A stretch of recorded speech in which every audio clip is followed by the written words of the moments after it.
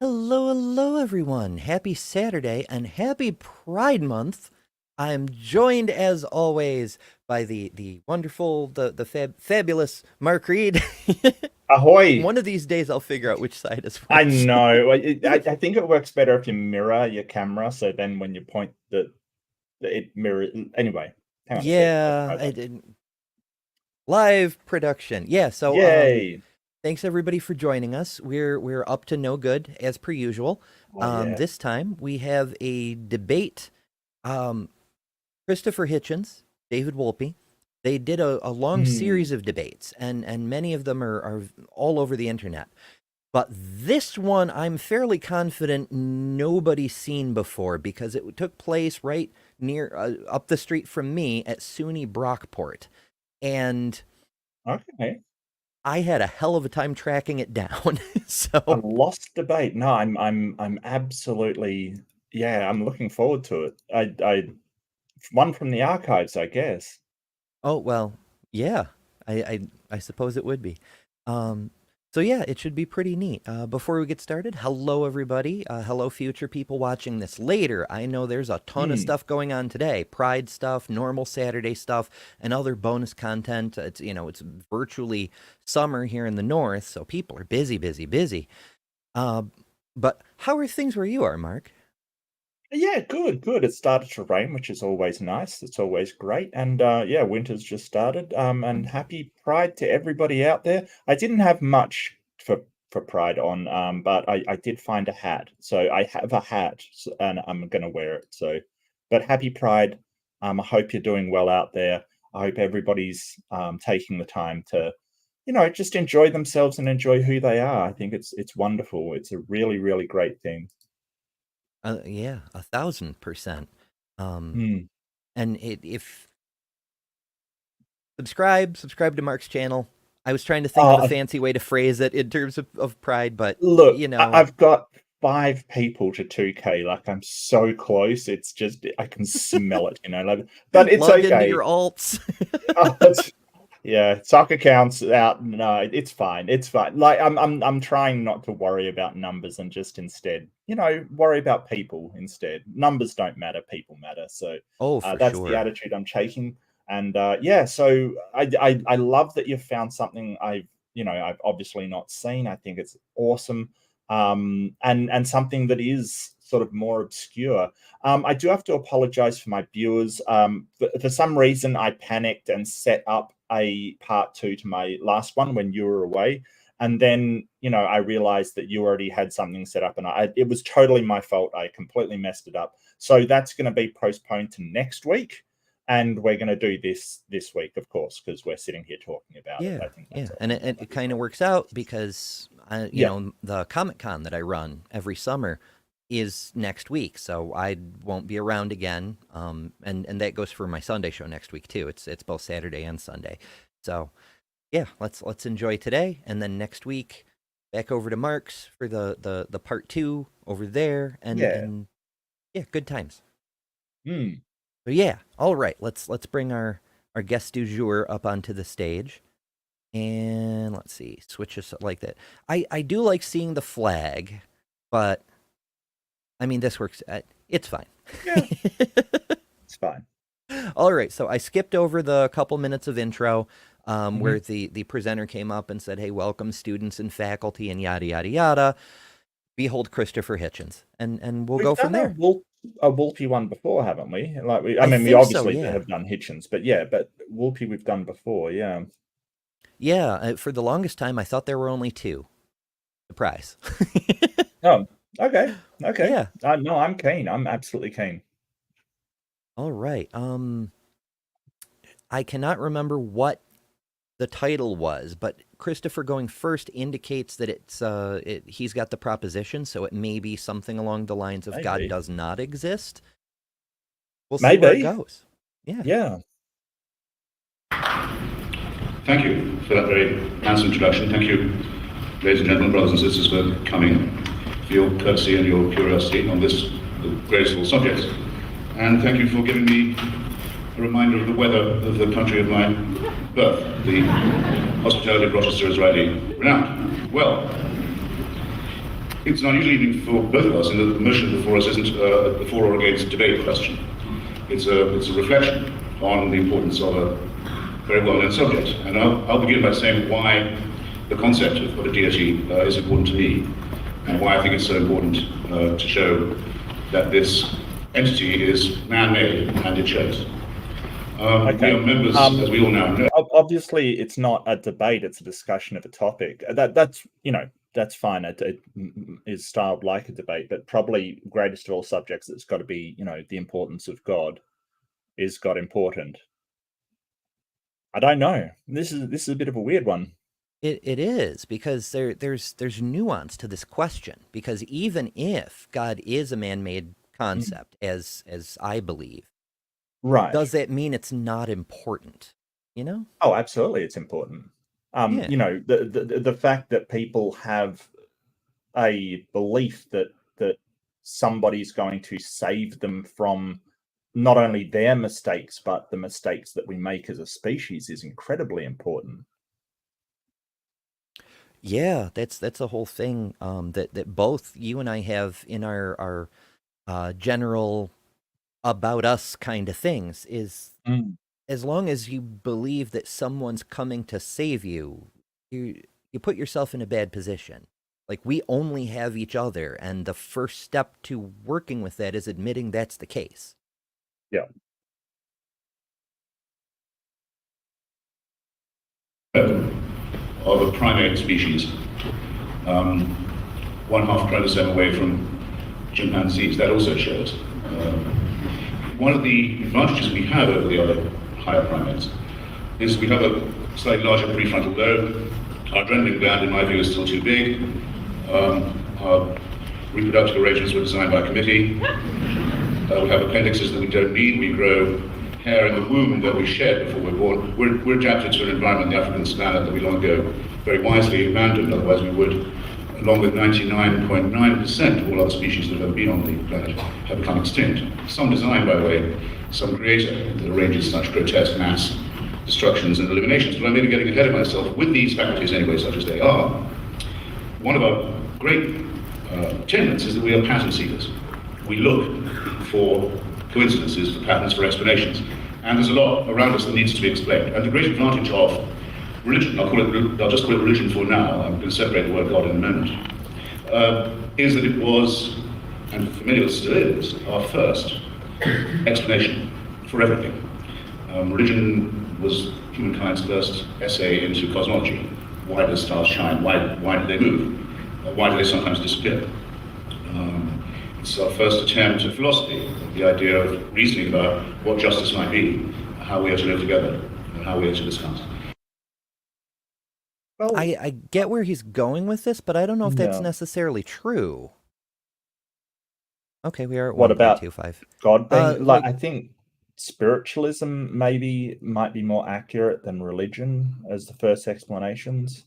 Sort of a rudimentary. Well, I don't know that people were necessarily thinking along the lines of there's an external power, whether it's the river spirit or the volcano god or the creator of the universe behind it all.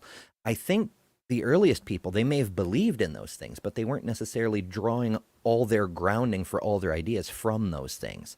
Like the concept of justice. All you really need is, if you treat me unfairly, I'm going to get mad about it. You don't need a divinity to base that on, Right. Well, I think I kind of do agree with him that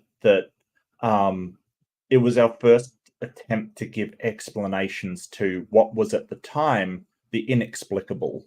Like, we couldn't possibly explain why wind blew.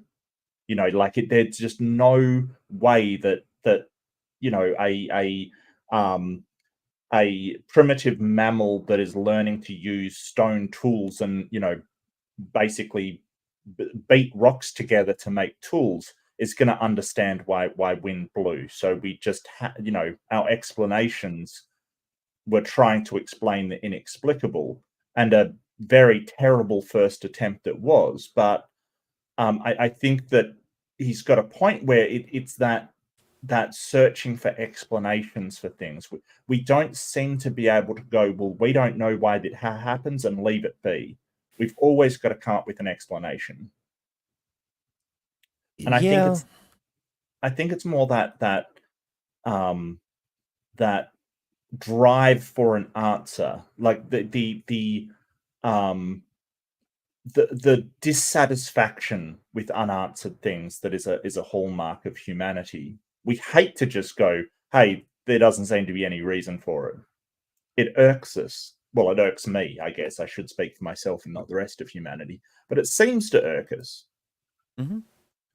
It's a very common trait, and I think that's sort of the key to it, is the way we're social beings. Like, even if 9 out of 10 people are comfortable with an I don't know, there's every 10th person is going to be like, no, there has to be an answer. I'm going to speculate until I find it. I mean, that's how we got the scientific method, is people speculating wildly, other people showing that they're wrong, and eventually people going, well, let's formalize this and see if we can actually generate some real answers instead of just making shit up. So yeah, I guess in that respect, it is kind of a plus, even whether it's religion or superstition or just myth making. Yeah. In some ways, it's our first attempt at literature, which is my own special subject. If I have one, it's our first real attempt at producing text that, though it is claimed to be revealed and sometimes claimed to be unalterable and divine, is nonetheless what man has undergone perforce, a great number of revisions, often at great cost. That's an attempt there too. It's an attempt at healthcare. For a very long time, people had probably a stronger chance of recovery if they went to the meeting conducted by the witch doctor. Everyone knows that morale is important in recovery. There's no question. My scientific colleagues, Richard Dawkins and Daniel Dennett, conceded with grace that it probably had a marginal, a crucial effect on recovery, on health. It was our first attempt at understanding the natural order. Why are there earthquakes? Where do the comets come from? Where do the meteorites come from? Why are there tidal waves? Why are there plagues and diseases? In every case, you'll notice, though, that the answers proposed for these things by religion was wrong. In other words, the price of being the first explanation we came up with was it was also the worst. And that's an excellent point that doesn't get brought up nearly enough even today, that every time we look at a holy book, even the newest holy books from, only 1,300 years ago or so, every time an answer comes from God, whatever God it is, it turns out to be wrong. And that's kind of telling. Yeah. Well, I do want to push back on him saying, like, our first explanation for I've heard some pretty bad explanations out of people like flat earthers and things of it's aliens. right. Like, I've heard some pretty bad explanations these days. So I don't know, Hitch. I'm not sure the first ones were the worst, but pretty bad. Yes. Like, I get you. But the tools that we had at the time to understand these things were so rudimentary that that's all we could come up with. That's sort of, yeah. But you're right. Every time we've investigated, we found it to be wrong, that a God's behind anything. Yeah, or at the very least, those few occasions when God actually does answer something purportedly, it turns out to not. I mean, the main religions these days are especially baffling because they came about in a period where humans had writing technology, and whether you're Christian or Muslim or whatever, if your prophet comes down and has the hotline to the Almighty who knows all things and never writes anything down themselves, is actually illiterate even, how the fuck does that happen? The all-powerful, all-knowing God didn't know how to write or couldn't teach the prime emissary how to write? Yeah. Wild. But they say, hey, that's, shows just a greater miracle kind of thing. And it's like, no, that doesn't show a greater miracle. It's just illiteracy. That's nothing miraculous about illiteracy. Absolutely. It's a wonder to me that, considering half of the New Testament is forgeries and plagiarism, that somebody at some point didn't just fabricate a gospel of Jesus, because that's a hugely missing part of the story, is what did Jesus think about all this? But, what do I know? I'm a crazy person. Yeah. will do a lot better, ladies and gentlemen, with a germ theory of disease than you will if you're faced with a plague and you think it's the Jews again, or it's in Wales, or it's a punishment for homosexuality. Earthquakes actually will believe by many people to be a punishment for homosexuality, though the only one that's yet occurred in San Francisco was long before it ceased to be a heterosexual town. Now, with this enormous advantage, religion has a second order one that I think is much less creditable, shall I put it like this. Now, in the light of later discoveries, we now know a great deal about our own nature. We've analysed the string of our DNA. We know what we have in common with other creatures, and indeed with other less eminent objects too. We know we're made of the same material as other animals and worms and even plants. We have a very much improved idea of the origins of the cosmos, vulgarly called a Big Bang, but everyone understanding that there was a moment of explosion that is still going on. The universe is still exploding apart, but actually very rapid and oddly enough increasing rate. You would expect it to decrease that now. Well, I'd lose my cosmology card if I didn't point out, not actually an explosion. And from a certain point of view, it's not just still going on, but it's still that same instant. But that's a whole talk for another time. Okay. Well, I think that I mean, a hallmark of Hitchens is he does use rhetoric and sort of very flavorful language to, you know, I guess it's one of the few criticisms that I have of him, that he does lean a bit on rhetoric than sort of pure logic. But you know, it is effective. It certainly is effective, especially when, you know, he sort of says, "Hey, we're half a chromosome away from a primitive ape." You know, if you're a biologist, there's a lot you can pick about that, but we get what he's saying, right? Yeah. Even when he's technically off, he's in the ballpark enough that people are like, we know what you're talking about. You know, you can get on with your main point. Yeah, and he's not misrepresenting it. He's just, you know, or trying to, you know, fool anybody with it. He is just using language in order to drive home a point. And a lot of people do this.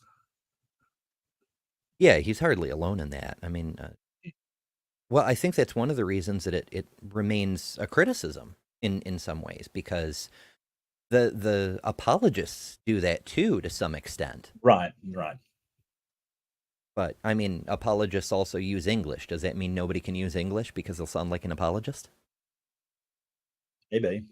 Maybe that's why there's still the Latin Mass. The Catholics are like, we're better than you because we speak God's tongue. Except, you know, apparently he spoke Aramaic or something. I don't know. Well, you know, I'm pretty sure that the Romans were responsible for the for Latin. I'm pretty sure it wasn't. Pretty sure the Romans weren't really Christian to begin with. Anyway. Yeah. Thanks. But it isn't doing. What's that? Thanks, Constantine. Yeah, that's a whole thing. Yeah. And so it's become possible more recently for those who believe in the religious interpretation of the world to say, we used to oppose that. We used to say it was profane to study evolution. We used to say God put the fossils in the rocks just to test our faith. People still say that. Yes. But only the most dishonest ones. Right. That was one ingenious attempt to counter Darwinism, for example. But now we find evolution is so beautiful and so complex and so magnificent. Obviously, we should have said this earlier, but we can say now God is responsible for that too. Same with the extraordinary effusions of physics and cosmology. Well, only a really big brain could have caused something like this to happen. You'll see my difficulty with this, which I hope you'll share. An argument like that is by definition unfalsifiable. There's no way I can prove that that's not the case. But I was brought up to believe, as I hope you are being also educated to know, that unfalsifiability, as Karl Popper explained it, is the test of the strength of the theory, but of its weakness. If it can't be rebutted, then it means that it's an assertion that has very little value. It either explains everything or nothing. Yeah, that's that unfalsifiability principle. I forget the exact name for it, but if you can't test an idea, if you can't show whether it's false, if there's no way to show whether it's false, then it has no explanatory power. So why bother with it? Right. And that applies to religion. Most religions, that's anyway. Unfalsifiability. It sort of goes hand in hand with an earlier work on fallibility, that we can't absolutely prove anything. And so there's kind of this conflation between absolute proof and having a reasonable amount of evidence to demonstrate that it, is true or most likely true. That we just need a certain epistemic bar to say, hey, that is true. But unfalsifiability is kind of it's not even worth it. It's not that you can say, hey, it's wrong. It's not even worth considering at all. Because if there's no way to demonstrate it wrong, there's a billion things in the world that you can't demonstrate are wrong. If I say I have a invisible elf that cleans my room, like there's no way we can test that. If I say, hey, it's got powers and it can hide and all of this stuff, there's no way we can test that. The teapot around Jupiter is another one. If we can't, yes. it's not Russell's even worth. Russell's teapot. It's not even worth considering as being true. Yeah, I mean, for all we know there's a Tesla in orbit of the sun. We do know that one for sure. Mm-hmm.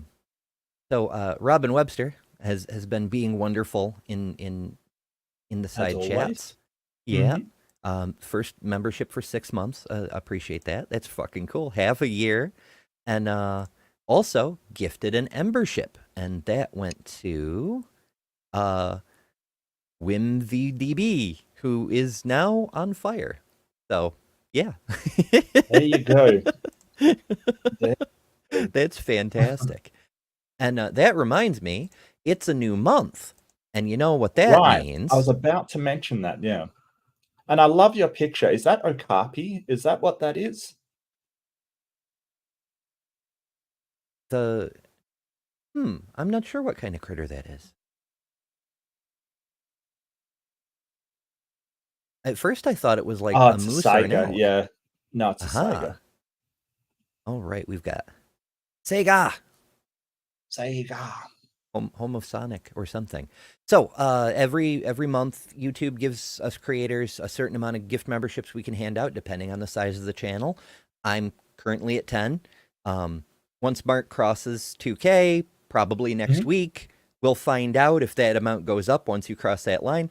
But yeah, so there's the first 5, and they went to producer Wes, Maya Edkisson, Beamsy, Joel Hathaway, and Peter Guns. Congratulations, folks, and do enjoy all the fun custom emojis, especially the Pride-related ones, because it's Pride Month. Yay! Happy Pride Month. Hell yeah. All right, let us continue. I think very much more likely to explain the same. William Ewart Gladstone, great British Liberal Prime Minister and Christian theologian, spent a great deal of his life trying to show that the wonderful speculations on morality and ethics and society of the philosophers of 5th century Athens were just, they didn't know this, but they were preparing the way for the arrival of Jesus of Nazareth. They were just prefigurations of the greater wisdom that was to come. He had to argue this. He laid his life on it, because if it were otherwise, it wouldn't be true that without divine revelation, we wouldn't have morals. Here I'm getting a bit nearer to the center of this argument. There are those who say, and I believe they attack us in our very deepest integrity, in our very core, who say that we wouldn't know the difference, wouldn't be able to know the difference, wouldn't be equipped to understand the difference between right and wrong action if there wasn't a supernatural warrant for this, if it hadn't been revealed to us in one or other set of books, such is the case. Now, I believe this argument to be self-evidently false. I don't have time to demonstrate it in full. I'll take any challenge on it, but I do have a question that is my own challenge. You have to name for me an ethical action taken or a moral statement made by a person of faith that I could not make. I've now put this question to some senior rabbis, to a number of Christian priests and Muslim imams and others. And I've not so far been given an instance where that would be defensible, where they could say, here's a moral thing we know about that you don't. Here's an ethical action we can perform, an unbeliever cannot. I leave the question I think they would say, and here's to Steelman, that they would say, but it's not really moral if you say it because you've got no objective morality. That's usually where they go to. And it's kind of really lacking because like they're kind of just making up that you need an objective morality in order for something to be moral or not. There's no problem with having a moral standard based upon intersubjectivity, like an agreement with society to say, hey, this is how we're going to run it. There's no problem with that. And we would like an objective moral standard. I just don't think it exists. Yeah, I tend to agree. And I have heard that one myself, which is why I came up with my own challenge, which is show me one divine command in the Bible, in the Old Testament, in the Quran, that is not immoral. So far, nobody's been able to do it. When you look at every single thing the Abrahamic God has done, every single one, it is always what we today would identify as immoral. And that's just wild to me. What do you mean by not immoral? One divine, like one commandment to people, kind of thing. Yeah, like, you know, go wipe out the Halites. Go sacrifice all your wives and children. Like the closest in Exodus, off the top of my head, is the Passover, when he gives the command to paint the blood of the lambs over the doors so that the spirit of death will pass over the Jewish people. In a way, it's good because it's saving the Jewish firstborns, but it's part of an action that kills a whole bunch of children, you know? Well, it depends if you're sort of taking Jesus as God.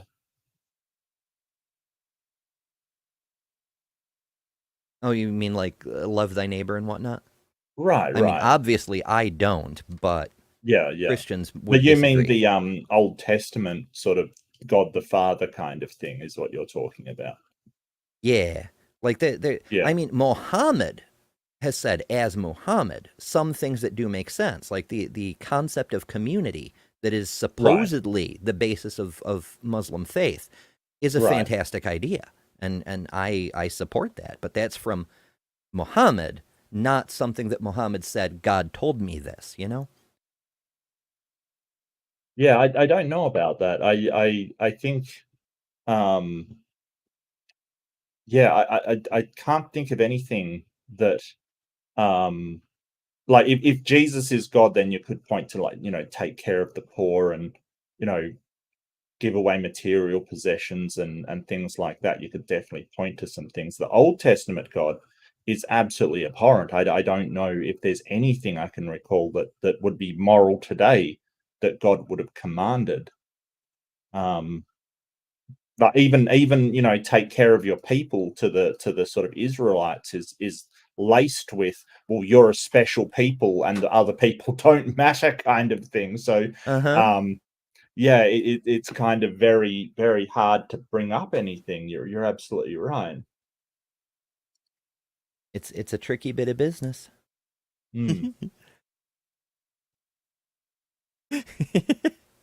There's still curiosity about the Sega. I guess you could put, like, thou shalt not steal or thou shalt not murder into there. I mean, that is one of the commandments that definitely, I would say that's a moral thing. I guess instead of being moral, it's just not immoral. Well, no, it is commanding you ought not to steal, for instance. I think that is, that could possibly qualify. Maybe. I mean, I suppose the thing of it is it's not put in terms of an ought. It's a thou shalt not. And I don't know. I can't put too much weight on it because in the chapters immediately following, there are direct commands to disobey those commandments. Well, yeah. No, I get you. Yeah, no, that's fair. But, you know, considering it's the all benevolent creator of the universe, the fact that I am struggling to find something is kind of a bit telling, you know. Yeah, I mean, it says it all. The fact there's even any hesitation really says Right, it all. exactly. Yeah. Really, everything that the God says should be moral, but you know, yeah, I don't know about that. According to the omni-Trinitarian folks, it's impossible for him to do anything that's not perfectly moral because it's outside of his nature. That's one of the areas where he's very limited, strangely, for an all-powerful being. Letefte says, the Old Testament God is no better than Zeus or Odin. I disagree. Zeus and Odin had redeeming qualities. They weren't Yeah. exactly your best friend, but you know, they did have pluses. And yeah, according to God, Robin Hood is evil. At least Zeus took care of his kids. I don't remember Zeus killing his child. Yeah, I'm trying to recall. I know that the baby eating thing amongst the gods did happen a couple of times, but I don't think it happened with Zeus. No. I think he was the last one. Zeus was the one eaten by Kronos, who was the Titan, and his father ate him because one of the children was supposed to overthrow him, kind of thing. Which And is a fun self-fulfilling prophecy, because not only did he mess right, with exactly. Zeus, but the practice of doing that is what caused the situation to happen. Right. Well, the thing is that the one of the nymphs, I can't remember which one, they replaced the Zeus with a rock so that he wouldn't be thinking. And then Zeus caused Kronos to throw up later on, and the rock became the oracle at Delphi.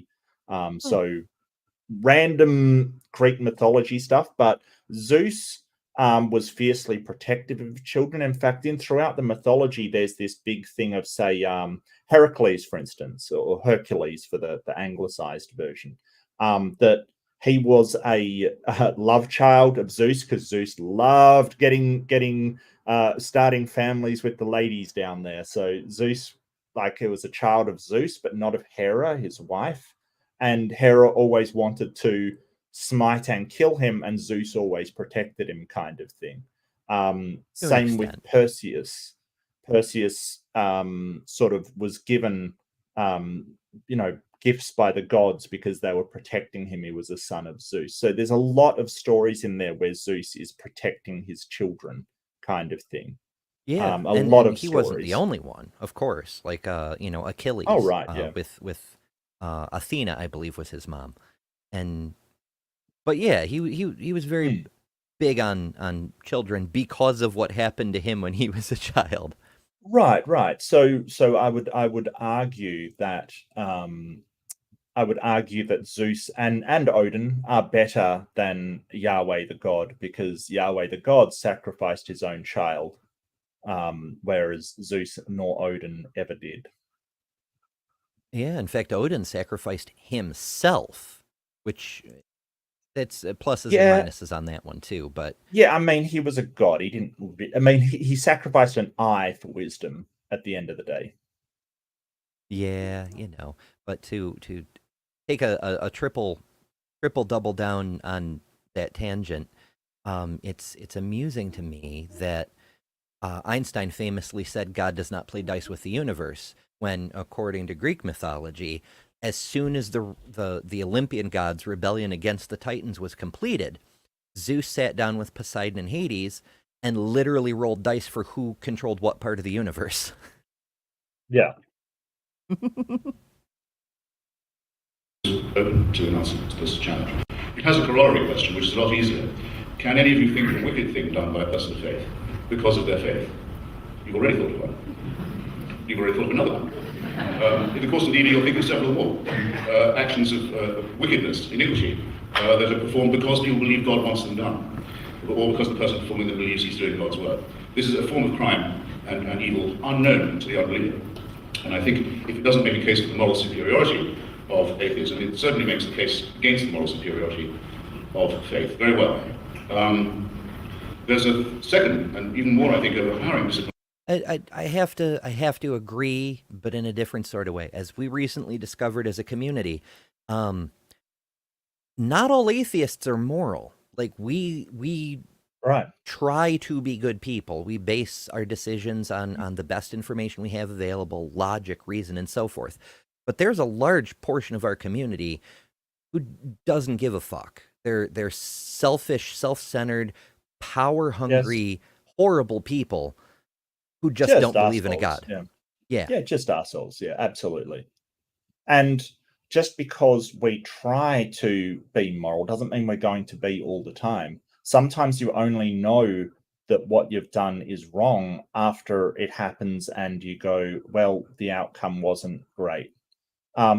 Mm-hmm. A bit of like, we have to learn from our mistakes.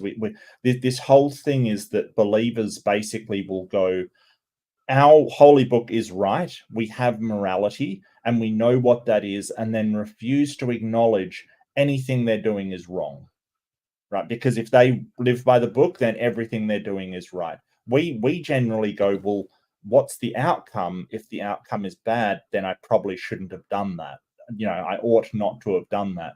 Now, the fact that you may not have known what it is that the outcome of it, I think we've got to give ourselves a bit of leeway for that.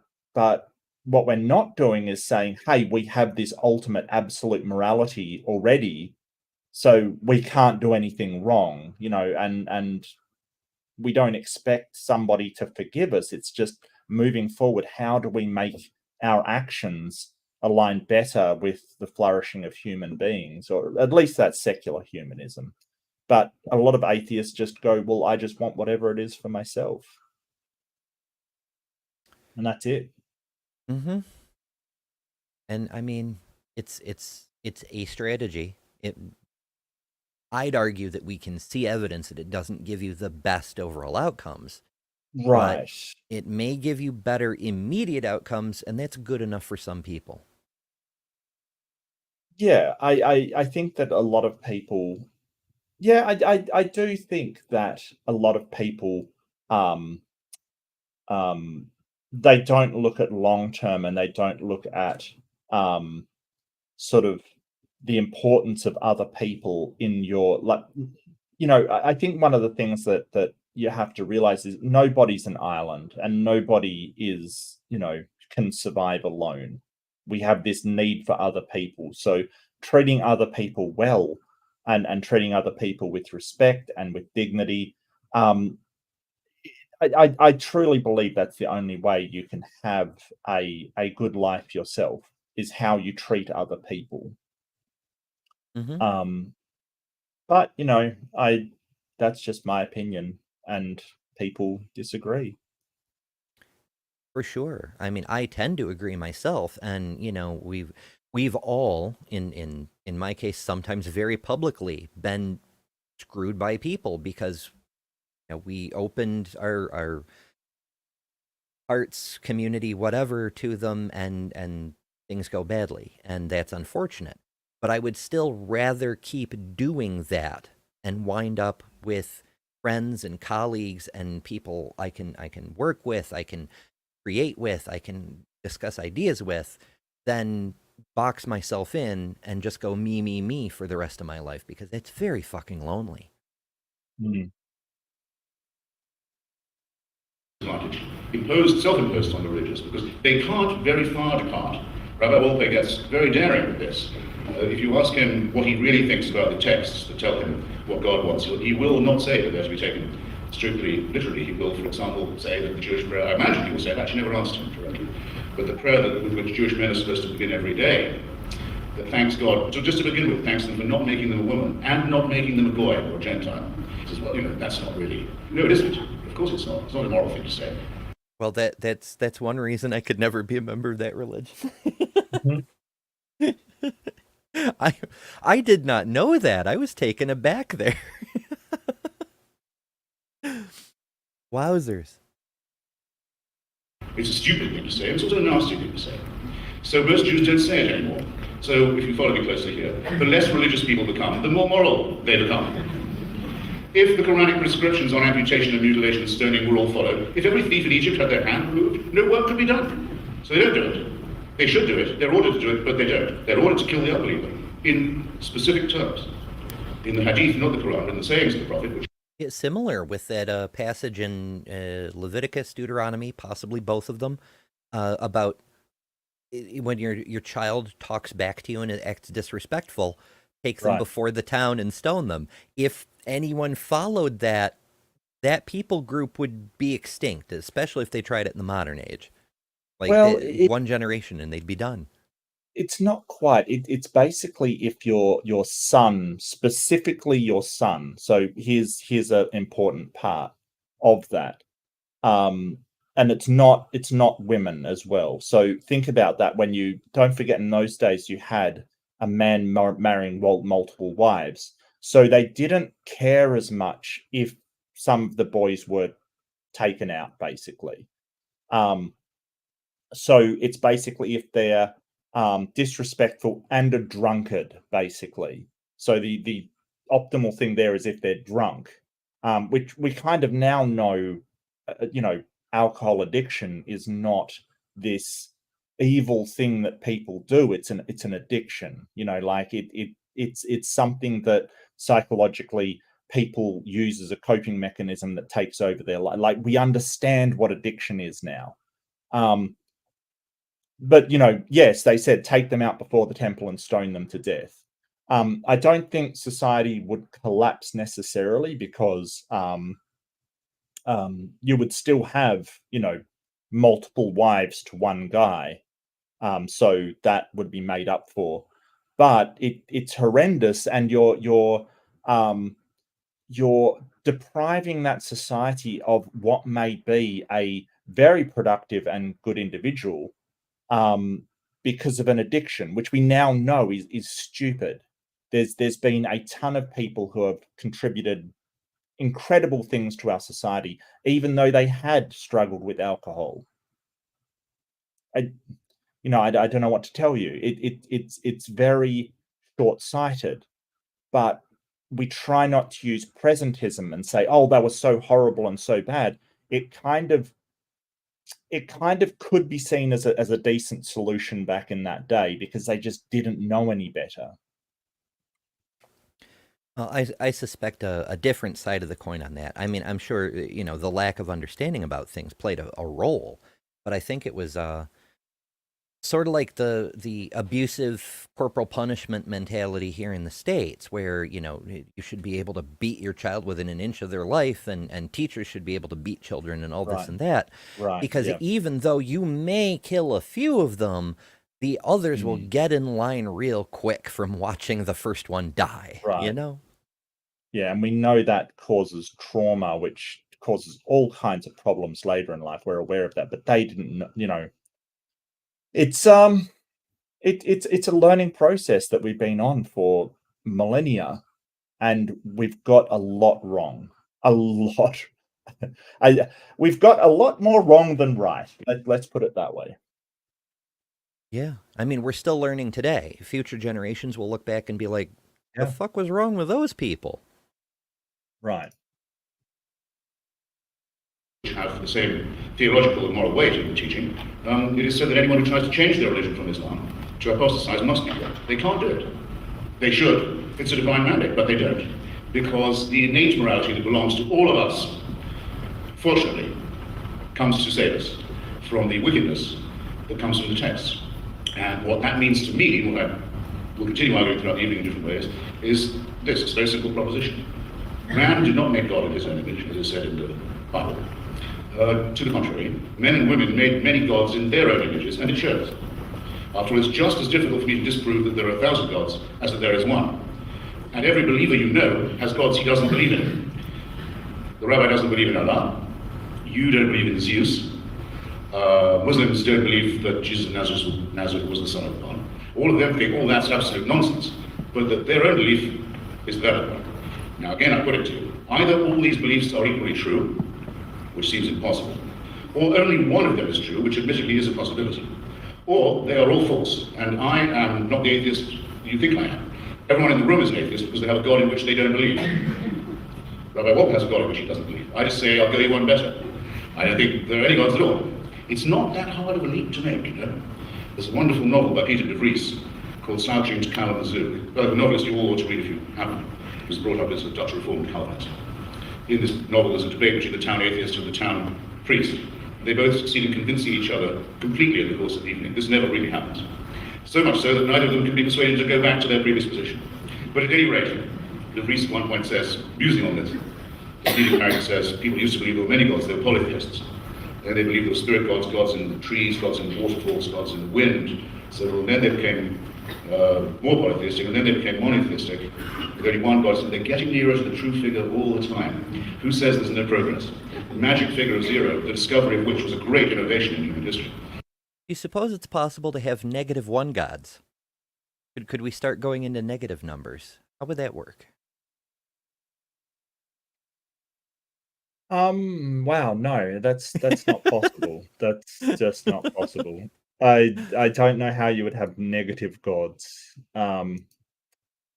Negative gods. I'm not sure either. Just my brain, as he was saying, we're getting closer to the true number all the time. 0 is the magic Right. number. I'm like, knowing humans Right. will overshoot it, and wind up and Possibly, yes, possibly.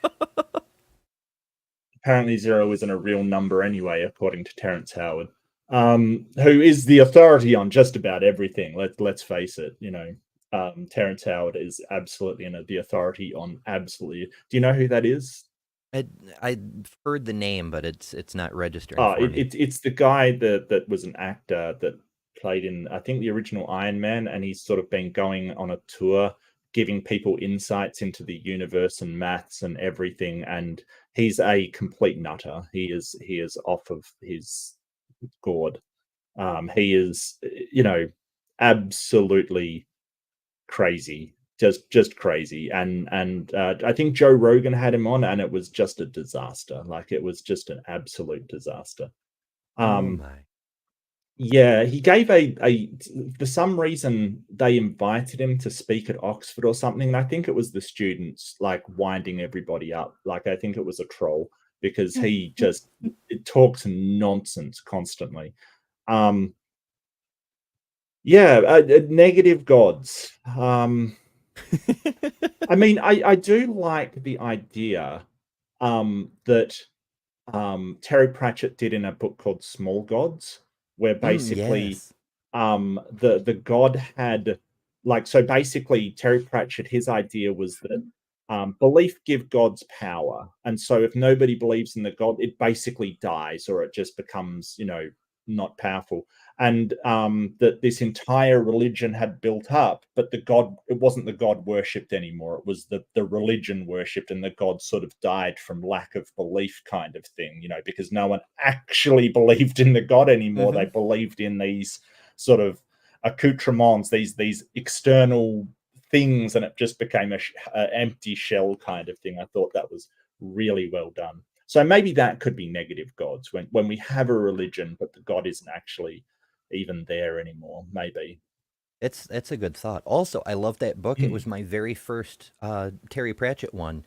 My father nice. gave it to me and said, because as I mentioned before, I got into ministry because I came up with this idea of how a God might be true, based on the idea that if we actually did have souls, and our belief in a God represented the devotion of some of that soul to the idea of a God, then if a bunch of people all believe in the same God, you end up with a huge disembodied collection of soul material or energy or whatever, the capacity to do stuff in the real world that was also disembodied and way bigger than any mortal.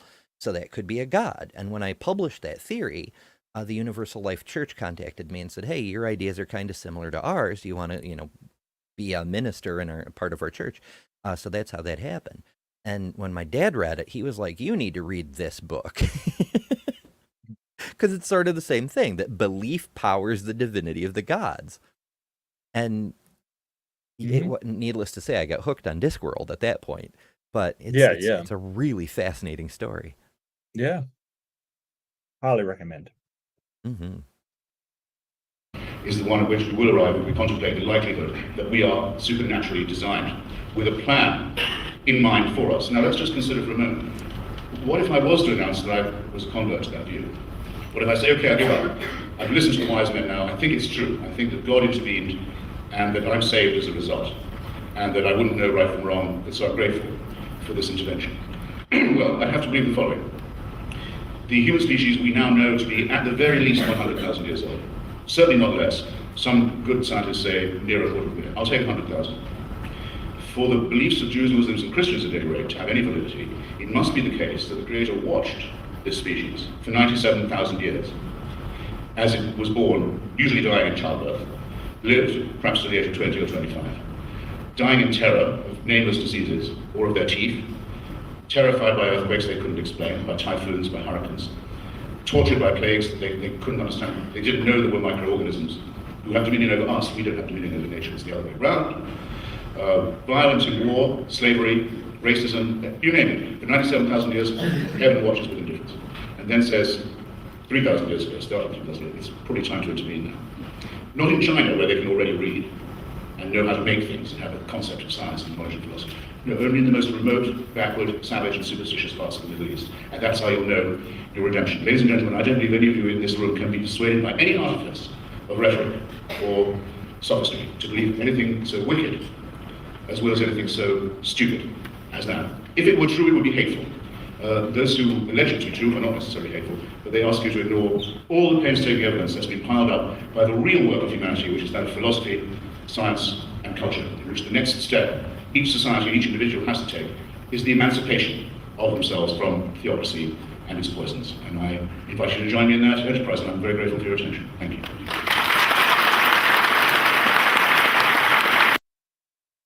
A pretty neat intro. Not a lot to disagree with. I mean, we found things to talk about, but it was very general. Like, and there are stuff that obviously we've heard before, like, you know, heaven watching on with indifference kind of thing, that kind of stuff. Very, very general opening. Not that that's necessarily bad, and quite frankly, I'm still sort of confused about what the actual topic is, but hopefully Wolpe can shed some light. Put in the chat what you think that the actual topic is. You know, like we'll make a game of it. Yeah, that could be fun. It's I don't know. I'm captivated by this idea that if we proposed a god without the mythological baggage, that we would all obviously see that it's foolish and wicked at the same time, you know? Like, oh, well, there's this powerful being who, you know, wants to police who you can sleep with. You know, people would be like, that's absurd. Get out of here. Yeah, absolutely.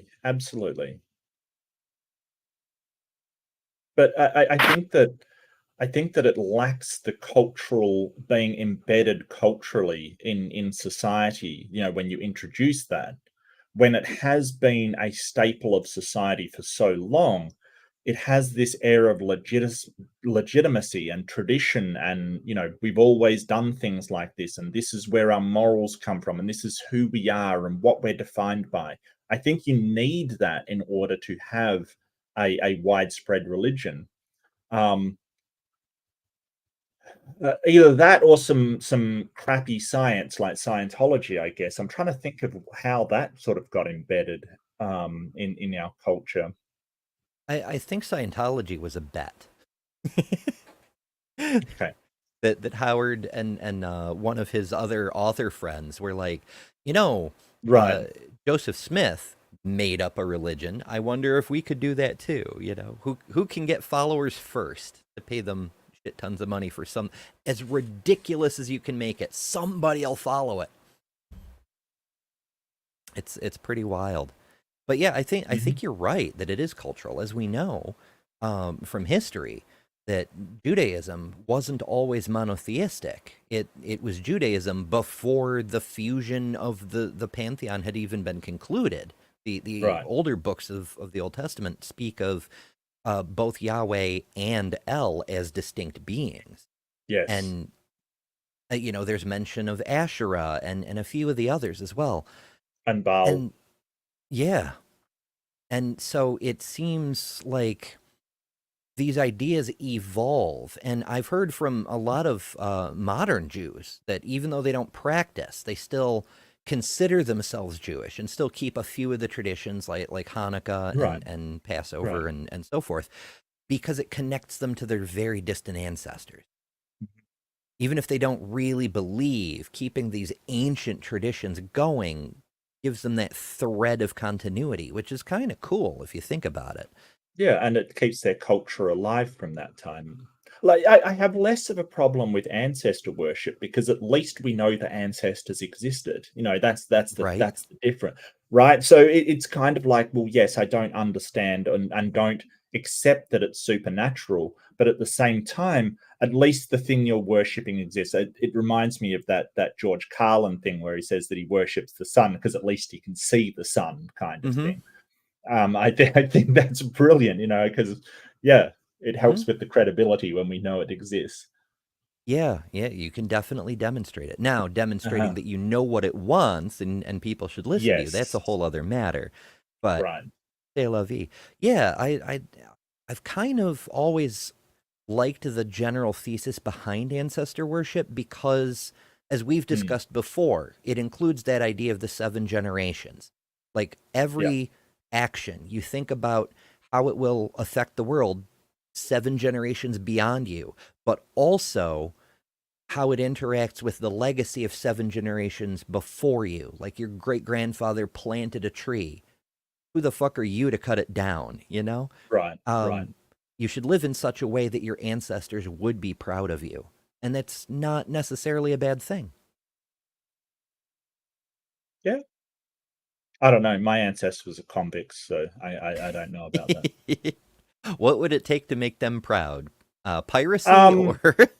Yeah, exactly. Like swipes and stuff. Yeah, absolutely. Yep. Absolutely. Oh my. All right, let's see what Rabbi Wolpe has to say here.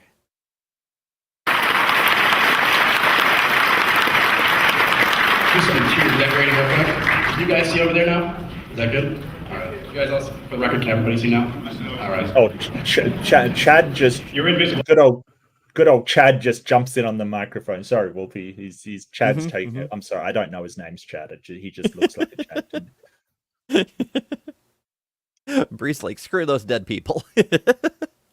I'm here and they're not. And that's a valid answer too. That reminds me of that who was it who wrote the inscription over the tomb of Ozymandias?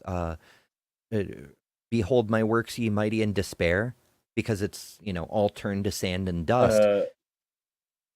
Was that Alexander the Great? I cannot remember. Let me find it. But the first time I came across that, I was back in high school, and I was like, well, I mean, no matter how great these ancient beings were, they're dead, and I'm alive. So in that much, at least, I am greater. Chlorastes. And thank you, Bree. I don't get to wear that. Well, I could wear it any time, but I really only get it out for like special occasions, partly because it's a beanie, so it doesn't really hat very well, but also it keeps riding up my head, so I have to keep pulling it back down. Oh.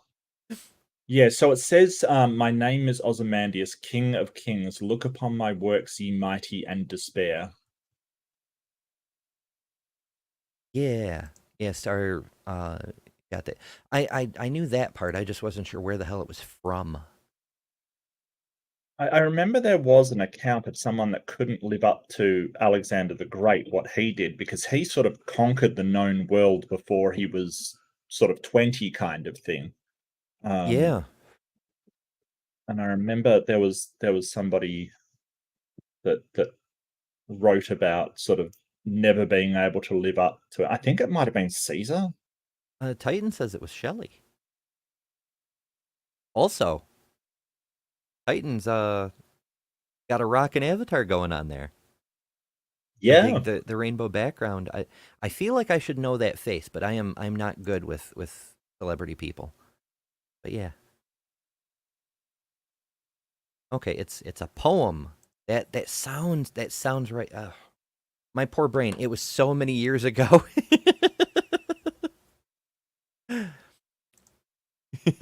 Yeah, it was definitely a poem by Shelley, but that's definitely written on his statue. That was written on a statue. Yeah. Oh, it's Titan's actual face. That might explain why it looks familiar. Perhaps. I don't know. I'm a silly biscuit. Well, God is intangible.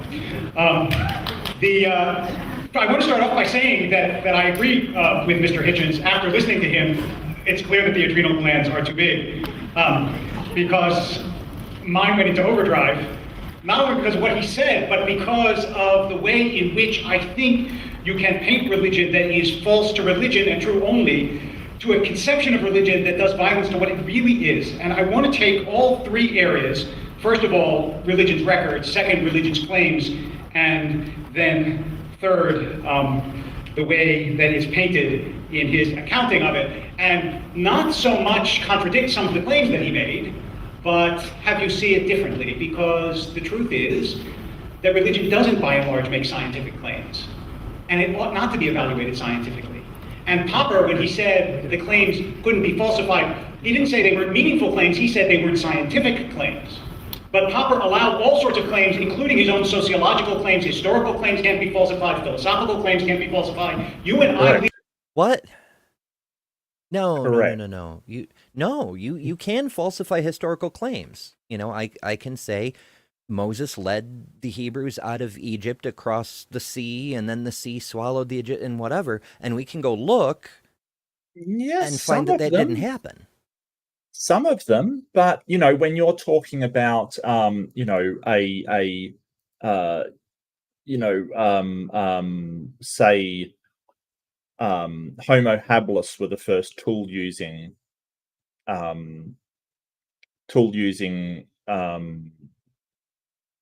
humanoid precursors. You there's no way you can really falsify that. I mean, you know that they use tools, but were they the first?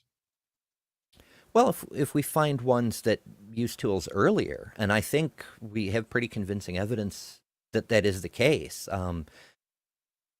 Gutsick Gibbon is, of course, the expert on primatology, but I seem to recall her reporting at one point that we have like proto-chimps using stone tools 7 million years ago.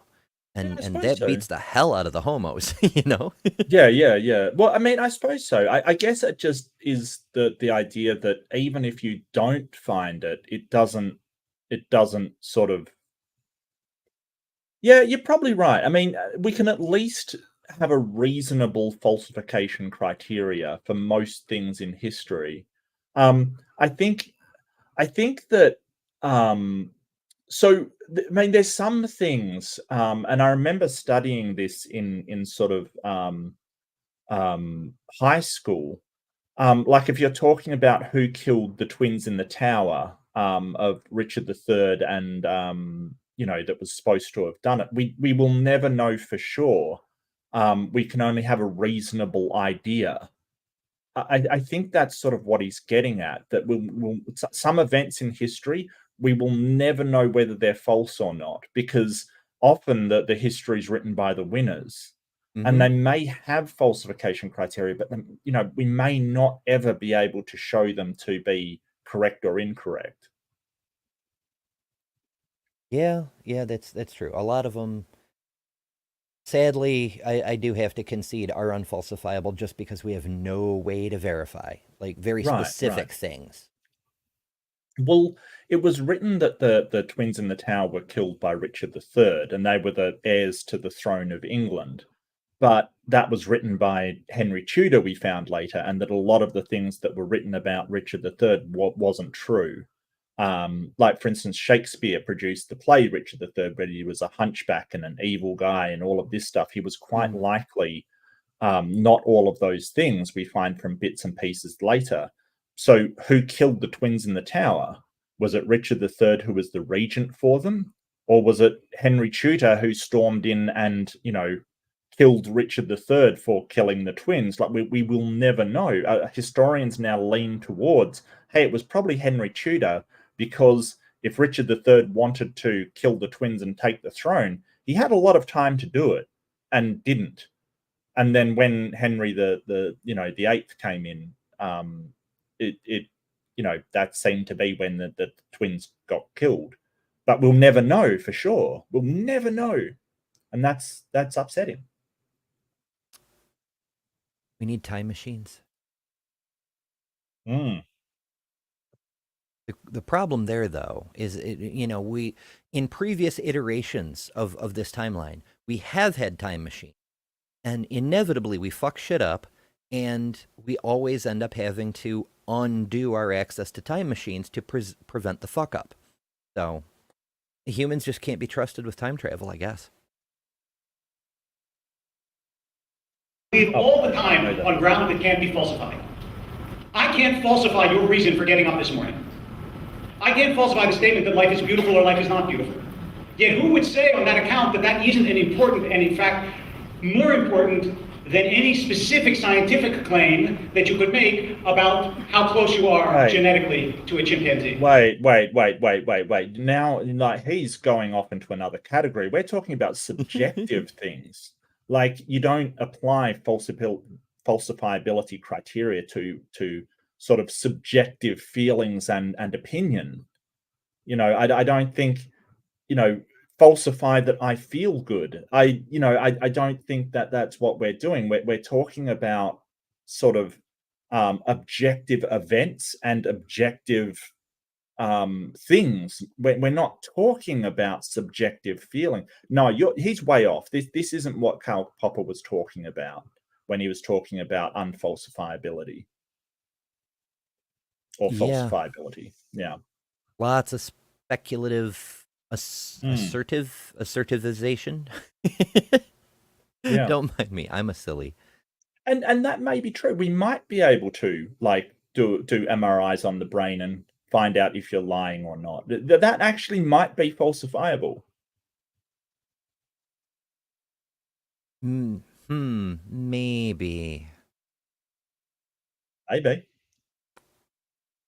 I mean, we'd have a lot of research to do to figure out exactly where you're lying, but I can think of it. It'd be a ridiculously convoluted process. But TLDR is it's possible, theoretically, to create a kind of technological duplicate of the human mind. Basically, create brainwave receptors that collectively pool their information with a the oppositional network, machine learning AI kind of thing. Eventually it would figure out what your brainwaves mean and how you're thinking. And once it does that, then it would be able to tell if you're lying because it knows what you're thinking because it's thinking the same thing. But that's a really long way around. Yeah. Because you and I both know that that isn't the ground on which human beings live. Part of what happens in a religious system is that religions have been filtered through very imperfect creatures, human beings. And Mr. Hitchens makes the incorrect claim that religions say you wouldn't know right from wrong if this book didn't come down from heaven and tell you about right from wrong. If you read the book, you would know that the book doesn't say that. In fact, what happens to the first brothers in human history, Cain and Abel? One kills the other. And God comes down and says to Cain, you did a terrible thing, and you're going to be punished. Now, it's clear that Cain hasn't read the book that he appears at the beginning of. So how is it that God condemns Cain? Because it is assumed in every religious tradition that you have an innate moral sense. No, it is not assumed in every religious tradition. Mm-hmm. It's assumed in the Abrahamic religious traditions, and it's not even assumed, it's explained. That's what original sin is knowledge of good and evil. But more than that, Cain didn't have to innately know what he did was wrong. If you're training a puppy, the puppy doesn't innately know that pooping on the carpet is wrong for you to punish the puppy as a mechanism of training them not to do that.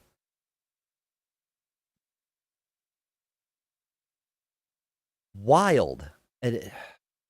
Wolpe's generally a likable fellow, but sometimes he goes off into weird mental tangents that I'm like, where is your logic, my fella? Oh, Ed makes an excellent point too. And hello, Ed, good to see you. If it were true, the commandments wouldn't have been necessary.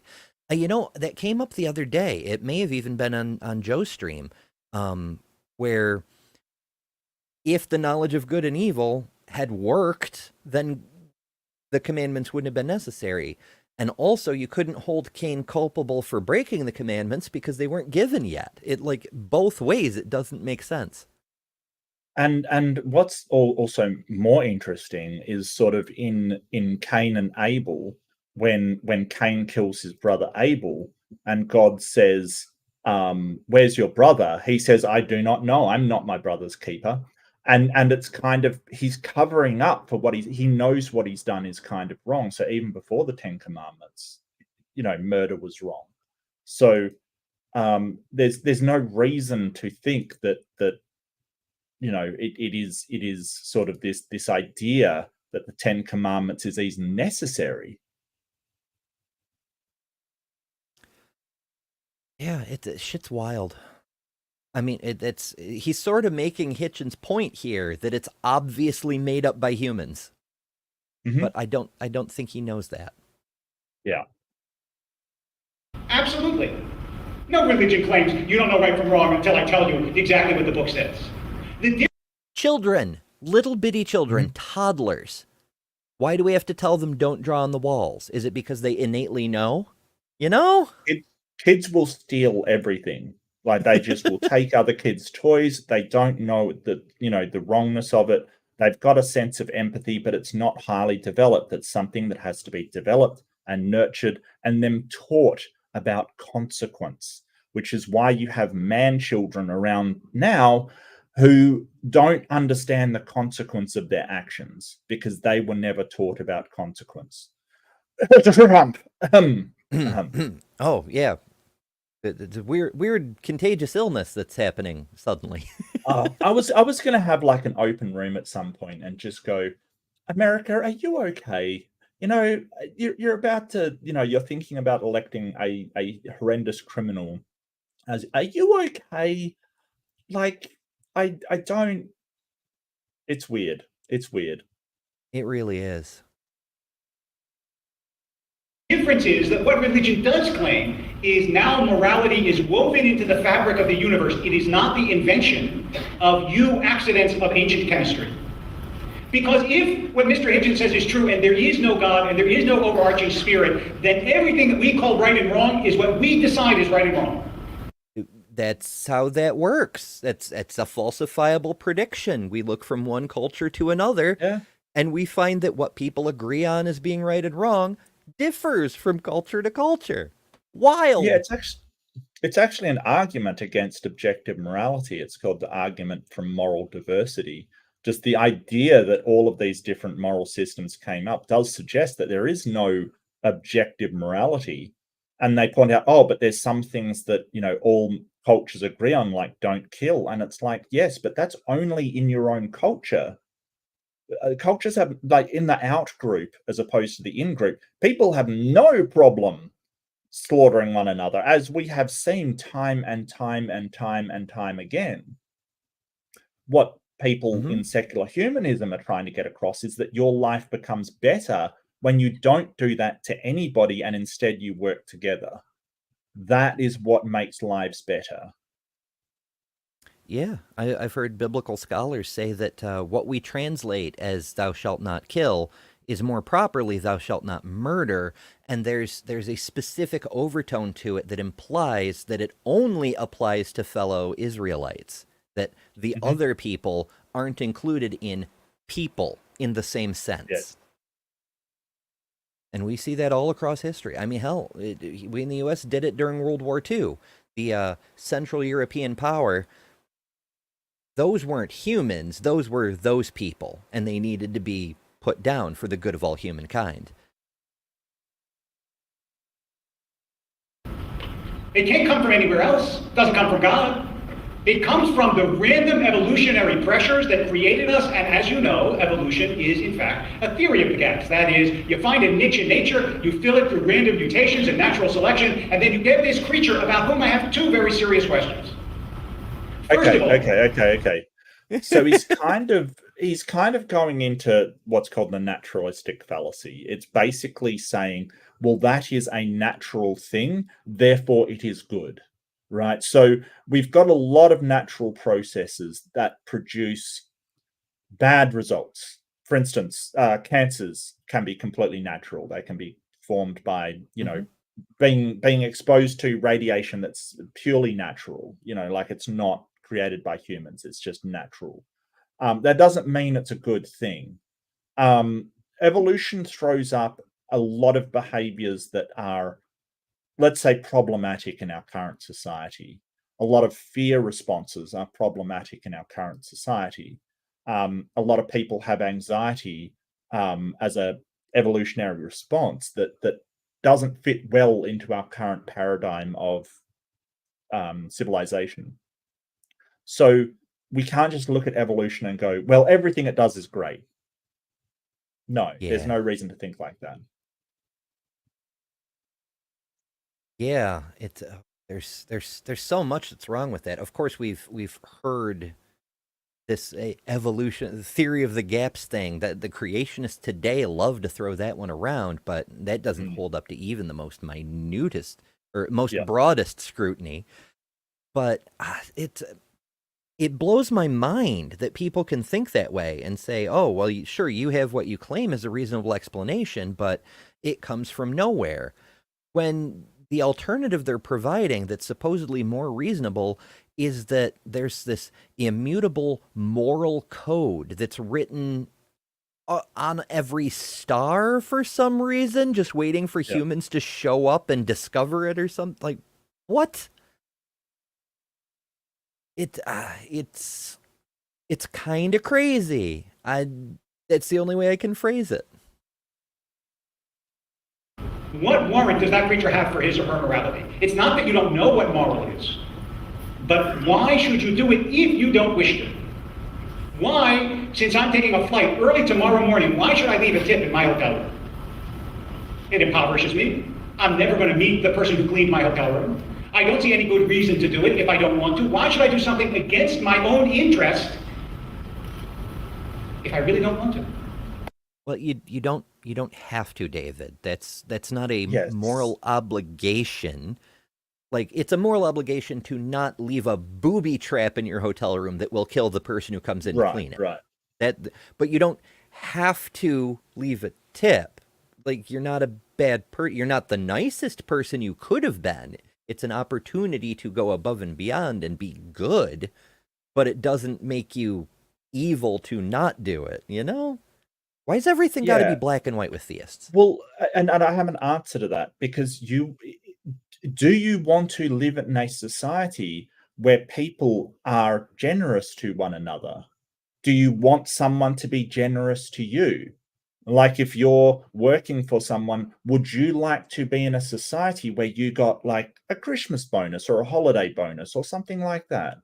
Would you like to live in a society where people take care of each other? If you do, it would behoove you to do the same. And taking care of the people that work hard but don't get paid a lot is one of those things that, if you want to live in that society. Now, come over to Australia and you won't tip. You don't tip. You don't tip over here. Okay, and that's nothing to do with we don't like our staff and stuff. Australia's base rates are the highest in the world, like for, cost of living. The reason why we don't tip is because we have a very strong sort of taking care of people attitude that gives them a wage that they can actually frigging survive on in the first place. That is a plus. That's why you don't tip. But in America, where that wait person or that person working in the hotel is not making enough to sustain themselves, that's why you do it. Now, personally, I think it's horrendous that you're outsourcing what the employer should be paying to the customers, but that's the way that it's done. I get that. It's just, you don't tip in Australia. You can. I mean, they do have jars out sometimes, and you can, but generally you don't. No one will murder you for being extra generous, or stone you to death, or No. what have you. And it depends on whether you want to live in that culture. If you don't care if people are mistreated, then by all means, but then don't complain when you're mistreated. You know, if somebody basically, you know, doesn't pay what you think is fair for something, then you've got no right to complain. But I want to live in a place where if I'm ever in need, I'm taken care of and people help me. That's where I want to live. So if, you know, it depends on where you want to live. Yeah, that makes sense. Religion, in part, is a system that tells you that things that are against your interest should be done because, even though they may be against your interest, they are fulfilling of your destiny and your purpose in this world. And that's what sacred books are intending at bottom to teach. And the idea is not merely that these books come along to try to encourage people to be good, although I'll get back to goodness in a second, but also because you all have an intuition, and in fact a faculty called consciousness that raises you above what it is to be purely material. It's not that human beings are just synapses. You can conceive of time, of history, of what was and what will be. You have dreams and aspirations and hopes that are non-material, and in fact, almost every great philosopher in history, from Aristotle to Plato to Hegel to Kant, they all believed that the fundamental constituent of reality was spiritual, not material. I noticed you left out Hume there. Uh-huh. Yeah. Yeah, there's a few missing, but also I'm not sure if that's more argument from authority or more bandwagon fallacy. Like a bunch of people agreeing on a thing, even if they're experts. Especially like Plato and Aristotle, we have done some work since then, you know? Okay.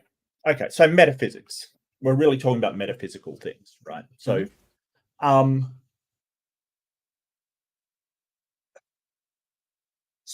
so the idea that you have a conceptual idea of something, right? You have a concept idea that it runs along the same lines as like a map is a concept of a place. Like it's not the place itself, but it is the concept of the place.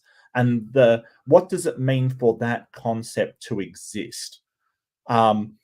Because it's almost like saying, hey, there's a conceptual idea of Ryu from Street Fighter, right? Like there's a background for him and that's non-material, right? It doesn't actually exist in the material world, but it exists as a concept, right? Two people from opposite sides of the world can talk about it and it's conceptual.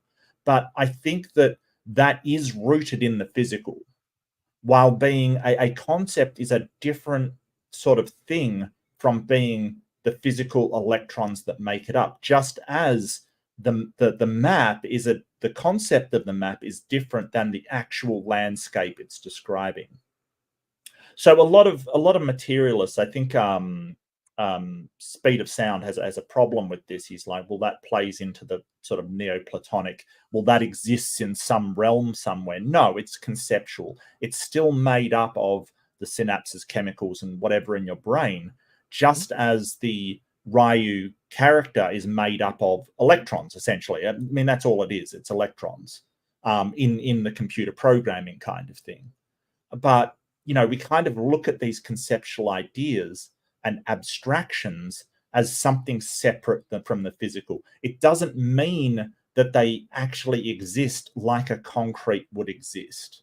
You know, it doesn't mean that it has some kind of presence or some kind of causal relationship with anything else.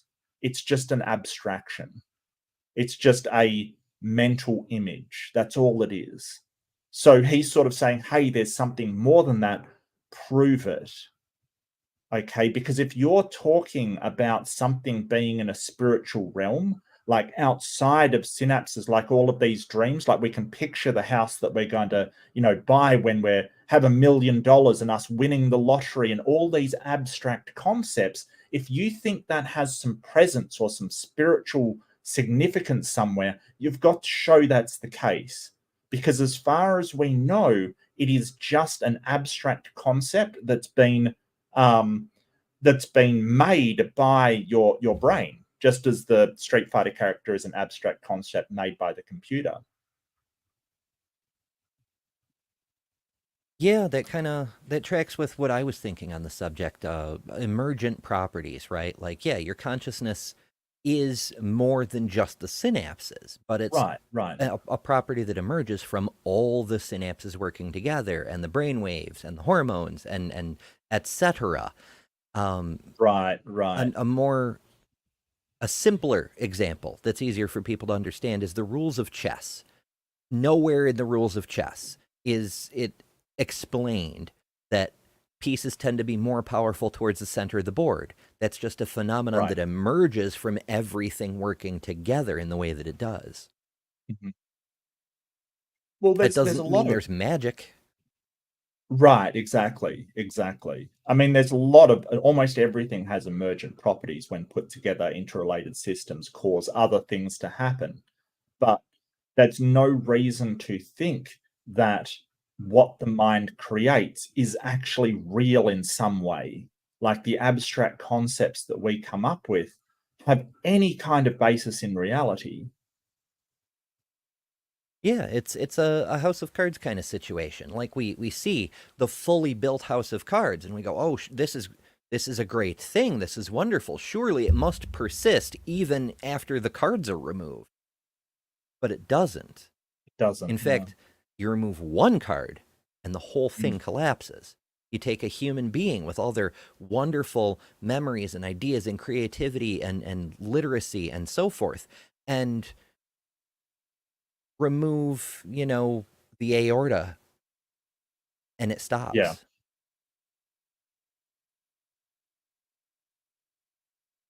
You have to be a thoroughgoing materialist and I'm so morbid. Look, believe that there is nothing but it's fine. No, I get it. But so, but because, no, it's not because you're more, but it's because sort of religious people look at us and go, "Oh, this must be some kind of special thing. It must be a spiritual miracle kind of thing." And it's like, no, it's a system working together of us. And I think Bree would point out and be absolutely correct that part of it isn't even us, like the microbes in your stomach and the mitochondria with a different sort of mitochondrial DNA than us. Like part of it isn't even like what we are. Isn't this singular thing that is rooted in just some spiritual thing. It seems to be an amalgamation of all of our processes, as well as our sensory processes, as well as all the things that we take in through our entire lives. And I've got no problem with that. I just don't know why religious people do, and say, well, we have to be something special. Yeah, I mean, you can be special and not special in the way they mean. Like, in a way, it's kind of dehumanizing to say you're not special and worthy of living because you're a unique individual with talents and perspectives and so on, but because my imaginary friend said so. That's the only reason your life matters. Yeah. Wild. stuff to think that talk of spirit is vaporous nonsense. But right now, all of you are having ideas. And even if ideas are lodged in the brain, they're not the same as the brain. They are, in fact, spiritual entities, non-material entities. You have an intuition that something exists that is more than stuff. And religion enshrines that intuition by saying that that ultimately points to something greater than ourselves, not something physical that you can't see. That's what I began with. It's not that God, people say God is invisible. God's not invisible. It's not like if you put a hat on God, you'd see God go down the street, right? God is Didn't Moses talk? Never mind. Like, there are points in the religious text that all this is based on, his in particular, where God is visible and does interact with people. Mhm. So what is he talking about? Yeah. intangible, which is different. It's almost like light. You can't see light, but I can see you, more or less, because there's light in the room. The same idea. We see each other because there is God, and in fact, by the way, you know, in my tradition and in all the monotheistic traditions to a great extent, the principal evidence of God in this world is in the eyes of the person sitting next to you.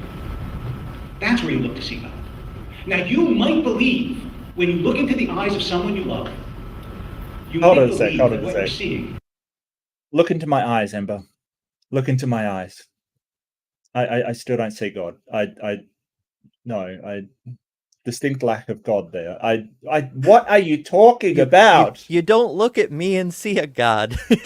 So we all know what this is. For those of you who love debate, this is an appeal to emotion. He's basically saying, hey, when you look into somebody's eyes, you feel something, that is God. He can define that as God. It wouldn't be my definition of God, is sort of a connection to other human beings. I would define God as something completely different. I don't know what he's doing. I putting on my minister hat, it seems to me that he's making a case like, you see life, you see light, you see energy in the other person. That's a spark of the divine, and that is proof there must be something, and therefore my thing is the correct thing. Or something like that. And Still an appeal to emotion. Wim, you are, even though you're on fire, you are absolutely correct. I'm working on it. I still don't have anywhere near Maya's confidence, but we're making progress. Rabid Atheist makes a good point. Like, they sometimes say it's invisible or visible, but the effects of God and what they do were always kind of very prominent. And I'm sticking to the Old Testament because that's obviously, as a Jew, that's Wolpe's kind of bread and butter, or breakfast of choice. Unleavened bread and butter. Unleavened bread, thank you. So even when they had the God off with Baal, where the true God would put out the fire kind of thing, it's something that they could call on and get effects for in the Old Testament. So even if it was invisible, they still had very visible effects of this God, like manna from heaven, the God putting out the fire, or the staves turning to serpents. As Moses threw his staff down, it turned into a serpent. Like, all of these effects were very visible in the Old Testament. Not so much anymore. Yeah. As many people have noted, it's weird how the amount of miracles that happen has declined with humans' ability to record such things. Very peculiar. Is a pure contrivance of matter. That there's nothing spiritual in it. That's all an illusion. But I don't believe it. And I don't think you should believe it. And that sense that we're more than bodies. Mr. Hitchens said earlier, not here, but when we were talking earlier, he said it's not that we have bodies, it's that we are bodies. Yes, we are bodies, but we are not only bodies. And the same thing is true with religion. Religion is a set of laws, some good, some bad, but it's not only laws. It's an exhortation to people to be better. And sometimes religion does this very badly. I'm sure tonight we will get a catalog of all religion's ills, but it's not as though when you suck religion out of the world, you get a better human being. The 20th century was an experiment in expelling religion from the world. It began, by the way, in the French Revolution, which was the first total war, in the words of one historian. And let me just remind you of what happens. Well, that's not true either. No, like, it might be I think so. the most recorded total war. And it wasn't really a total war anyway, because what total war means is you don't just wipe out the enemy army. You don't just wipe out their means of production. You make them extinct. You destroy every last one. And that has definitely happened several times in human history. Sure. I mean, even in the Bible, there was an account of the Old Testament. There's an account of total war where they wiped out. I mean, was it Moses that was angry that they didn't kill all the children, so he sent them back for a second run at it? There's definitely some stories in there of them wiping out every man, woman, child, and animal, by the way. So I don't know about that, and I don't know what is the French Revolution. I don't think so. I mean, they executed a lot of the aristocracy, but I don't, as far as I know, that the French sort of culture was the same French culture. It wasn't like they, completely wiped them out. I don't know. Like, how do you even have total war in a revolution? Right. Like, What does that very even odd. mean? When you suck religion out of the world, you get Stalin and Mao and Hitler and Pol Pot and Kim Il-jung and Robert Mugabe. Okay, as always, Godwin's Law, but also, you can sing along with me, Hitler was not an atheist. Right. But also, as we've pointed out many, many times, a lot of the religious leaders who did horrible, horrible things did so because they were horrible, horrible people, not necessarily because of their religion. The same is true for atheism. Stalin doing horrible, horrible things does not mean he did it for atheism. That's absurd. If that were true, no one would be a member of any religion because they've all had representatives who did horrible things. It'd be like, oh, I can't be a Christian because of the Crusades. I can't be a Jew because of the Canaanite genocide, etc. It's just absurd. It's. I need a better word. Absurd isn't strong enough. It's fucking ridiculous. Yeah, ludicrous. Laughable. Literally, I'm laughing at it. Preposterous. I love preposterous. Yes, that's a great word. There we go. There you go. And Idi Amin, do I have to go on? It's not as though when you expel religion, all of a sudden. What's Did he just say Idi Amin? I didn't quite catch that. Was he an atheist? He was a military dictator. Hold on a sec. I'm going to look it up.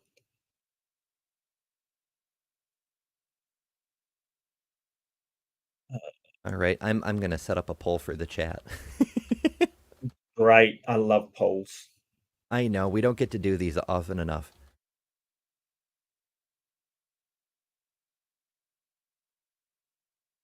Oh shit! Now I can't remember what the words were we just said.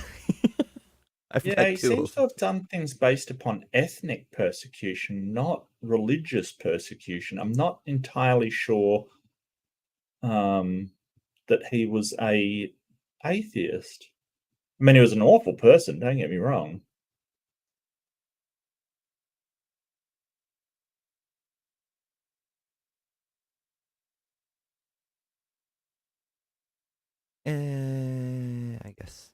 I guess 3 will do.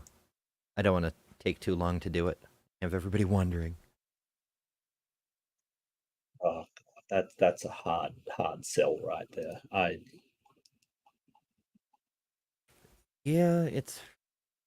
had to vote for Tapioca Weasel. I gotta be honest. I gotta be.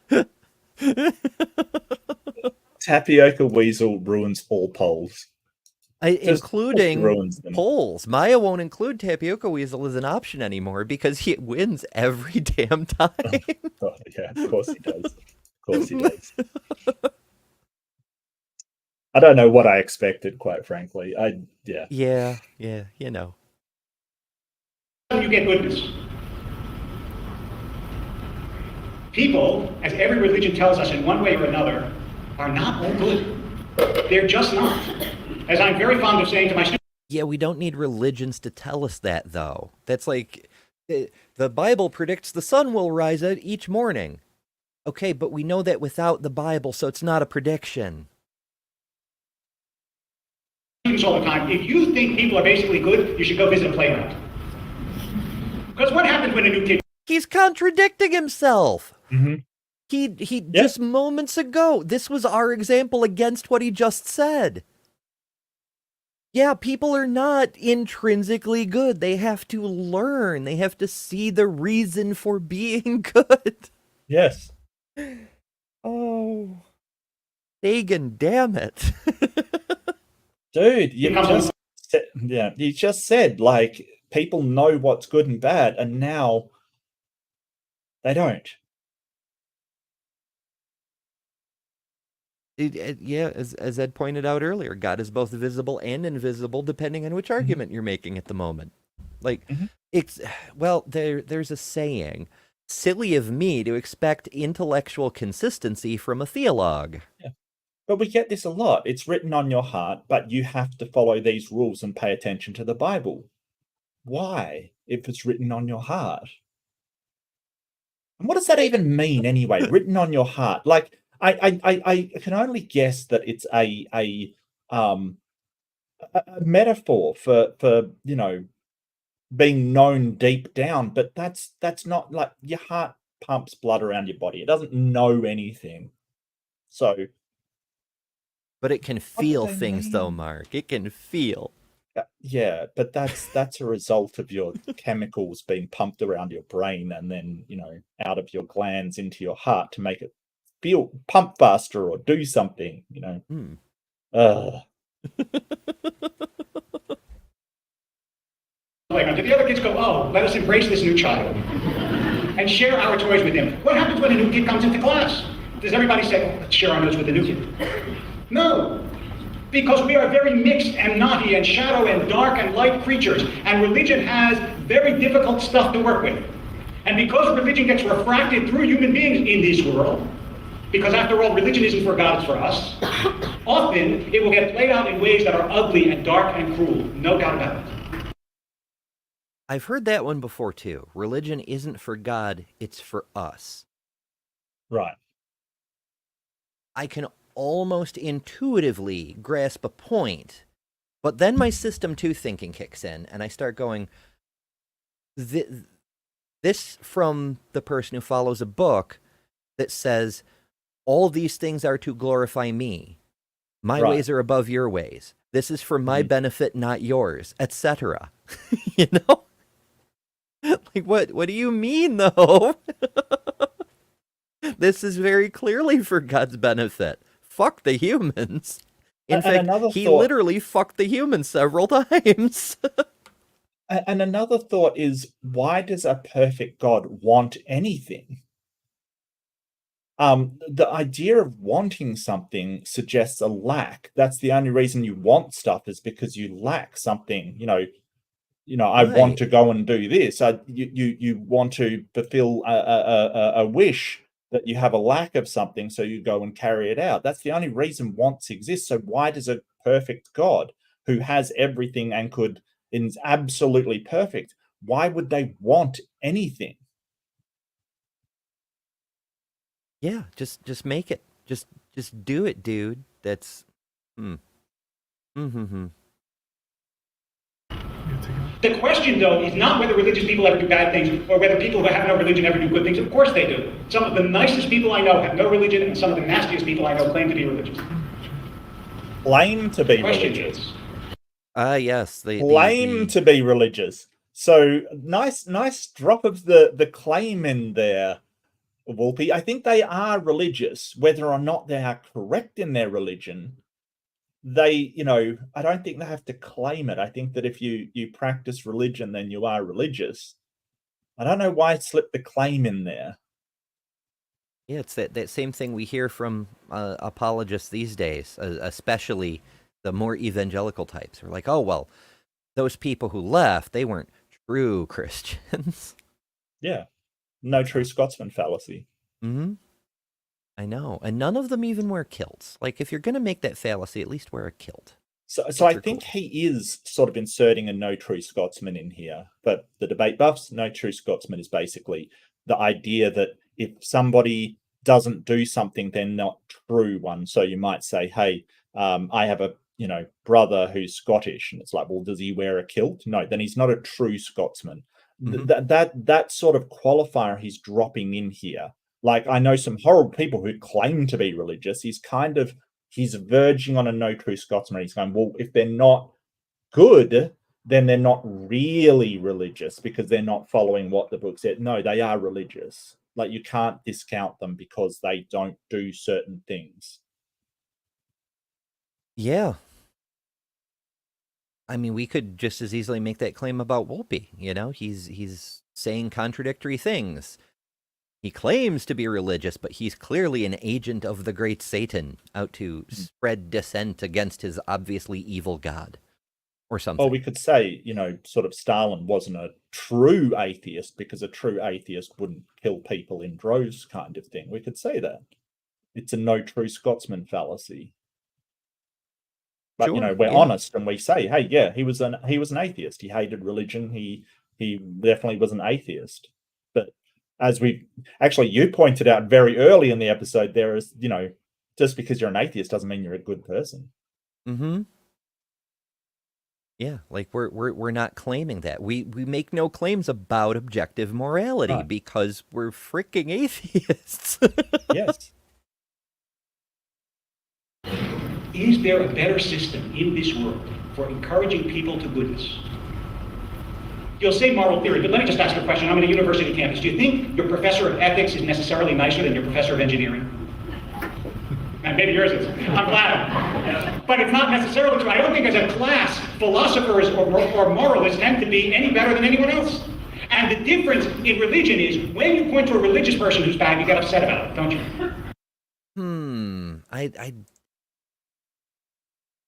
A teacher of ethics isn't necessarily kinder or more moral or whatever than anyone else. But I'd argue that they tend to be, in the same way a medical doctor doesn't necessarily have better hygiene than anyone else, but they have the knowledge that leads them in that direction. Yeah, I think that, to be honest with you, the most teachers that I've seen, I mean, this is just anecdotal, of course, please take it with a grain of salt, but the most nicest teachers I've ever had are psychology teachers, to be honest with you, for kind of obvious reasons. They understand how people think. But, I've never done a morality course, I have to admit, so I don't know.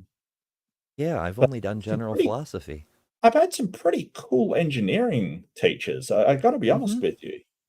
Yeah, the best teachers I've ever had are the ones who get excited about their subject because they know so much about it and are eager to share. It's wild. Actually, Per Asper has a great comment.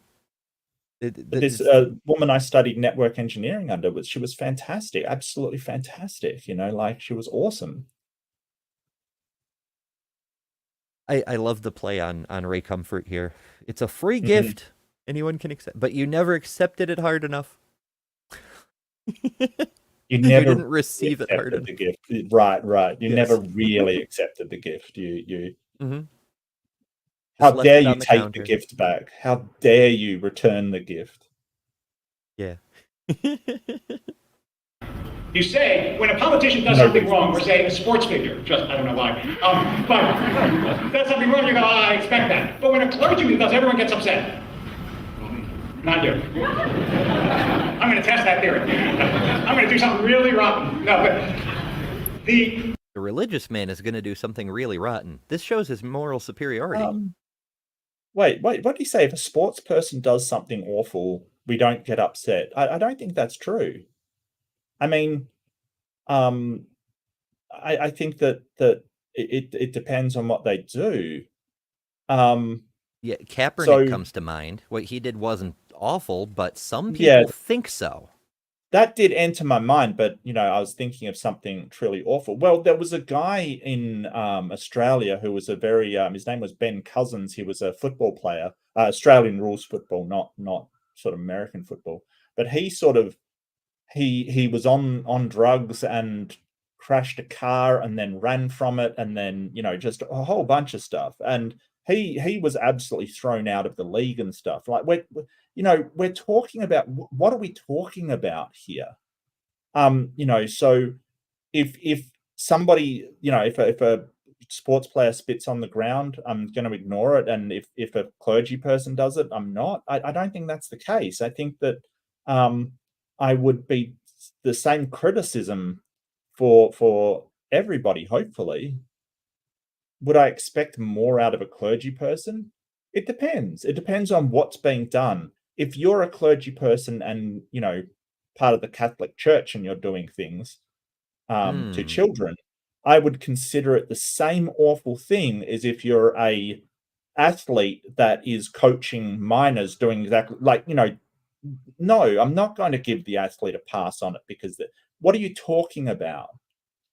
Yeah, that's one of arguably the biggest reason people are mad at the Catholic Church today, because they're shielding their predators from consequences.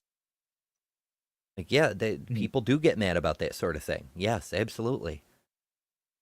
Like there's a Yeah. lot the Catholic Church does that people do not like, even other Right. Catholics. And that goes both ways. Like Butker's Mhm. speech a few weeks ago shows there are people who think that the church isn't being evil enough to minorities. Right. But, you know, it's the point still stands that to people are not pleased with a given famous person or authority figure just because of their position. Right. And if that were true, as Wolpe claims, then that totally undermines his objective morality as written on your heart bullshit. So I think perhaps somebody with a lot of influence could be held to a higher standard. Like if you're a politician, you should be held to a higher standard than if you're just an average person. I think we do that a lot. But I think that this hasn't aged well because we're sort of in the realms where if you are a sports celebrity and you are an idol for young people, you are held to a high standard kind of thing because you are a role model for others. So I think this has not aged well.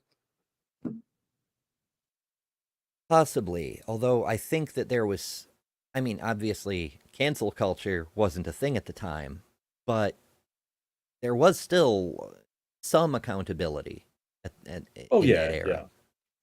So to say that there's none is just obviously false. You know, sort of like his religion. Burn. But why is it that you get upset? Because you assume that they adhere to a standard that they violated.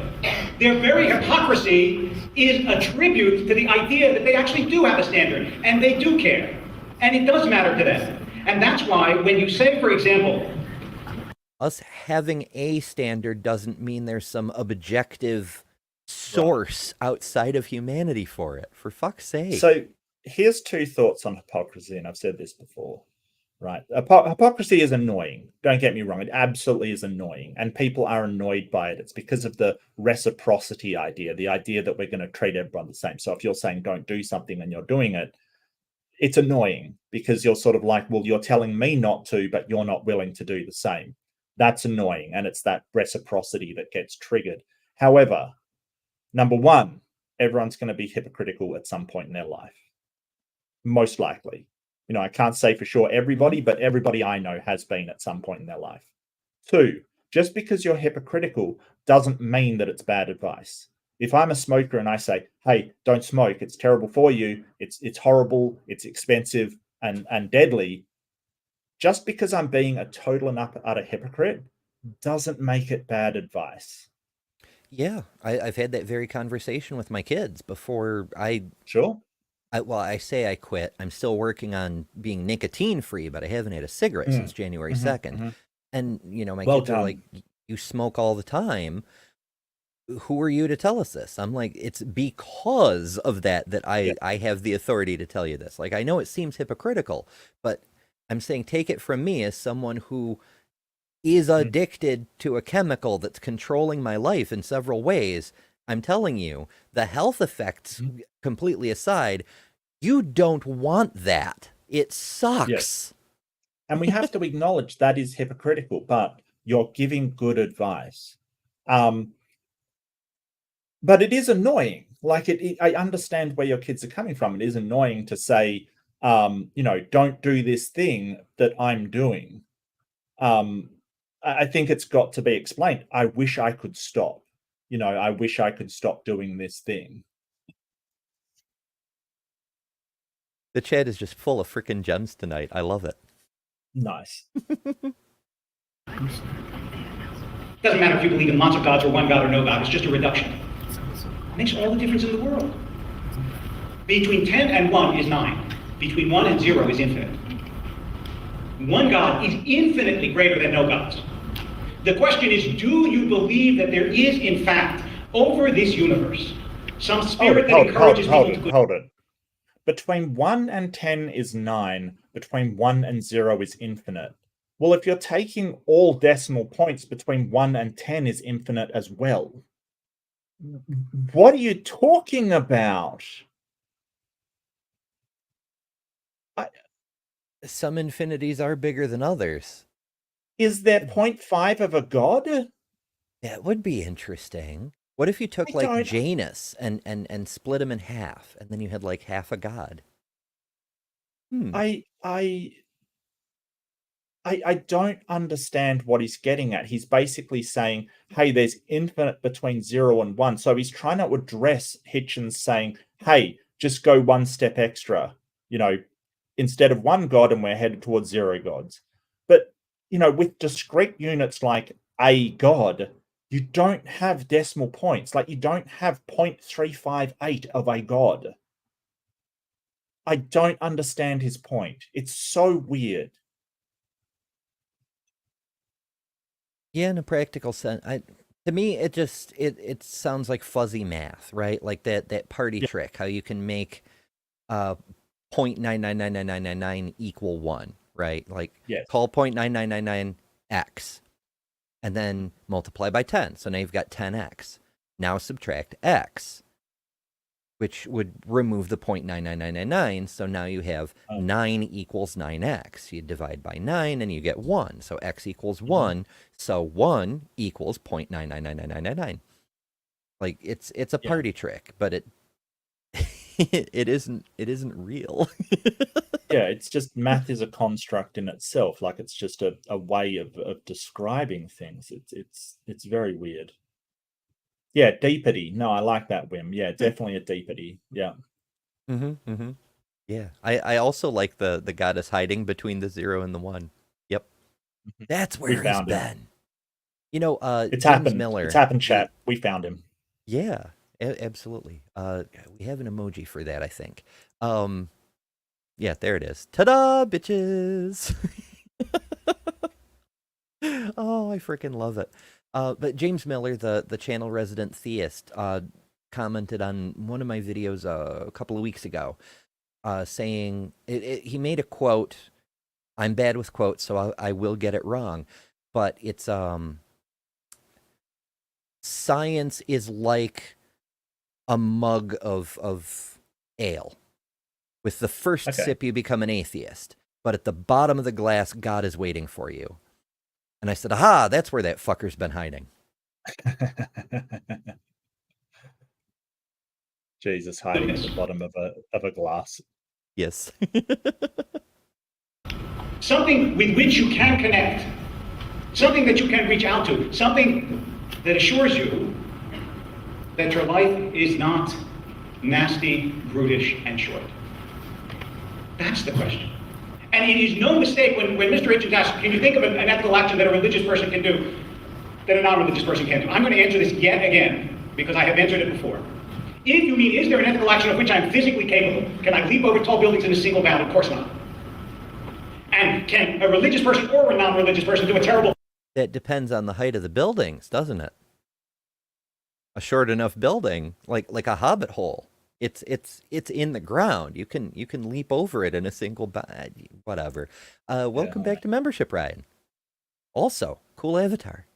I love magnifying people because suddenly, like, these little bitty discs on the screen, I can suddenly see them. Yeah. It's pretty neat. So yeah, do enjoy all the fun assorted emojis and other things. There's different benefits at different levels, but everybody has emojis. In fact, there's one level. I think it's Matchstick or whatever. It's 99 cents a month. All it is emojis. If all you want is the emojis, there's a membership level for it. But members also at the higher levels get behind the scenes stuff, get early and ad-free access to videos. There's generally at least one and sometimes more available at any given time, and higher levels get even more stuff. I can never remember what they all are. And while we're tangenting from the main point, if you're new here, please take a minute to hit the subscribe button. It helps the channel, and it's completely free, completely reversible. Share the video with friends, also a free way to support the channel. And if you want to go outside of membership, there's also a Patreon, which arguably is a better way to support the channel because YouTube takes 30% of everything you give. I do appreciate it, but Patreon takes less. And if you don't want to do a subscription thing, there's a Ko-Fi. There's a bunch of links in the description for different ways you can help out. And But even the free stuff, I appreciate the hell out of it.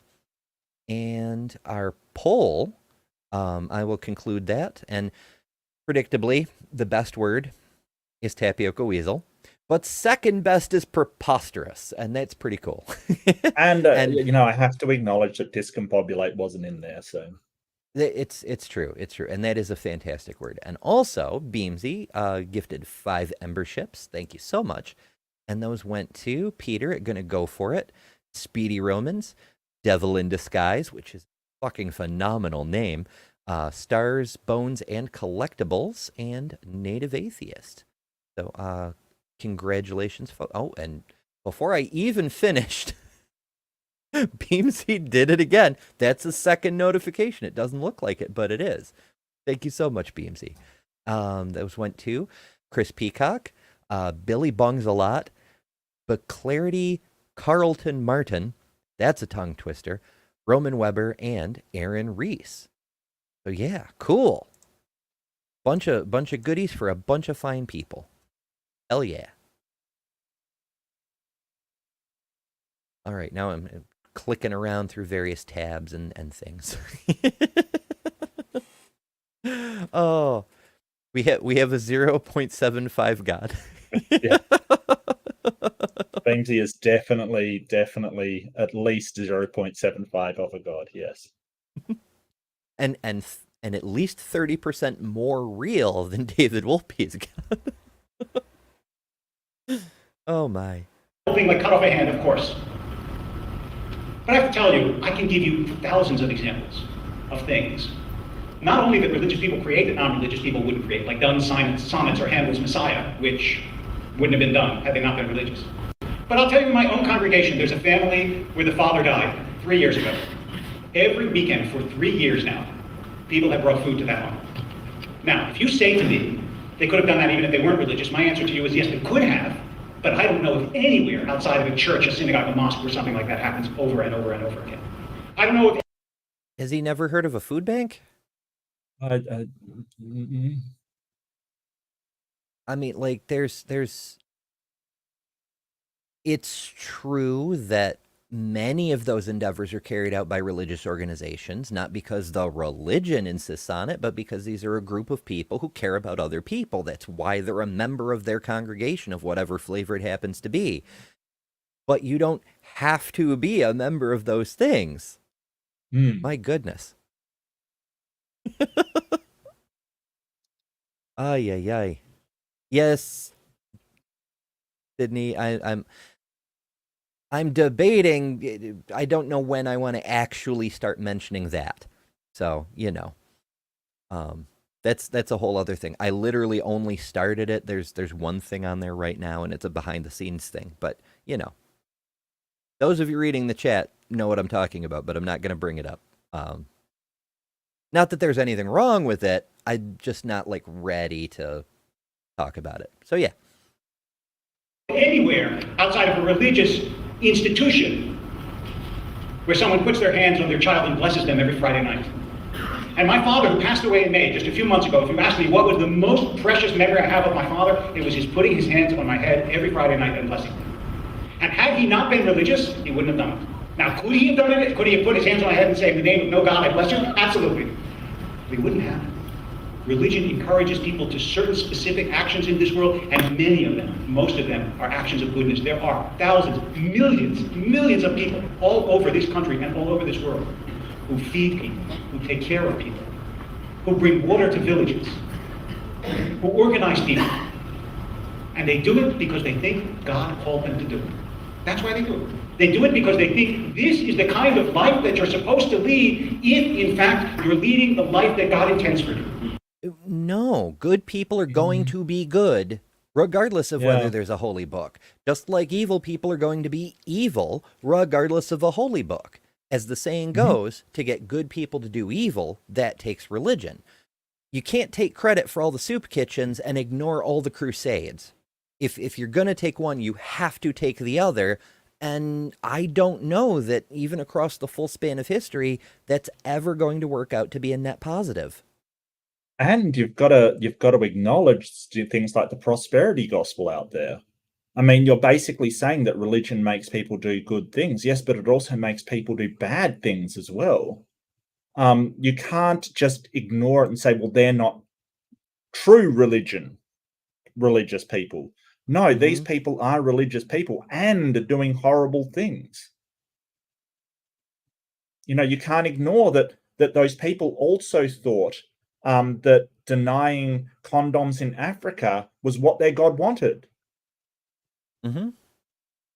And you know, Mother Teresa denying medicine to people because she thought suffering was holy. You've got to acknowledge that people who think they are doing good because God commanded them to get it wrong and do evil. You can't ignore that. Yeah, and that's the problem with zealotry. I mean, to think that people would only do good because they're afraid of their God, it's so diminishing of human potential. There's nothing good about humans. They only do good because God will chastise them if they don't. Holy crap! Right. It's right. Yeah. It's such a horrible perspective.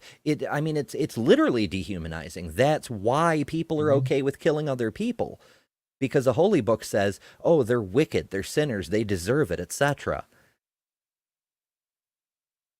It's And the most I do want to bankrupt add, morality. I do want to add that studies have shown that religious people are more charitable, but only to their in-group, only to people they see as part of their associated sort of group with. So if you're willing to listen to prayer or you are Christian, they'll be more generous towards you. It's actually found that atheists and non-believers are more charitable and generous towards people in their out group, people that don't agree with them, that are religious and we're atheist, that they treat everybody essentially the same.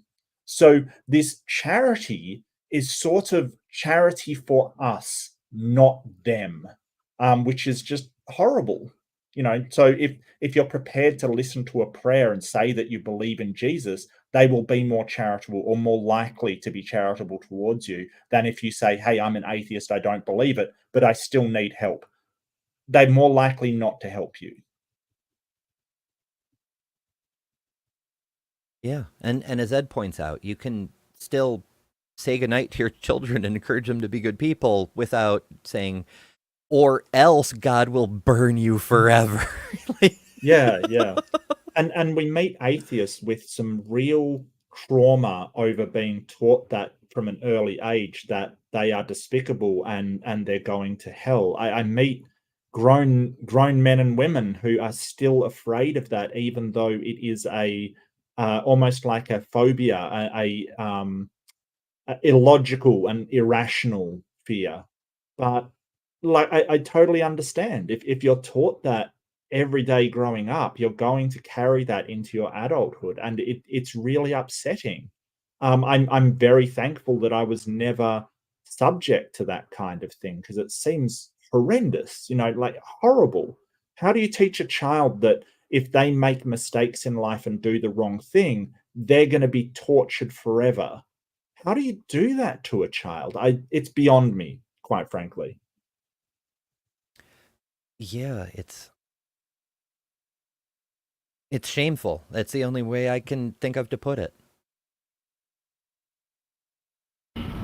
That is not nothing, and it's not foolish, and it's not wicked, and it's actually not even an appropriate object for scorn. It's serious people doing what they believe is good in their lives because they think they are something more than an accident of ancient chemistry, because they think, foolish people, that they are in the image of God. And if you say to them, what does it mean that you're in the image of God? Some of them might be so simple-minded as to say it means that God looks like me. But most of them will understand that you're making a metaphysical statement about the part of you that I cannot point to, about the part of you that isn't a component of your DNA, about the part of you that is your spiritual structure. I'm just going to close with this because I got the 1 minute warning. While he stalls for time, Beamsy strikes again. Oh, great minds! Mark said the same thing. Yeah, I did. Oh, I think we've let's been see. hanging out too much, Ember. We're starting to say exactly the same thing. Yeah, Terrible. we're literally opposite sides of the planet. Same I wavelength, know. though. Yeah, Yeah. absolutely. I'm going to risk it. I like your company too much. I'm going to risk it. Fair enough. We are becoming one Gestalt mind. Dun dun dun. So thank you, Beamsy. Those went to What the Beck, Michael Granado, Christopher Fisher, Anton Dovideus, I'm sorry if the pronunciation, I'm bad at words, and JEM. Fantastic, fantastic. And shoot, I lost the thing I wanted to. Where's my butt? There we go. Enjoy all the assorted. I'm just randomly clicking emojis, but hey, lots of cool emojis and other assorted stuffs like that. Yeah, and I appreciate it. It's good stuff. To some extent, this is an argument. But to some extent, and you know this, it's not an argument. It's about the way you see the world. And the way you see the world doesn't pivot on a point. It's not, I never thought of that knockdown drag out. It has to do with what it is you believe you're here for. Whether your life has a meaning that is beyond you. Whether, in fact, the world is about you or about something greater than you. And whether it is possible to live in such a way as to align yourself not just with what makes you feel good. Hold on. I've heard that believe in something greater than yourself. I've heard it from a bunch of different places. When I joined the U.S. Navy, people were like, "Oh, it's good to do something, serve something greater than yourself." And Right. that's the issue with the U.S. Navy. Ostensibly, you're defending an entire nation full of people, so that's Correct, something. yes. But you don't need a god to do that. Of military service being one example, but also, it's kind of horrible to say ensuring the destination of my immortal soul is the only possible greatest good. Right. That's not serving up. That's the most self-serving thing you can possibly do if you believe that's true. Yeah, I think they sort of see religion as sort of carrying out the will of God kind of thing. So it's what God wants. So they see it in that way as greater than themselves. But as you pointed out, people can have and serve something greater than themselves a lot of the time. Even when you work for a company, you're generally and what grounds, but it isn't just, well, I'm going to go to work and get paid, although that is some people's motivation. Some generally what keeps you motivated are the people around you and what you're doing to sort of participate in the community. I got a lot of satisfaction working on the phones in technical support, solving somebody's problems. And sure, I'm serving something greater than myself. It's not a big, huge thing like, well, I'm serving the creator of the universe. But why do I have to believe that? Why can't I just say, well, I'm serving my community, my people, and people in helping them fix problems that has got them frustrated, has got them stressed, and people would be genuinely thankful, and and like now, then the most comment I often got was that I have a patience of a saint, because it requires a lot of patience. But that was something greater than myself. I could see a Saint Mark, and well, there probably already is a Saint Mark. But Yeah, I think that's taken already. Yeah, they love ye. There's probably several, in fact, but yeah, probably. When I was little, I maybe because I'm neurodivergent, spicy brained, I always understood that greater than yourself thing to be like community projects where you work together with people to do something that no single person could do on their own. Like even community theater, nobody can build the sets and play all the parts and run the lights and sound, etc.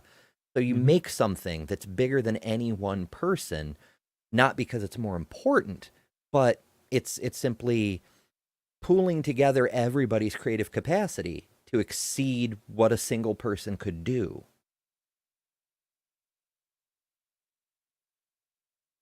Bree is Istari, confirmed. That makes Istari confirmed, yeah, okay.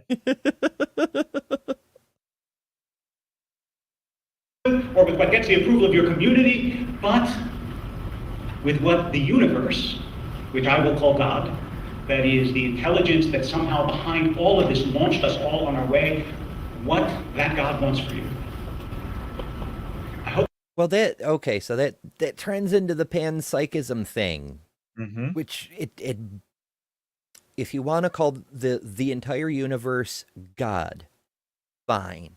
We already have a word for the universe, but fine. But to then assert that it's intelligent and it has a plan and a purpose and etc., that's a little more ishy. That's harder to back up. But then to take that extra step and say what it wants for you, and that I'm the guy who knows what that is, that's a problem. That's where all the grifting and all the profiteering and all the warlord, that's where all of it comes from. You can define a god as the universe, but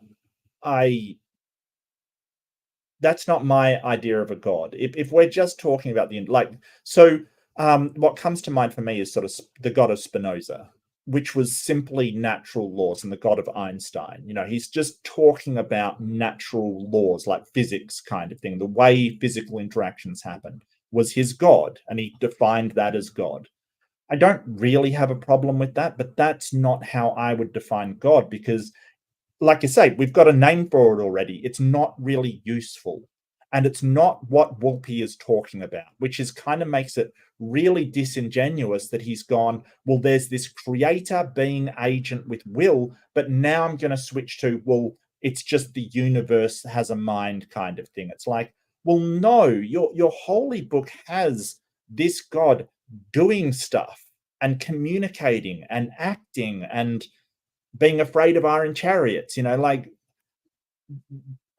we like to sort of walk it back to a panpsychist, even a deist kind of god that's just, you know, did this thing and then is hanging out somewhere, is still a little disingenuous for someone that, I mean, I don't know why I'm surprised. Christians do it all the time, so I don't know why I'm surprised. I know the secret truth. Also, Pandora's Unboxing discovered for us that there are 5 St. Marks, and Too many. When There's 6 VDB now. Yeah, okay. says there are now 6. So, Yep. you know, it's official. You're stuck with it. What am I the saint of, people? What am I the saint of? Like, please tell me. I want to do a chat poll, but I need options first. We'll determine it democratically. I could be the patron saint of those without hair. How does that sound? Well, I think my hair is a lost cause, Wim. I really do. So yeah, that counts. And also, if you're enjoying this and you're not subscribed to Mark Reed, definitely do that. 5 more. It's been roughly a year since the 1K party. We need another party on Mark's channel, and we're 5 away. 5 away. But you can't have the party this next weekend because I'm going to be away at the Comic-Con. Okay. Yeah, sure. I can sort something out. Sure. You know, you should totally customize your channel around my needs. Don't I already? I'm sure I do already. That's fine. Yeah, so a little behind the scenes tea. So because of the I couldn't do last week, Mark did a solo show. We postponed this one to today, and then Mark naturally scheduled the part 2 of the debate he did last week it's totally for today. My fault. Yeah, I did not think. Yeah. And so I was like, well, I got to miss next week because of the Comic-Con, so why don't we do this today, and then you can do the part 2 when I'm also not going to be around next time. And so we got all that worked out, and I was like, you know, thanks for working around my crazy schedule or something like that. I'm like, you know. I can't even remember what I said today. This is how great my memory is. Patron saint of atheist debate. There you go. To describe that more, but I hope you also understand that there is something deeper at stake here than whether a clever point has been made or whether a laugh has been scored. What's at stake here is your soul. Thank you. Appeal to emotion. Excuse me, sir, that's an appeal to emotion. Whether or not like you feel like there's a lot on the line does not give your argument credibility. It doesn't. Yeah. There's no rational reason why, you know, high stakes should veer you towards this option. He's kind of doing, yeah, just an appeal to emotion. Wow.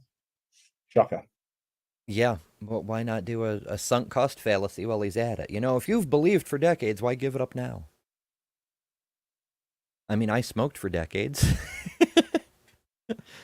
Oh, and if you're wrong, it's not your immortal soul on the line because you don't have an immortal soul. That's the thing. You're sort of saying, well, it's your immortal soul on the right. I'm right already. What do you think it's verging on Pascal's wager kind of thing? You know, almost. Yeah. Yeah. Whatever. Let's So they're kind of debating, kind of discussing. I'm not sure what's going to happen next. Whether it'll be it looks like they might be setting up for a general conversation, but we'll see. Okay.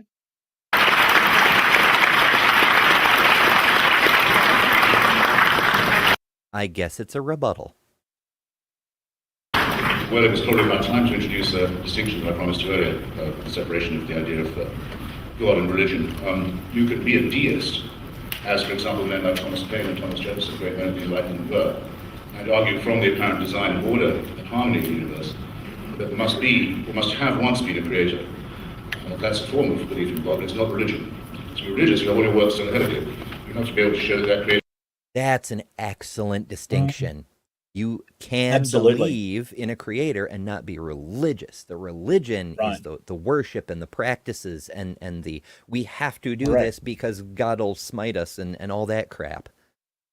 Well, it's just the structure around it, and a deist doesn't have that religion around it. There's no point in worshipping a deist god. There's no commandments to do anything for a deist god. The deist god doesn't care about what you do. So he's absolutely made that point well. Absolutely. Yeah, that's a great start. I'm not sure what I did, but thank you. One does one's best. And Beamsy at it again. Thank you so much. That's I know a lot of last month's gift memberships fell off, so we're a ways away from the next emoji opening up, but that definitely helps. And those went to Defrosted Neanderthal. That's a great name too. Jesse Van Spiker Melee, maybe. Again, my apologies for not being able to pronounce things. Adam Mangold, that guy, and S. Just S, which is Just S. Yeah, which is very cool, and also reminds me of Roger Zelazny's Chronicles of Amber. The character of the second series, named Merlin, interestingly enough, was constantly dealing with assassination attempts every April 30th, and started to refer to the would-be assassin as S, because X had already been overdone, and also S could stand for shithead, which was nicely gender neutral. So, you know, that's very cool. Yeah, I enjoyed that. And Eric Wander stepping into the ring with 10 Emberships. I appreciate that very much also. And those went to... My window just blanked out. I'll get it in a second here. Okay. Bond, Roger Shroom, Awesome Lawson Clips, Binge Thinker, Sonic Shroom, Kalasia789, Rochelle, I haven't seen you in a while, Drzilla, and Cosmic Kyle. And and I guess it wasn't done. KG and the Indian Jesus. Okay, the algorithm kind of blurped on that one, I suppose. So yeah, everybody enjoy emojis and other assorted perks and things, and Yay! yeah, and if you are watching this in the future, as I presume many people are, do be sure to not only subscribe but ring the notification bell, because while streams like this are scheduled, Mark and I usually take turns. We're on one or the other's channel every Saturday. Well, my Saturday, Mark's Sunday. Yeah. I also do random streams, sometimes unannounced. Sometimes I'll get home from work early and don't know until I get home from work early. Well, I leave work early, and then I'll be like, hey, let's do a stream. So ring the bell so you don't miss one, because we'd love to see you in the live chat. These people are fantastic. We have a ton of fun over here. Mm-hmm. It knows who you are, cares what you eat, cares who you sleep with and in what position, cares who wins which war, answers prayers. You notice nothing from the man of God on these points at all. He's a very weak deist and quite a good moral philosopher. But of religion and God, what did you hear except that God is the universe? Well, that's the other default position. It was actually held by the greatest Jewish thinker of all time, later Benedict Spinoza. A pantheist. He said God is everywhere, God is everything, but there's no such thing as a personal God. No one is supernaturally guiding you, like evolution doesn't know you're here. And if you start to demand the intervention of God, you see or to desire it, then you'll start to demand it. The very next thing you'll do is for your own cult, for your own group, for your own religion. I deliberately didn't specify the innumerable atrocities and crimes and miseries that are specific to religion that have afflicted us down the centuries. I just let you think of them, and you all did, and I won't label them again. But I knew we would have most of the rabbi's time taken up with good works done by religious people. An absolutely irrelevant point. I mean, if I'm arguing with a Mormon and saying to them, the idea that Joseph Smith, not far from here, found gold plates dictated by God. Yes, because he was in Brockport. Yeah, he's not far from Palmyra. Mm-hmm. That was my claim to fame on the Book of Mormon Joseph Smith show that Aaron Ra did before I was canceled by a certain huge atheist platform who shall remain anonymous, because even though I'm not a former Mormon, I live nearby and interact with those people fairly frequently. As a delivery driver, I'm constantly dropping stuff off, and also there's a lot of them in the area, and also there's tourists, people who come from Salt Lake or wherever else. I gather Brazil is also rife with Mormons, but whatever. So yeah, really, it's a local thing. Okay. Yeah, and since he's in Brockport, he's not far away. That's a good note. It's semi off topic, but I get excited when things are near me. I don't know how anyone can believe Mormonism. Like the fact that he made up a Egyptian language and said that he'd found the scrolls about this Egyptian language about the people leaving Egypt and all of this stuff, and then Egyptologists read it, and it's just a prayer for the dead, in hieroglyphs. It just like how anyone can believe that person is just beyond me. It's beyond me. Yeah, it's also, it reminds me of no, it puts me in mind of the recently convicted felon former politician person. Joseph Smith proved that you can be a convicted con man and people will still follow you. It's the American way. Okay? Are you okay, America? There's something happening over there I cannot fathom. That is what she said, yes. And was led to them by a salamander, and therefore was about plural marriage, incest, and land theft. Are you kidding me? This is a sick cult. A crazy, obvious fraud that you can look up in the archives of the local newspapers of New York State. You can see the trick being pulled. The Mormon will say, I know what's coming right away. You should see our missionaries in action in Colombia. We send out young people to do good works in the Andes, in the Himalayas, and so that. No doubt they do. And is their motive just to help? Or is it maybe to make more Mormons and to spread the book Have you tried it, by the way? Has anyone ever tried Book of Mormon? You know what Mark Twain said about it? Chloroform in print. Millions of copies of it are distributed by these clean-limbed, helpful young people. Is it not the case, I invite the rabbi to comment, why does Hamas justify its theological and theocratic tyranny in Gaza? Because it's the only provider of welfare and social services. Which it is, which it is. All over Africa, there are millions of Catholics working every day to make more Catholics. And they say, as their Pope tells them to say, yes, AIDS is very bad, but it's not as bad as condoms are. As a result of which they're responsible for the deaths of millions of Africans, because their work is that of proselytization. Don't call it charity. They're doing it for Jesus. Yeah. Yeah. We've mentioned the anti-condoms thing before, because they're more worried about immortal souls than physical damage in this reality, and that's pretty horrible. But he also touches on the even greater sin. A charitable work, when you're doing it for your own personal gain as the primary motive, can't really be called charitable. Like if you're doing it for Jesus, you're not doing it to help the people. And yes, Robin says, no, we are not okay. And it's true. Although I'm hoping things get better. People have accused me of being overly optimistic, and sometimes that's true. But, you know, we don't always win. We can't win every time we try. But we don't win unless we try. Not to get too much I think into it's another the philosophy. trying that is the important thing, not the winning. It's standing against things that are wrong is important, even if you can't change them.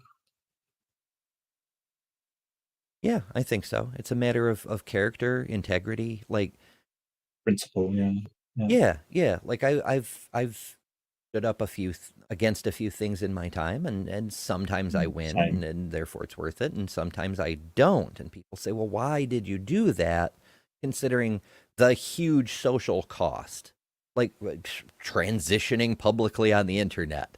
You know, the virtually overnight lost half my subscribers. You know, I exaggerate, but not by much. My Patreon literally did get cut in half.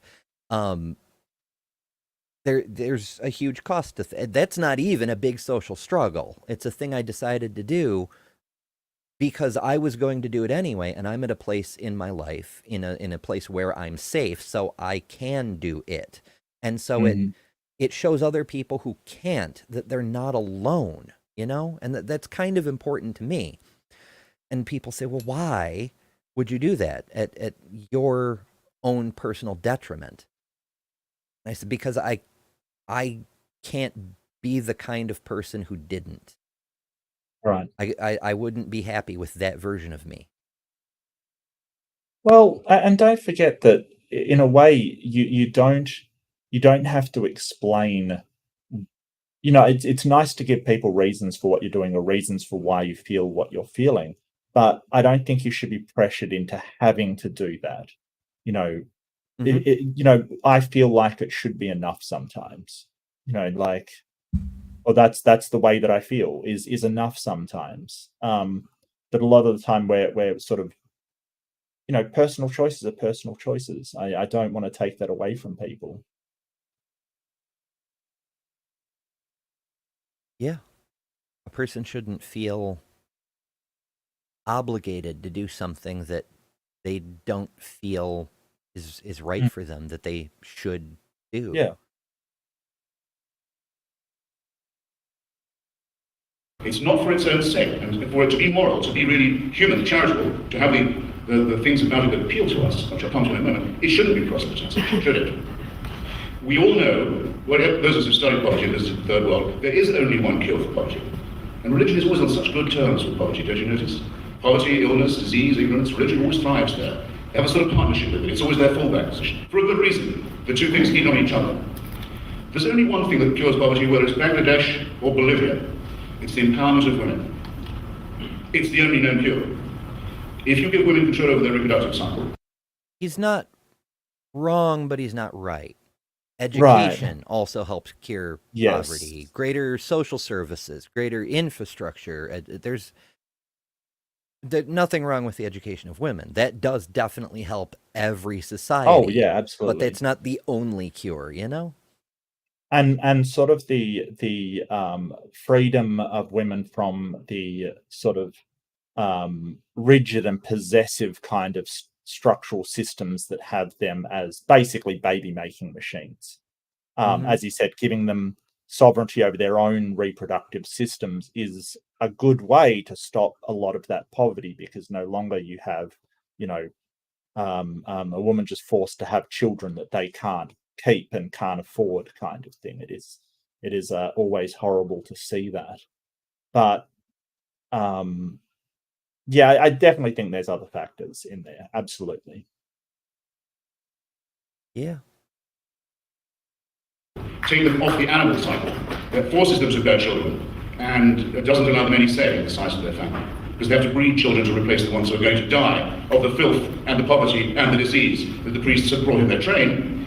If you take them off that cycle, go back to that village in 5 years, the floor of material well-being and education will already have improved. Throw in a handful of seeds and a bit of credit, the job is done. Name me one religion that argues for the empowerment of women. Now, when you say, Rabbi, really, one should be shocked when a priest commits an act of filthy criminality. I say I'm not shocked at all. Why am I not shocked? Well, if you design, I'll just take the leading example, say it one, a Roman Catholic Church which preaches that women are vessels of temptation, which insists on celibacy, that makes sex a matter of guilt and shame, that is composed of an all-male priesthood, the whole practice of which is based on a sexual repression. What do you think is going to happen? Fun tangent. It is sexual repression. I've been doing a research project. Shoot, I can't even remember where the hell it started, but it's a long rabbit hole. It may have been from Joan Roughgarden's Evolution's Rainbow. This book, whom the lovely Robin Webster sent to me, and oh, nice. Yeah, it's Thanks, really Robin. cool. Yeah, and the TLDR is that the reason that priests are celibate is because there were pagan, not really priesthood, but like trans people who were also holy people. And the early Catholic Church said, how can we be as holy as them? Well, we have to at least become eunuchs. Well, clearly that wasn't very popular. So they said, okay, next best thing. What if we say the reason they're eunuchs is so that they don't have sex, and we just take a vow of celibacy? Isn't that good enough? It's wild. Like the fact that they're so opposed to so many things when their own primary tradition stems from copying a pagan trans cult. It's just, it's so crazy. And yeah, definitely a tangent, but that was the place to put it.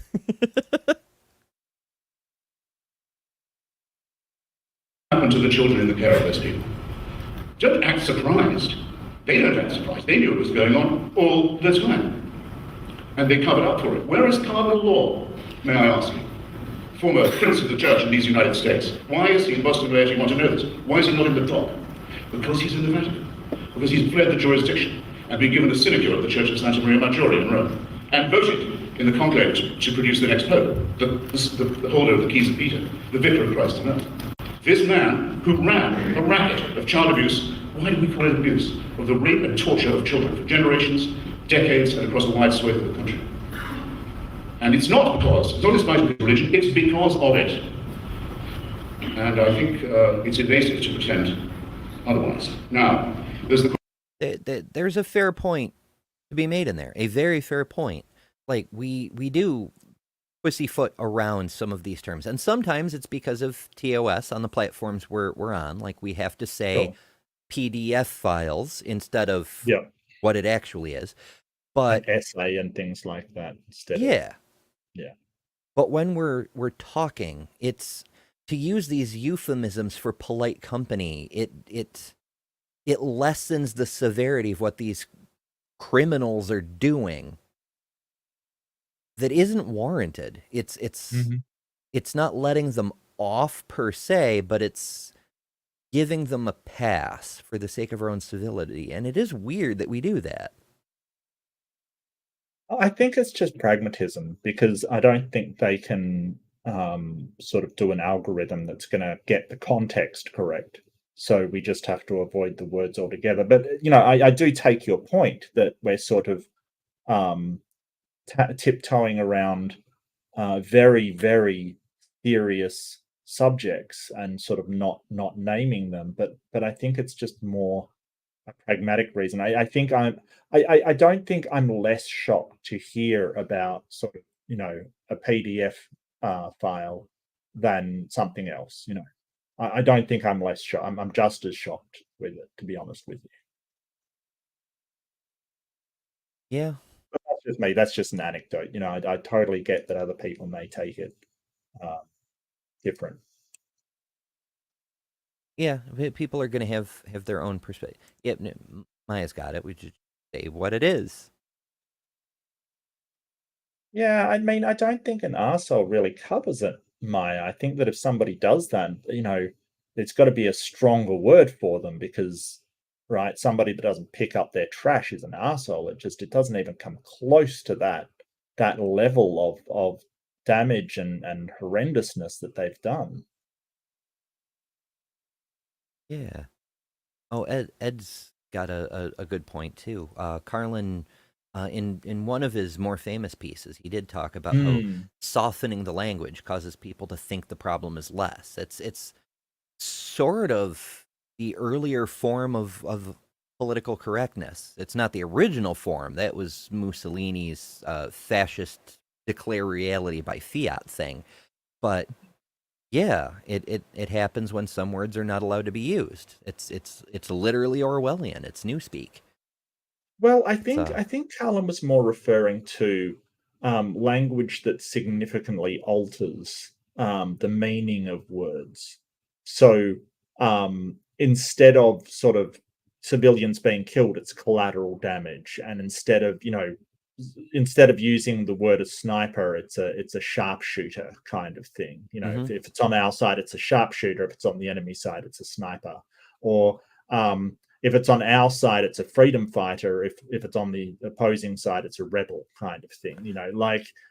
I think he's more talking about the way that language is used to convey different concepts. Sort of the military especially does it. We saw it in Iraq War all the time. There was civilian, casualties kind of thing. It's sort of, yeah. Yeah, and in a way, I guess it gets to the main point that a lot of these euphemisms they're a very low grade propaganda, because like you mentioned, the freedom fighter or insurgent, the same thing, right, depending on which side you're on, but they carry very different connotations, and that's where the propaganda comes in, changing the meaning of the thing by not calling it what it is. And when we do that with priests who abuse children, it takes away the full extent of the damage they're doing. Yeah, you might be right. Yeah. The question of, some people think, religion's been distorted, bad things are done in the name of it. Well, I can't arbitrate this, really. I mean, at present in Iran, the ancient and noble civilization of Persia has been run into the ground by Islamic theocracy, headed by an Ayatollah who claims to rule the country in the sense of owning it. The religious doctrine is called the Vilayat-i-Faqih, the guardianship of the clergy. It makes everyone in Iran into a child who's a ward of the theocrats. Now, he's the current Supreme Guardian Council chairman. The other most senior cleric in Iran, the Ayatollah Montazeri, who I've been writing about for years now, says this is not true. He says it's actually a satanic republic, that the Ayatollahs who rule currently are agents of hell, that everything they're doing is evil and cruel and condemned by God. Do I know which of these Ayatollahs is right? I don't. It's not my job to arbitrate Shia theological disputes. I've been to the country and seen what these disputes have done to it. I think an arguable proposition would be this. Iran would be better off if neither of those Ayatollahs had the power to make rulings of this kind. If people were able to think for themselves and decide for themselves without being told that they're children of God and must be bossed around by those who possess God's will, his work. Now... Yeah, and who can demonstrate they alone have the true word of the divine creator person and so forth. But on a happier and very different note, Doc Dino has dropped by, sent in a super chat for $5. Thank you so much. And says, "Ahoy, nerds! Hope all is well. How woeful is tonight's apologist?" Well, we've not the we've seen worst. worse, but he's Yeah, making absolutely. some bad. This is by far his worst performance I've seen. Worst I've seen, yes, definitely. Yeah. And have a drink on me. Mind shouting out my expedition? We can do that. So Doc Dino is going in search of the remainder of remains. As you may know from if you've seen his own channel, he's been cleaning some bones, and he found a bone that was retrieved out west, and it's the lone piece of its skeleton. He's managed to find out where specifically it was retrieved from, and he wants to go see if he can find the rest of it. And Grayson from Base Theory is going to join him, and he's got a local guide and so forth. And he's been raising money for the expedition. He's got enough to definitely do it, so it's definitely happening. But there's other expenses like gas and staying over and so on and so forth. So he's been fundraising. Many of my videos have a link to the GoFundMe page. I know his do too. And rumor is he'll be doing a fundraising stream with a very big creator soon. Trademark. I don't have a lot of details, and I don't want to spoil it because I don't know for sure. But yeah, very, very good stuff. But if you want to help a paleontologist do the science, you can. So yeah, and I hope he finds the bones because that shit is fucking cool. Yeah. It's objected to this, well, think of the beautiful things that religion does, sonnets, symphonies. I'm all for the transcendent. I'm all for the numinous. Everyone feels it. Dominations of love, landscape, music, and so forth. We don't know that the people who wrote those devotional music pieces were believers. We know what would have happened to them if they said they were not. We know the same about the painters and the sculptors. They would not have been able to say if they were skeptics. We know that Verdi, for example, to a very good requiem, he wasn't a believer. It's not correct at all to claim the achievements of art as if they were the products of the supernatural. These are products of human culture. Now, against all the ayatollahs that have ever existed, against all the priests, and all the rabbis and imams, I would propose the figure of Socrates. It's quite possible he didn't exist. We have no proof of it. We have not much more proof than we have of the existence, say, of Jesus of Nazareth, who I regard as a fictional, quasi-mythical figure, or Moses, an undoubtedly an invented figure who ordered his people to commit rape, torture, slavery, and genocide against all other peoples before dragging them to the one place in the Middle East that has no oil. Only got a minute. Socrates. Yeah. So that's not necessarily a feature of religion, but we do see that kind of thing a lot, right? Like, yeah, a person who's in power has a vision from their whatever divinity, and we have to go conquer these other people and take their resources. Coincidentally, we'll get very rich off of it, you know? Yeah, it's strange how often sort of, that happens. And people getting visions of the end times, and then they're suddenly collecting money for it. You know, why, if the end times are coming, are you collecting so much money? I don't understand the need for it. I think the worst one I saw was a preacher who claimed to have a vision of the end time and then went on to try and sell survival packs. And it's like, why? Mm-hmm. If everything's coming to an end, why do you need a survival kit? Yeah, it's exactly like tithing to the church. What does God need with a starship? Like if it's the end, then it's the end. Mm-hmm. But there's an implicit suggestion that the more you give shows, you know, how pious you are. It's that old unspoken thing of, you know, you have to be generous. If you're generous, you're a good person. So here's the donation plate. you want to be a good person, you want to get into heaven. Mm-hmm. We're going to do charity with it probably, but not really, because I need a new golden throne in a fucking palace. God, Holy there's one of the crap. prosperity gospels. You're like, why does God need you to have like a second airplane? Seriously, it just, it's pretty crass. Yeah, a fourth airplane, because I can't fly with the dirty public. And on the note of dirt, most specialist rocks, the dirt is the most special dirt. I actually do have some special dirt. It's a little bit of a tangent. We're prone to those, but as you know, I live near the Adirondacks, and I sneak up there whenever I get the opportunity, for photography reasons, of course. And on one trip, I was hunting down waterfalls I hadn't seen before, and I found it's a little waterfall, but the conditions are just so around it that there's a beach, and there's a few pine trees on the beach with high branches, so that they effectively create a canopy over the beach.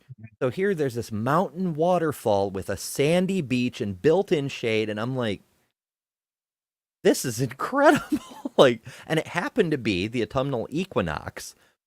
So I grabbed, because there's a beach, people litter, of course, humans. So I grabbed a glass bottle from somebody's trash pile, and I filled it with sand, and I'm like, haha, now I've got a jar of dirt. Oh, Booba, I can't help chasing waterfalls. They're so lovely and delightful. And I do get bonuses out of it. Like, my friends will post a photo on the socials and say, you'll never guess where I'm at. And because I've sought out so many of these waterfalls and got to know them by photographing them, I usually know where they are. I'm like, don't you know, though, to not go chasing waterfalls and stick to the rivers and the streams that you're used to? I had to say it. I had to say it. I've always been bad at following instructions. Okay.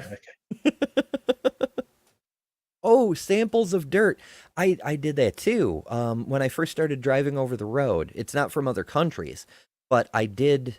I started grabbing a rock from every state I passed through, and the one good thing that happened this past fall when I was over the road again is I got the last two states in the lower 48 that I hadn't gotten yet, which were Oregon and Washington.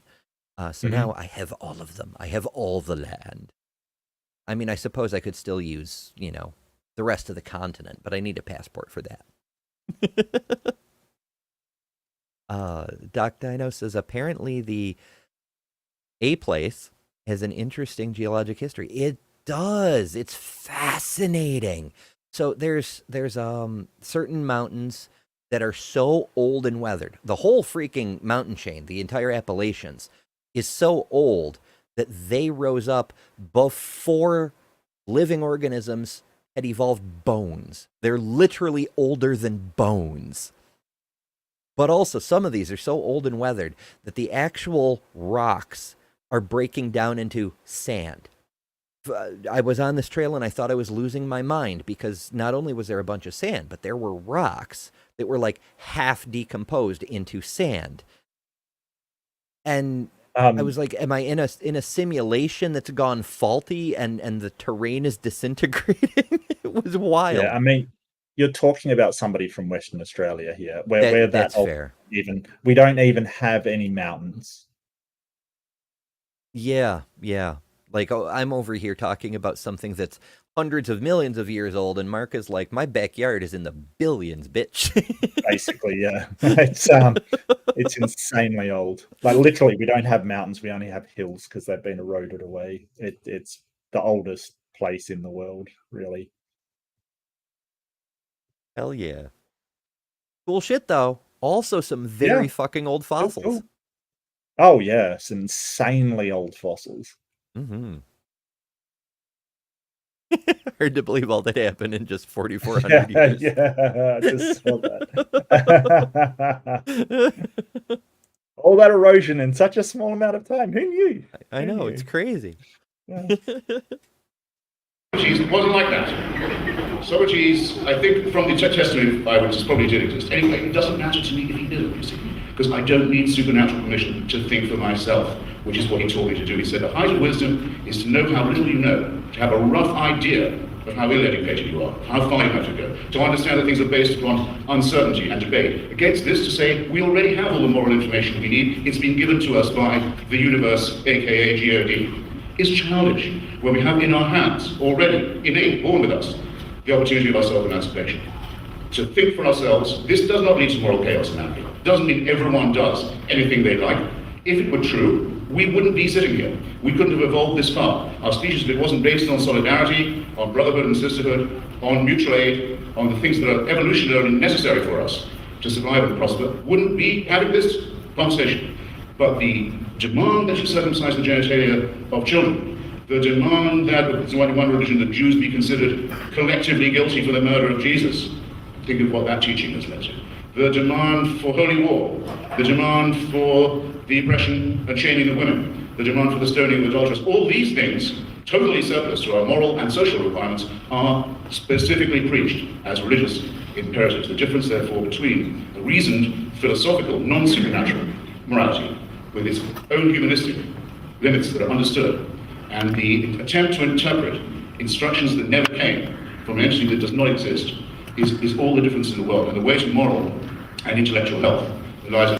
It is trippy when you think about it. Like, all these people fighting all the time about interpreting instructions that never came because some other dude just made the shit up. Like, you know, the mutilation of infants' genitals. English is so hard, which kids absolutely cannot consent to. Yet, Yes. you know, certain groups of people who are oddly vocal about both genitals and mutilation, weirdly have no problem with. Mhm. Very peculiar. Yeah. The recognition of that. Thank you.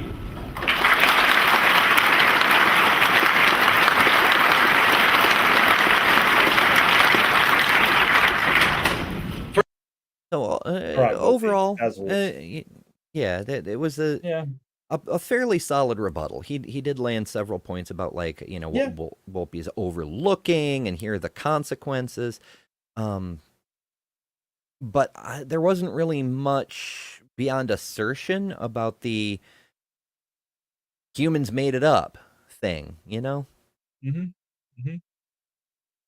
Let's see if Wolpe can do better than his opening now. Dazzle us, Wolpe. Dazzle us. We're waiting to be impressed. First of all, nobody said that Handel's Messiah or Donne's sonnets were products of God. Of course they're products of human culture. The question was, what can human beings do that are motivated by faith that people who aren't motivated by faith wouldn't do? Having answered the question, having answered the question, I think Mr. Hitchens is changing it. No, moral? No, I didn't interrupt you. Come on. Manners is also civility is a good religious virtue. Okay, so no, you can read about. Yeah, I don't think you should be interrupting at all. That's bad form, bad hitch. He's always been bombastic and borderline irritating. But it's still, yeah. Manners and civility it's a case in point. Like, religion can't claim credit for that because there are people who have that without being religious. And also, Greg Locke comes to mind. Yes. Like, no manners, no civility. and let's face it, like, children just don't know manners and civility. It absolutely has to be teach them. But he's veered away from, well, everybody knows that, you know, it's something that we know deep down and shows that there's something else apart from our physical nature, and that, you know, part of that is a moral sense to, well, I concede it's all part of, you know, culture. Then what's your point then? Yeah. Like, if every religion gets to claim all of these things, then how can you possibly demonstrate which one is true? It's not okay. No. Thank you. Fine. Are you done? Okay. Obviously, you're not done. You're still not done. The second point that I want to make, the second. Okay, I fallacy- like the way Wolpe handled it. I did. Like, are you done? No, apparently you're still not done. Like that, just using humor. That's good. I like it. Point to Yeah. him on that one. Yeah. I mean, that's why he gets paid the big bucks, is he's got style. I mean, these two, they do like each other well enough Yes. that they were able to travel together, and so that's to the good at least. Do I have a chicken? Oh, I used to have a chicken. Yeah, that was a Booba Sweats question. When I was little, I grew up on a farm. We had many critters. We had pigs, we had goats, we had chickens, we had geese, we had ducks, we had peafowl, basically everything but a horse. And Right. yeah, so I had my own chicken.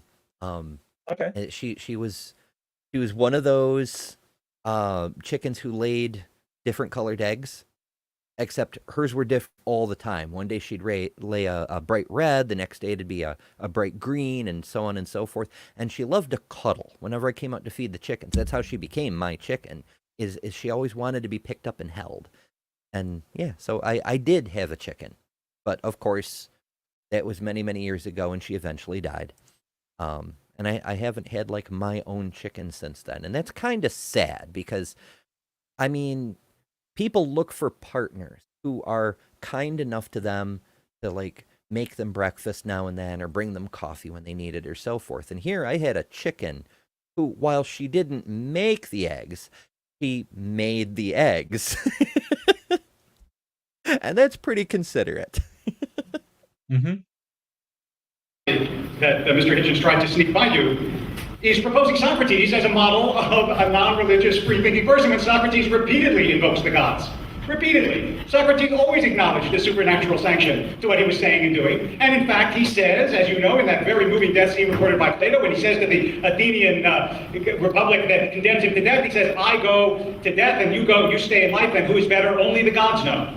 Right? Believing that there is a life after death, which is another conversation that we ought to have, although I have too much to catch up on at the moment, and he just said, sure do. In the Encyclopedia of Wars, not casual bedtime reading, Plato had 17... Plato had some kind of funny ideas about gods, and I'm not even sure Aristotle, the student of the student, actually believed in gods at all. So, yeah. But yes, his point is that, hey, Socrates did believe in gods. Yeah, I think that's pretty well established, yes. If Plato was in fact a real person, it may have just... Yes. Socrates was a real person. It might have just been Plato writing as a person. We don't know because Socrates didn't write anything.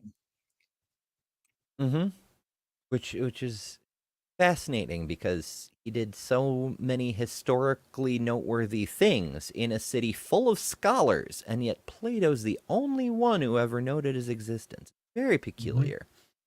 But well, it's the way that they wrote. They wrote with characters to sort of, show, to give different perspectives and things. It was all done, in these stories and these sort of narratives. So, yeah. Parables, if you will. Yeah, I noticed that. I mean, maybe he was a real person, but the way Socratic technique works, you need a Socrates character. So, what better way to do it than to create or at least fictionalize a Socrates character? It also gave Plato the ability to be a bit more humble. Instead of saying, why, yes, I am the logical genius of our era, he could say, Socrates was my teacher. If I know anything, it's because he taught me, Right. Well, and, he could have existed. That's that. We just don't know. It's kind of unfalsifiable, drawing back to earlier about falsifiability. We just don't know. Yeah, we need more time machines. Mm. I think I'd like to meet Socrates. I may not drink a cup of tea with him. That seems dangerous, but he'd be a very interesting conversation if he did exist. And, I learned ancient Greek. That would be helpful too. Yeah, that would be helpful. 163 wars, major wars that have been chronicled since the beginning of recorded history. Of those, do you know how many were religious wars? 123. In other words, the vast majority of conflict in human history has not been religious conflict. It's been conflict over land, water, politics, money, all the things that people fight about. That frustrates me because on a certain level, that's true. The Encyclopedia of Right. War reports that only 8% of human wars were primarily fought over religion. However, prior to the 20th century, every single war, regardless of its true motives, has been justified by religion. That's true. And it doesn't take into account things like, the church burning people, or the Inquisition killing people, or the Catholic Church, Roman Catholic Church, destroying the Cathars, for instance, like the heresies that they destroyed. Like, just because it isn't an official war doesn't mean it isn't an atrocity that the church has done. You're homing in on one very specific thing. We can point to the Crusades, but I guess the wiping out of the Cathars is just as horrific. Yeah. It is similar with other assorted ethnic cleansings, also often backed with religious justification. Those aren't technically wars, they're genocides.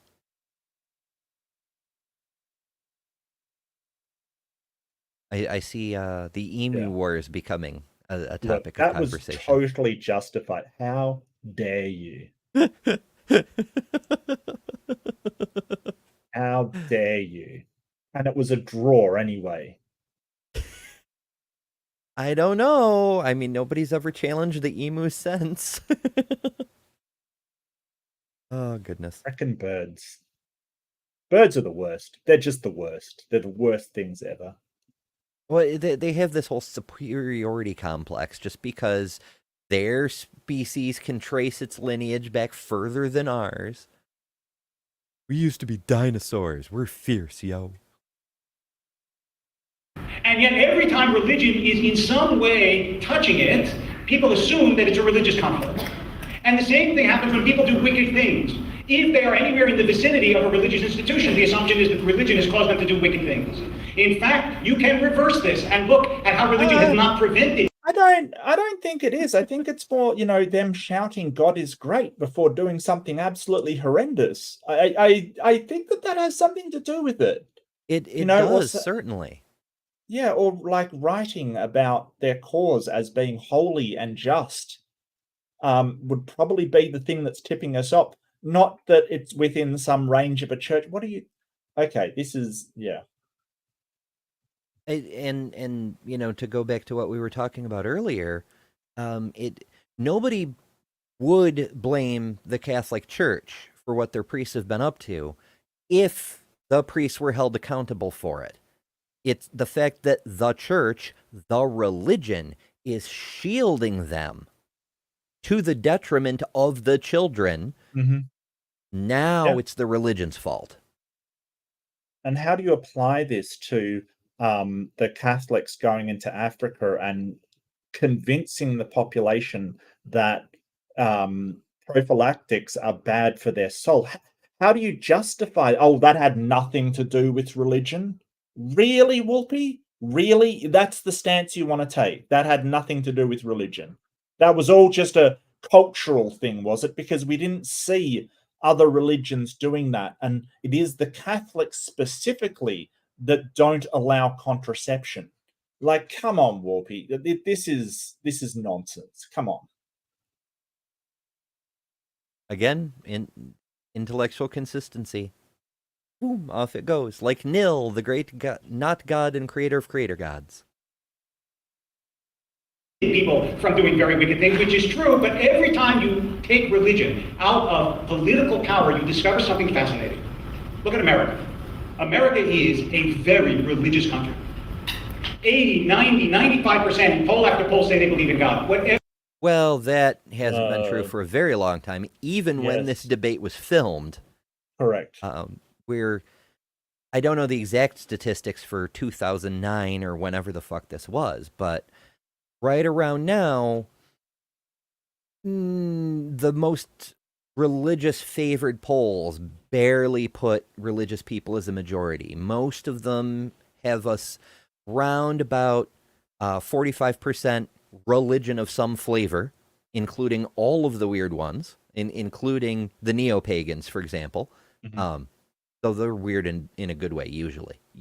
Yeah. And then around 41, 43%, granted, this is a bundle too. It's the atheists, the agnostics, and the nuns. But those are all people who don't subscribe to a religion, regardless of what else they may believe. And so we're virtually neck and neck at this point. In a very short period of time, we'll follow the UK, which is a dangerous thing to say these days, but into religion being the minority. Whatever that means. And yet, emancipation of women, charitable funds all over the country, freedom, science, public debate, all these The end of slavery, and all of that in spite of religion, not because of it. things are not only made possible because religion isn't in the government, but because it is a religious country, and religion is allowed to flourish in a sort of capitalist, if you will, religious economy, which means different religions can compete with one. Could you please explain Japan, where people are very, very kind and help each other and do all of these nice things, and almost none of them are religious? Could you explain that one for me, please? If we need religion to do all of these things? To be honest with you, when I went to Japan, the people were the politest, kindest, and most wonderful, like just ordinary people on the street were so wonderfully nice. I was actually blown away. Like they, you know, they went out of their way to be really respectful and really polite and really nice. It was extraordinary. I've never been to Japan myself. I hope to go someday because I have a friend who teaches English over there, and she's constantly, she loves it because it's so pretty. And Matriarchetype also is in Japan. You may recall she's been one of the interview people over on Transpositions, and they're the people who I've seen who come over here usually because of some business deal or whatever. Like they don't just learn English. They learn the customs. They learn the methods of interaction. It's more than just cultural, because part of that culture of kindness and sensitivity and inclusion is also other cultures. Mm-hmm. And there's no religious motive to it. There's flaws in their society too. My friend who's a teacher there points out that they can be very, very racist. Yes. But the point is that you don't need religion for good things. Okay. Well, look at the One example is Scandinavian, the Nordic countries, like Sweden and stuff like that. They're very irreligious and they're very nice people. They seem to be pretty happy, according to every poll ever.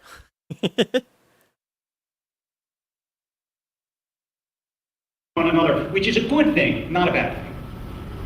And if that's allowed to happen, what you discover is that the best of religion rises. In the same way that in debate, the best of reason rises. In the same way that in science, if it's open and it's not closed, and we know now what happens with science when it's closed off, in science, if it's open, the best of science flourishes. That's a human characteristic, it's not a religious characteristic. Whereas if you take people and you give them power, you cloister them, and you let nobody watch them, they're going to do bad things, whether they're in government, whether they're in church, whether they're in universities, whether they're in any institution that gives people power and doesn't give them accountability. But you know that accountability in the religious tradition is not only accountability to people around you, it's also an accountability to something greater. And when people take that seriously... I don't like it. That's borderline affirming the consequent. right? Like Yeah. saying, because there's this consequence, the thing I'm arguing must exist. And Yes. you haven't demonstrated that, my guy. Yeah. It's kind of, if it exists, then there's this consequence. There's consequence that exists, so the thing must exist. It is affirming the consequence. Yes. Hell yeah. Yeah, transpositions drop by. That's that'll be Oh, Bree hey. wearing a mask. Ah, Because Bree has the keys to the channel. But yes. Yeah, as you know, I try. I do what I can. I mean, I don't, like, get weird about it. Like, randomly running an ad for it in the middle of an unrelated show like this. With all the noise, pseudoscience, and political rhetoric clogging the airwaves about transgender people, it can be difficult to understand what's really happening and what's really true. Good news, everyone! Welcome to The Transpositions, your compass in the rugged landscape of transgender issues. Here, we strive to be the beacon of authenticity, providing a platform that amplifies the voices and experiences of the transgender community. From breaking news to in-depth features to breaking down the real science, we are committed to fostering understanding, empathy, and empowerment for all individuals across the gender spectrum. Join us as we navigate the complexities, celebrate the triumphs, and advocate for the rights of transgender people worldwide.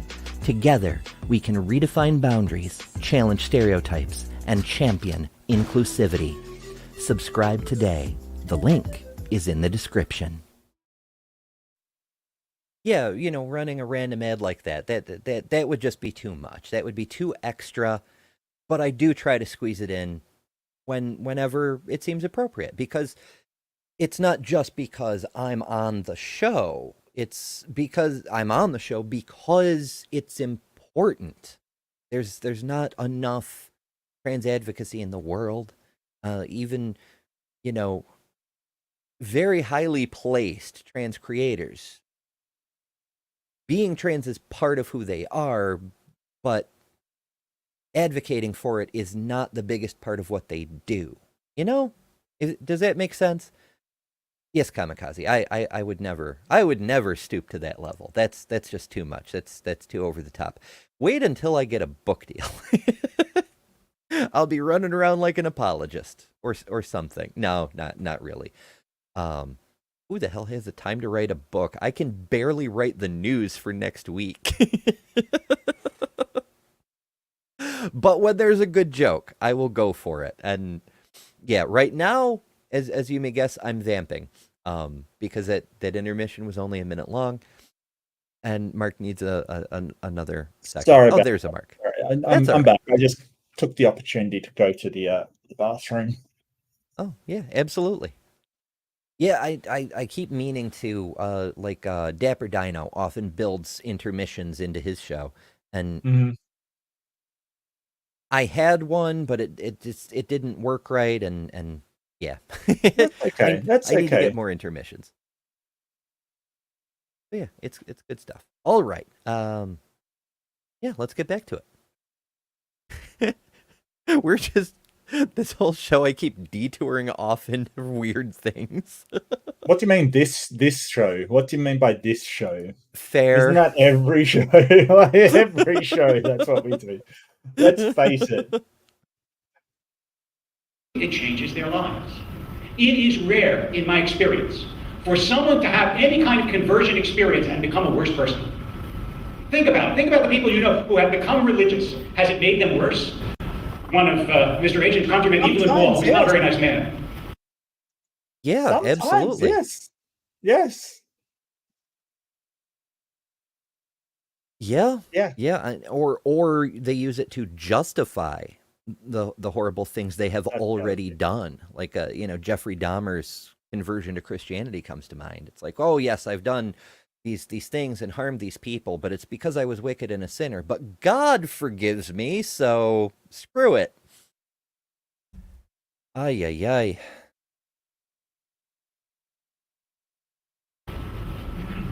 Was a devout in his way, Roman Catholic, and when someone asked him about it, he said, "You should see what I would be if I wasn't a Roman Catholic." His instinct was that, in fact, it civilized him despite the fact that he wasn't a very pleasant person to be around.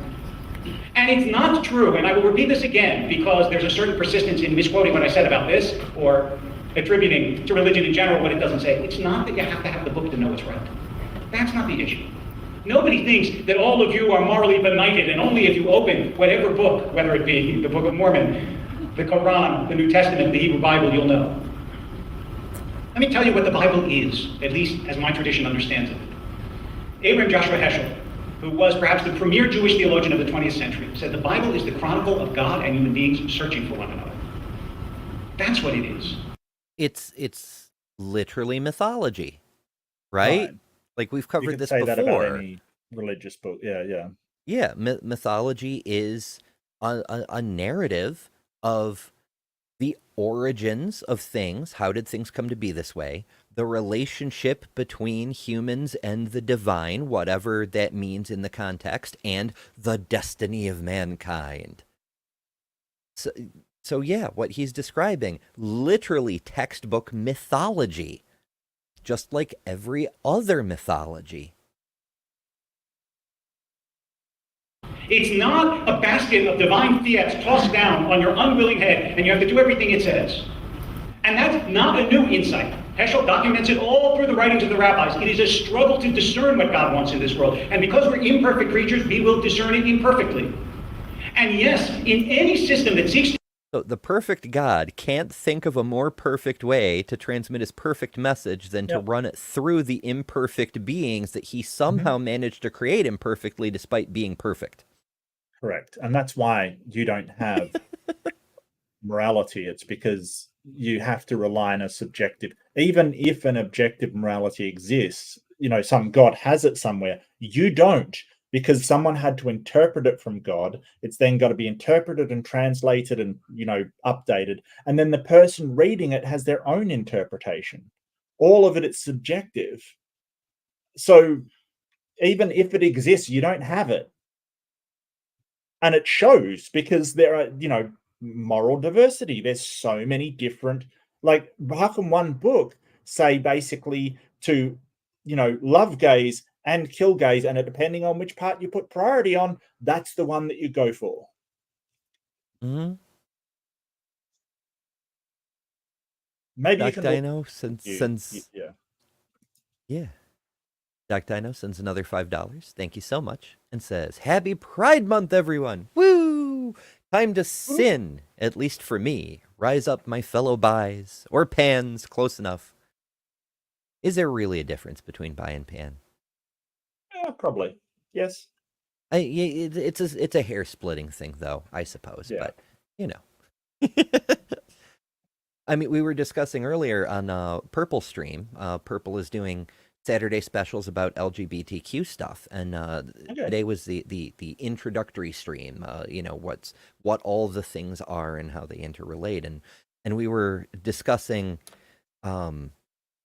why there's been differentiation between the letters. Like at the beginning there was the gays, and then sometime between Stonewall and the present, trans people separated out.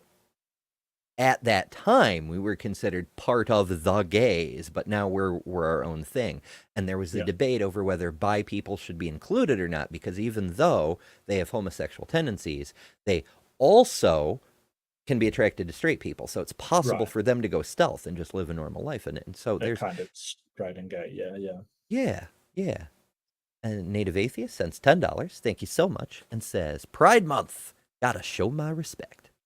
Hell yeah. Appreciate that. Although, frankly, I consider anyone who hangs out at this channel to be showing their respect, because the people who don't left. So, and good riddance. Yeah, it's one of those things that sucks, but also is kind of a net good. Well, if people can't accept you for who you are, do you really want them hanging around? If they can't accept you for who you really are. I think that if people can't accept me for who I am, well, there's nothing I can do about that, right? It's sort of beyond my control. And I know there's people that don't accept me for who I am. There's not much I can do about that. It's true. Yeah, my kids said the same thing. And, There's truth to it. And yes, and also the lurkers. Hi, spooky. Yeah, and but yeah, you're right. It does suck when you're trying to build a thing. I try not to worry about the numbers too much. I try not to let it. I try to focus more on what I'm doing than how I'm doing, if that makes sense. Yeah, absolutely. Because if you focus too much on the results, then you end up producing content for the sake of getting the clicks and not because it's what you want to do. And then it becomes work and it just, oof. Mhm. I mean, that's my youngest is a fantastic illustrator. Like, she's got a shockingly high number of followers on TikTok.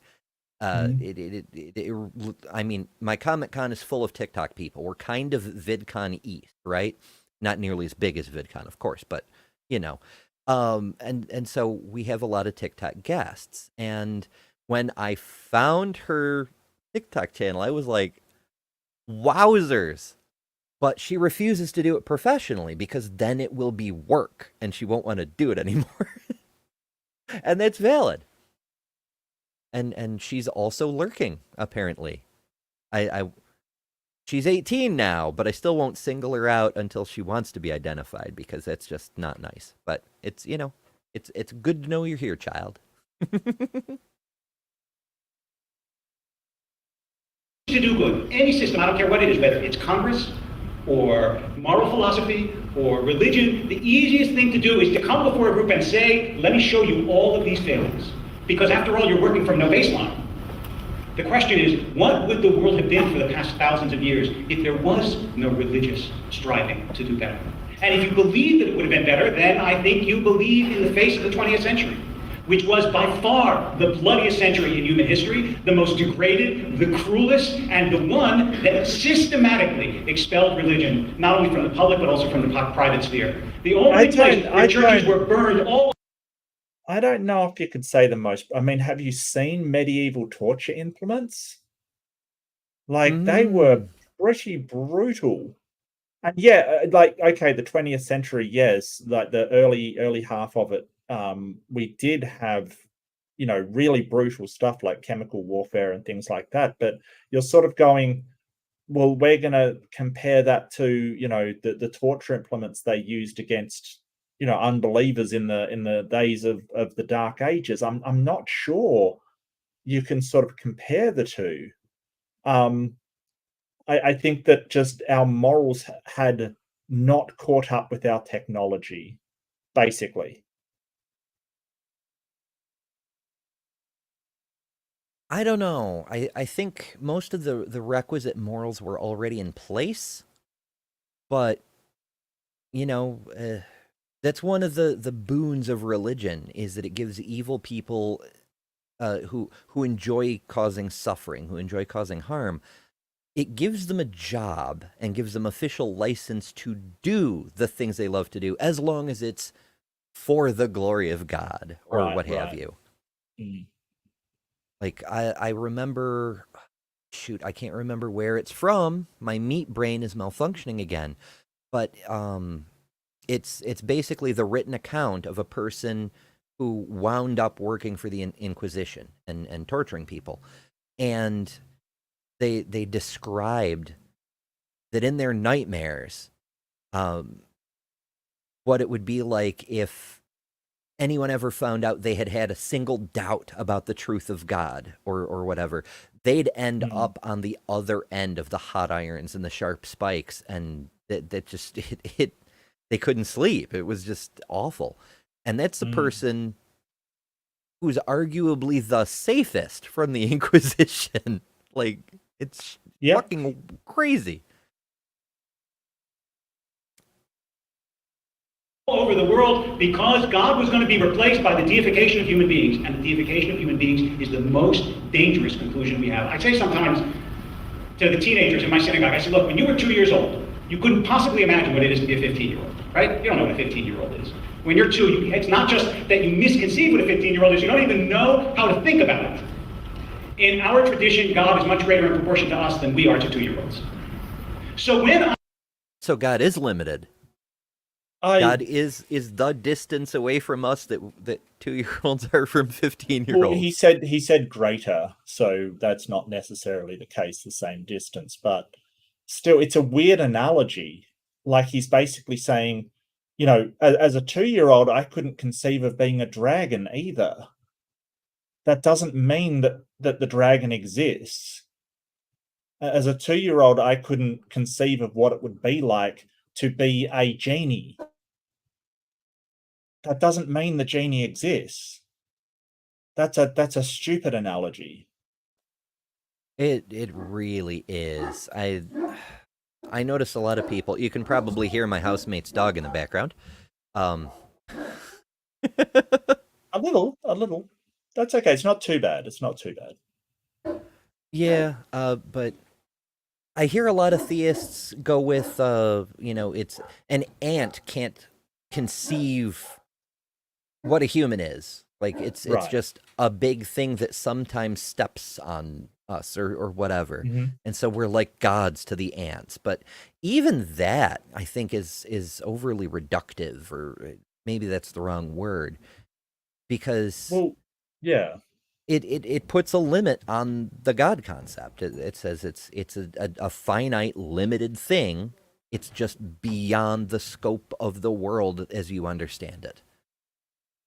Well, and I think that the problem is that you're making an analogy between two things that we know exist. The ant can't conceive of being a fairy either, right? But that thing doesn't exist. It's kind of just setting it up. So you're saying, hey, just like the ant can't conceive of a human can't conceive of a god. It's like, why are we assuming the God exists? You're kind of begging the question that the God definitely exists like the human exists. You haven't actually demonstrated that. And because there's a million things that the ant can't conceive of, he would say that, hey, some of them aren't real. Well, why can't the God be one of the non-real things, like a unicorn or a fairy, rather than the human? Because an ant can't conceive of those either. It's true. Ants are notoriously bad at writing fiction. Right. And humans notoriously good at it, as far as the animal kingdom is concerned. Especially when it comes to religious fan fiction. Right. Doc Dido says $2. Thank you so much. And says, how much would it cost for some medieval play? That's a whole other kind of service, and not for this website. The OnlyFans address is. Oh my. And Bree says, if I'm going to do bug stuff, I need to change my clothes. We're getting frisky up in here tonight, folks. Yeah, it's getting goodness. Spicy. I say that God is the intelligence behind all this, to whom I can connect and from whom I learn through the mediated teachings of religious traditions what it is I'm supposed to do in this world. Mr. Hitchens can call that deist, but I call it religious humility. I call it an understanding of the fact that even though I feel God as a constant presence in my life in my best moments, it doesn't mean that I have a lock on what it is that God wants me to do at every moment. It's why I tell people all the time that I'm not here to argue Judaism's superiority, I'm here to argue its excellence. Because I don't accept the false opposition that Mr. Hitchens offered to you before, that either all traditions are true, which can't be possible, or none of them is true, or only one of them is true. I would tell you instead that religious traditions are animated by the same intuition that there is something greater than ourselves to which we can relate, that is both personal and impersonal, that can motivate and move your life and make it better. And though that central intuition, which is what God wants of us, that central intuition gets expressed in lots of different ways. It gets expressed in books that are written in lots of different ways. It gets expressed in theological doctrines that are different. But all of us share that intuition that we shared with Socrates. So it's just intuition. But he still thinks that his one is right and everybody else's is wrong about that interpretation of this divine being. And I'm not sure everybody would agree with him that they're all the same sort of intuition of a divine being. And, I think that they would say, hey, your God is a false demon kind of thing. I I don't know about that one, Chief. I think that sort of the point he's making is they can't all be right about their description of this being. And Hitchens is right there. They can't all be right about the description of this being. You know, like even if they're talking about the same God, Christians and Jews can't be right about whether or not it is okay to eat pork. Right? One of them has to be wrong. Yeah, absolutely. And if he's gonna do this Mott and Bailey thing and fall back, like, just abandon the perimeter of I serve the one true infallible God or whatever, and just go to, well, fundamentally it's all just agnostic deism. If you really mean that, then why do you have the yarmulke on your head, Right. And I might add, like, I think that the subject of this is religion, not God, right? So it's whether religion is a good thing, I think. Yeah, it's almost like he's conceding the point. Like he's still holding firm that God exists, but he's all but saying, yeah, religions are all man-made. Right. That's interesting. Like he's still arguing that they're a net good, but that isn't the argument either. Mm-hmm. Oh my. It's kind of a whoopsie. It was shared in some ways by Spinoza. It was shared by the Jewish tradition, the Christian tradition, the Muslim tradition, the Mormon tradition, on and on. Spinoza. And on. Traditions east and west. The what now? He said it was shared by Spinoza. Didn't he just say it was shared by Spinoza? I thought he said the Mormon. Oh, maybe I'm wrong. But if he said Spinoza, he's in trouble because, Spinoza's concept of God was not an agent or a being or some kind of personhood. It was merely the forces of physics. Yeah. And, that's sort of like saying God is the universe. Like, I understand a lot of Christian scholars, including George Lemaitre, who is credited with the discovery of what we now call the Big Bang, or at least the formulation of the concept of it. He said that when he's doing the science, it doesn't contradict with the Bible in his perspective, because the laws of nature are out there. He's just discovering the mechanisms by which the cosmos has been arranged. It's not that far off from Einstein's idea that we're reading the blueprints, which is kind of cool. Mm-hmm. I'm not asking you whether you believe that the Catholic Church has done a good thing in saving people who did terrible things. Everyone agrees. I'm not asking you whether you believe that religion does only good in the world. Everyone knows that's not true. That's a childish argument, and it's an obvious one. I'm asking you something deeper. The question is, does God matter? I'm asking you whether you share that intuition that there is something inside of you that is transcendent and connects to something transcendent. And I'll close with this.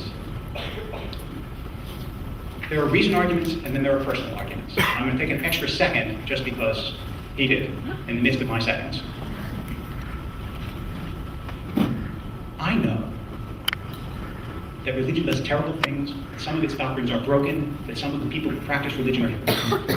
But I want to tell you something else that I know, as deeply as I know anything. A few years ago, when I sat in a cancer ward, and I was bald, and I had a line in my arm, and I was getting poison pumped into my veins in the hope that I would live, I knew that I wasn't alone. I wasn't angry, and I didn't think, why is this happening to me? Instead, I hoped that I would get better, but really, what I prayed for was courage and acceptance and strength. And the sense that there was a presence in this world beyond and above the people whom I loved and who loved me. And that moment, no matter what anyone else, my redoubtable antagonist or anyone else tells you, that moment is precious, is important, is a central experience of the human being and the human soul. And if you know that moment, and if you have felt it, don't let anyone, by any rhetoric, take it away from you. And if you have never felt it, leave yourself open to the possibility that you will feel it one day. And don't let the tricks of your mind close the opening of your heart.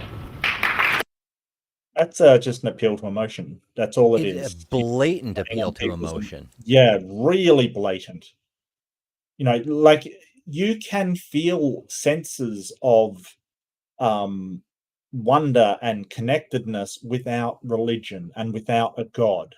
There's no problem with that.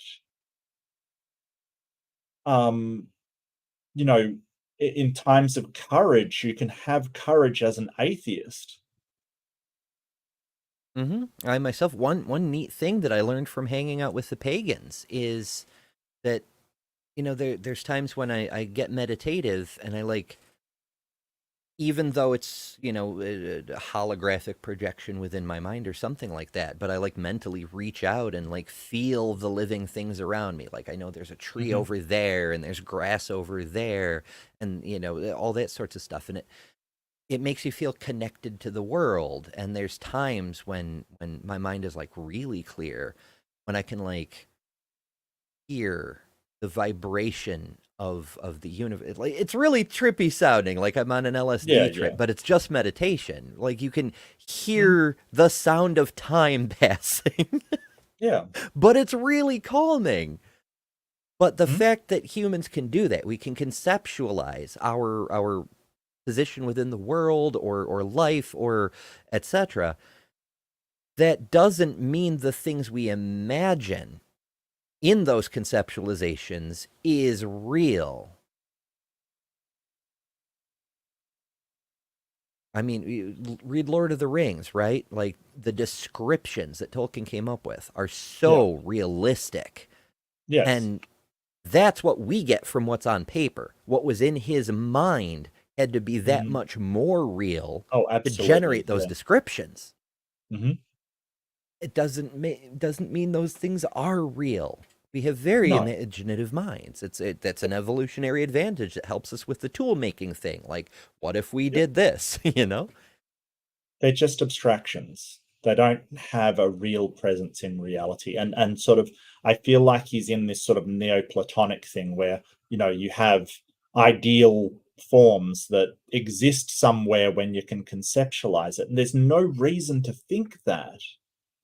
Like, if I conceptualized a seven-armed Bigfoot, it doesn't mean it exists somewhere as an ideal form. Like it's just a conceptualization. It like this idea of abstractions. You know, if someone programs onto a computer screen a bird with 10 wings, it doesn't mean that exists somewhere. It's just an abstraction. And we've got to stop thinking abstractions are out there in the world somewhere because we can think of them. No, they're just concepts. It's fine. well, you know, if you imagine the greatest possible bird and then consider what would make it greater if but that it were real instead of just in your imagination. Right. Yeah, and that's an argument that we both run into. You know, God must be real because if he's perfect, the only way he can be perfect is if he actually exists.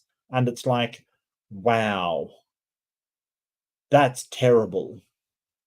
Absolutely terrible. I know it's wild to me. A few people have mentioned recently that, you know, growing up, we get told a lot of nonsense. You know, Santa Claus, Easter Bunny, Tooth Fairy, and as you age, you gradually discover these things are false.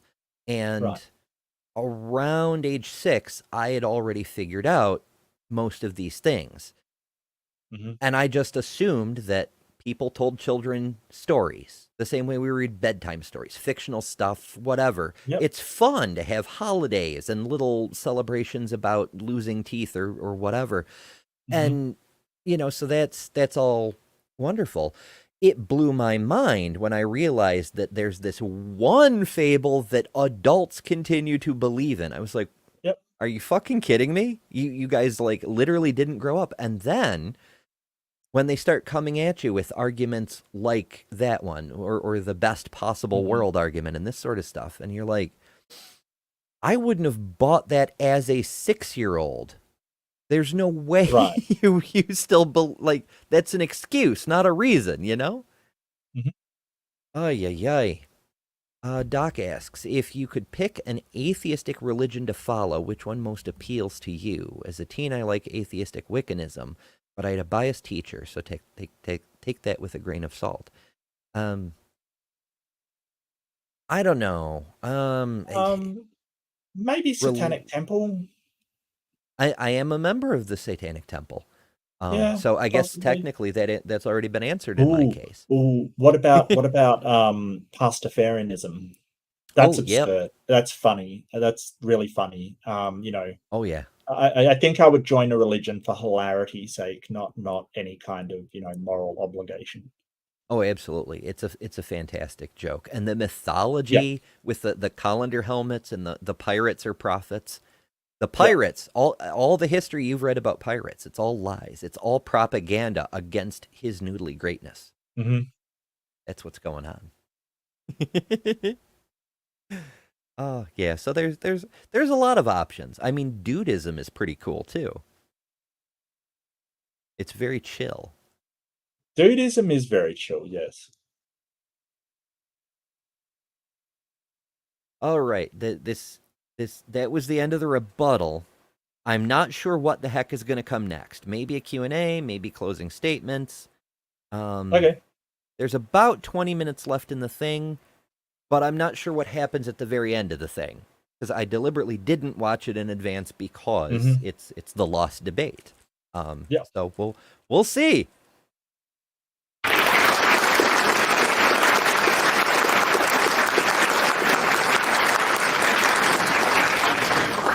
With my tiny interjection, I was only trying to save the Rabbi time so he wouldn't have to borrow anymore.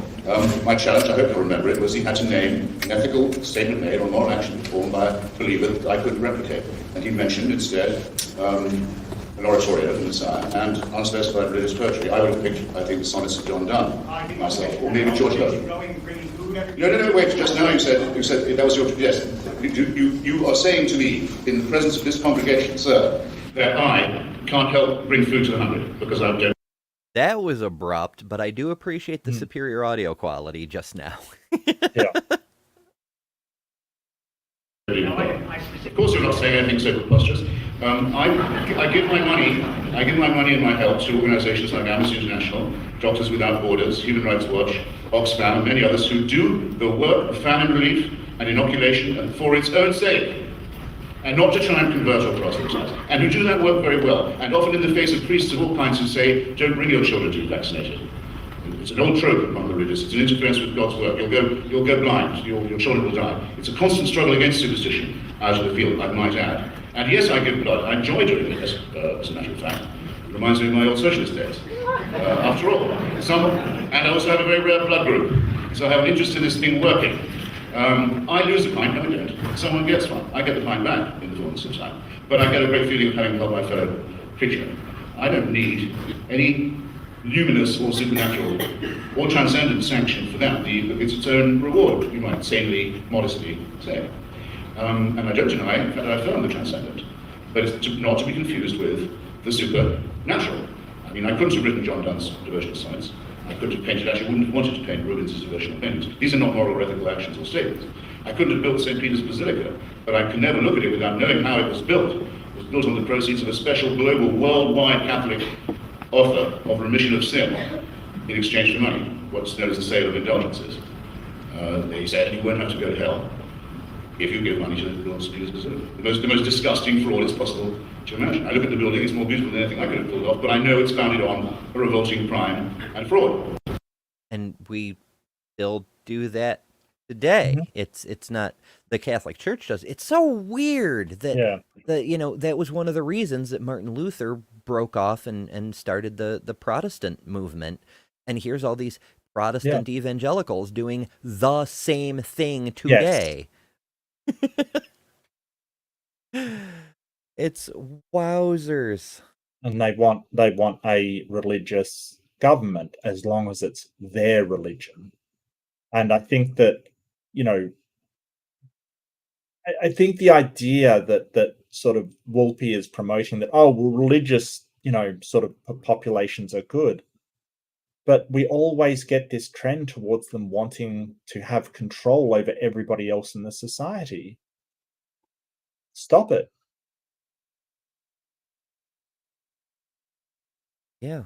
I mean, ultimately, it doesn't really matter if another person believes in superstition or not. It's how they treat other people. It's how they interact with other people. And they're going to do that. They're going to either be ethical or not, regardless of what they believe. But this pushing it on other people, for lack of a better term, that's problematic, because we as seculars, we can see it from the outside.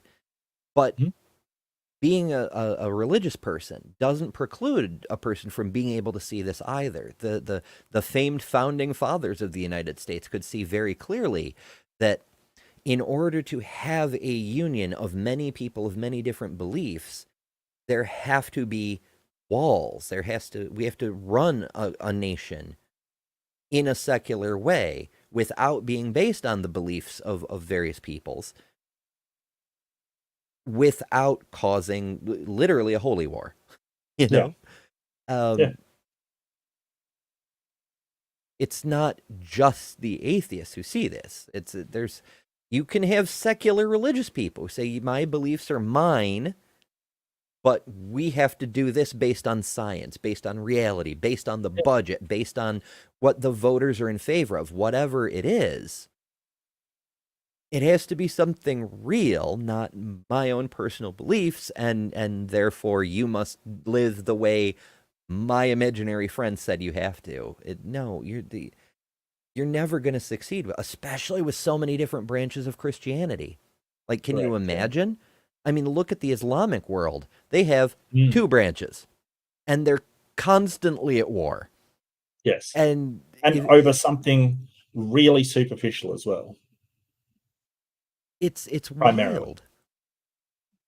Yeah. Like if the new independent fundamental Baptists became the official religion of the United States, do you think the Catholics wouldn't militarize and take them out immediately? Mm-hmm. Or, any other group with any other group, It's just, it's not viable, and it can only lead to violence and suffering and misery. It's the only possible outcome. I don't know. I get why people are pushing it, and it's not for God's glory, it's for their own personal power and riches. But they still go for it, and they still claim it's for their version of God. Mm-hmm. And that's the danger.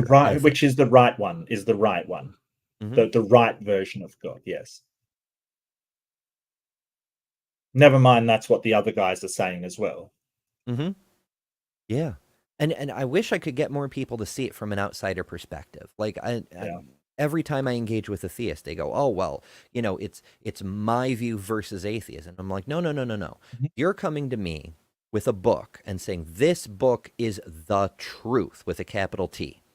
Mm-hmm. And here's, a Mormon coming with his book and saying, this is the truth with a capital T. And here comes a Muslim with his book. And all these other groups, the Scientologists have a book, for fuck's sake. Yeah. How am I, as a person who isn't emotionally invested in any of these, to tell which of them is actually true? You're all making the same claims with the same evidence. I have nothing to distinguish them. So if I, who have no pony in this race, can't tell, then how the fuck can you guys tell? Yeah.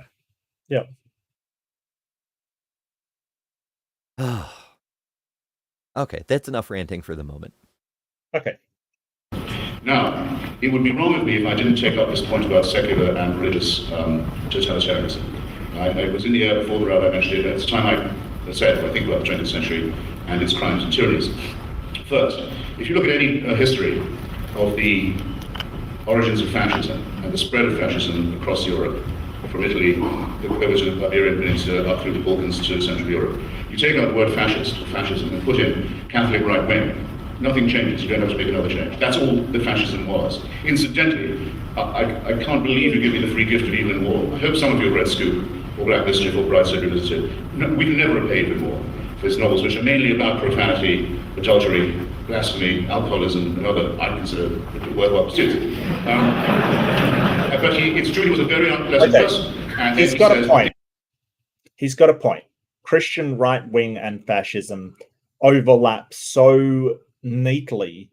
I think there is a place for fascists that are not religious, but fascism generally has a lot of religious ideology in it, but not entirely. Like with fascism, we're talking about extreme nationalization, militarization, a belief that you're superior to countries and ideologies around you, privatization of industry, but only for the good of the state and the ideals and the ideology of the state.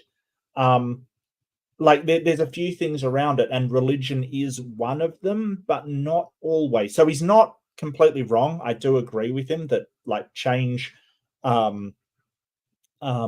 like almost every single Christian extreme right wing is fascist, but I'm not sure every fascist is Christian right wing kind of thing. Do you get what I mean? Like, I'm not quite sure about that one. I think he's got a good point, but I think a little more clarification would be good. Yeah.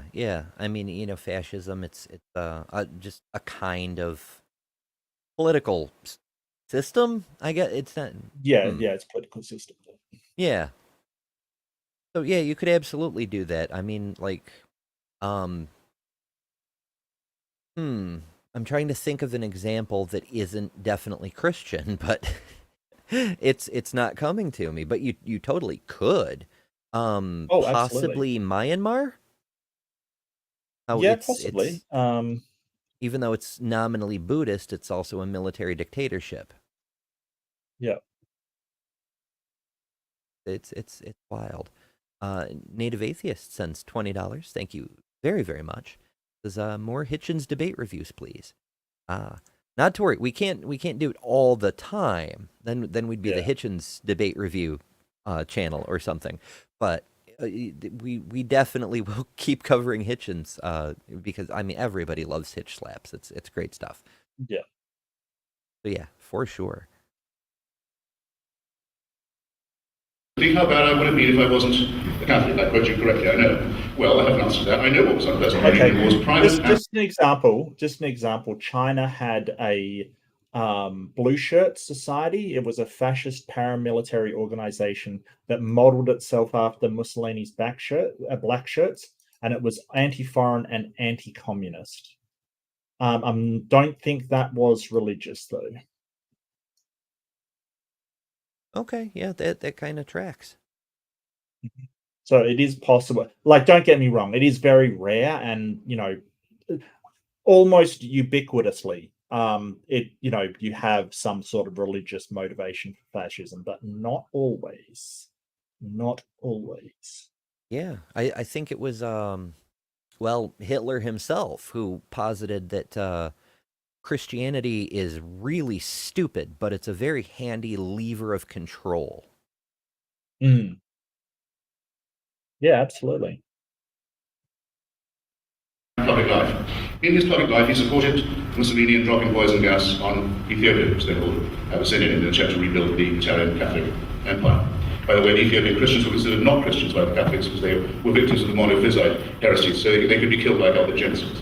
He supported the victory of Franco, supported in his turn by Hitler and Mussolini in the Spanish Civil War.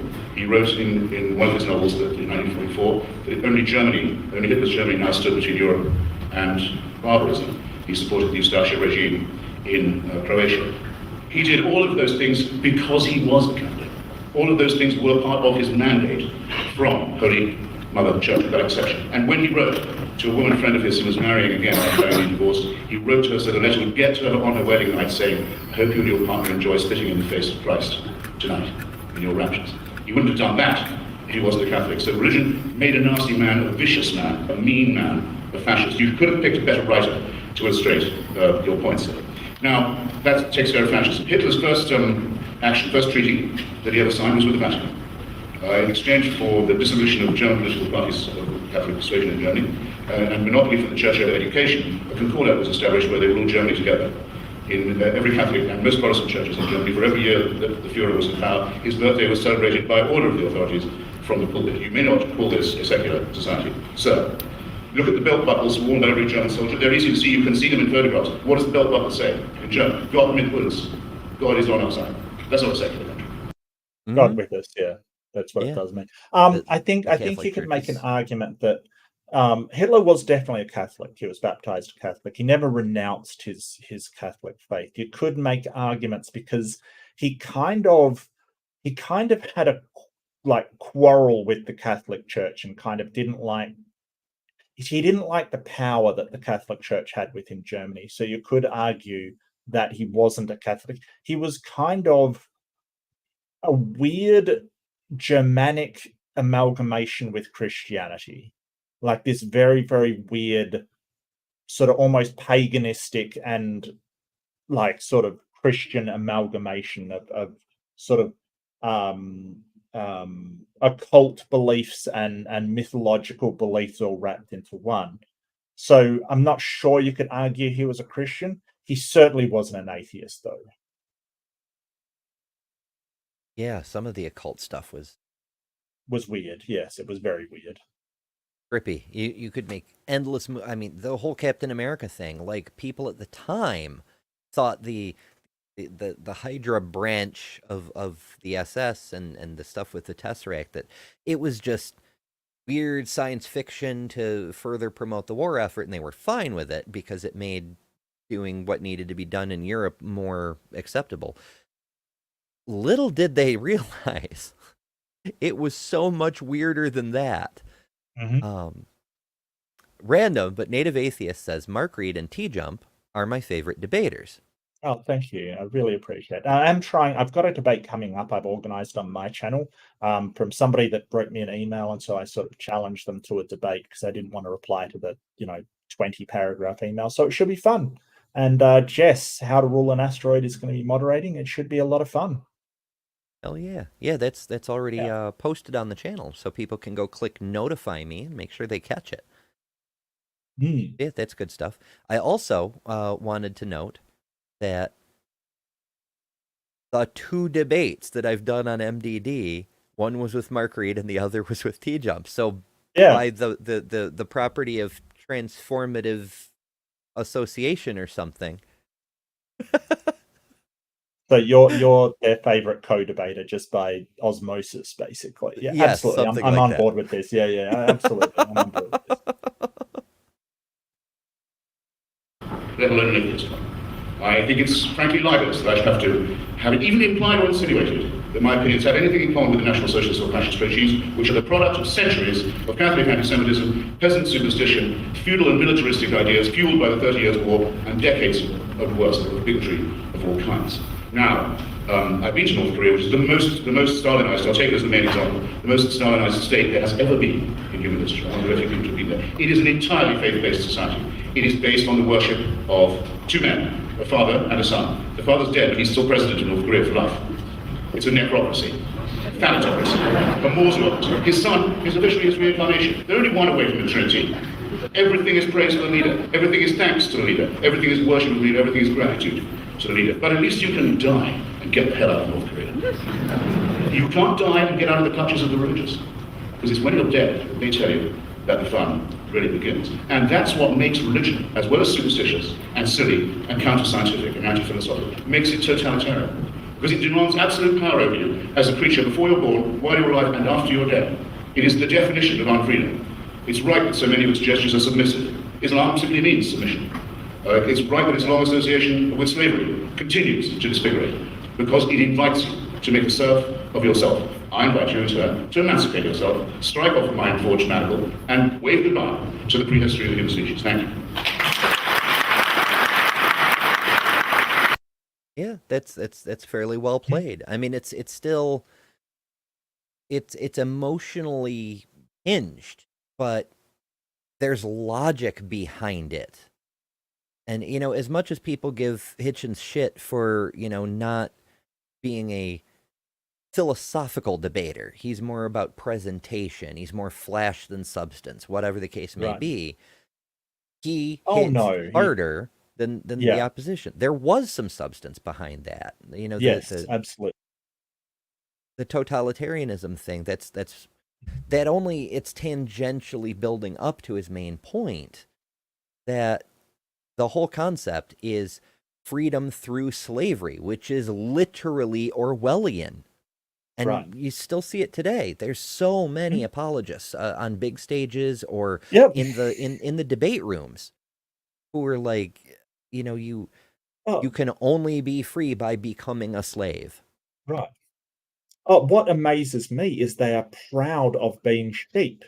They're proud of being a flock of sheep that follow, like, mindlessly, basically. I mean, we use the word sheep to describe somebody that follows mindlessly without actually thinking about what they're doing, because sheep sort of famously have to be driven because they don't, they're kind of very, very, um they'll just get driven anywhere. Like, they pride themselves on this, which amazes me. Which is always hilarious when flat earthers call you a sheep, because it's like, look, you're a Christian. 99.9% of the time they're Christian, and they pride themselves on being sheep. Yeah.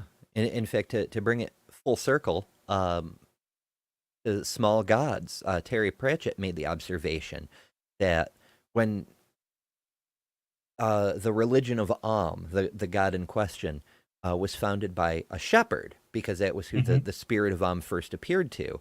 And there's an Yep. interesting difference. If he'd appeared one valley over to where a goat herder was, sheep have to be driven, but goats have to be led. And how Right. different the world would be if he just appeared that one valley over Mhm. to the goat herder instead, because it Yep. would change the whole mythology. Oh, yeah. Like, Purple's got a good one. The Lord is my shepherd. He shall fleece me every year until I am fat enough to eat. That's so true. Yeah. And that doesn't mean the religion is false, but it's a really good reason to be skeptical. Yes.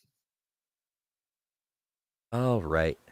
So I guess that was a pretty quick rebuttal, Close. closing statement, whatever it I think was. that sounded like a close to me. It really did. Yeah. So, well, let's see what Wolpe's got. Yep.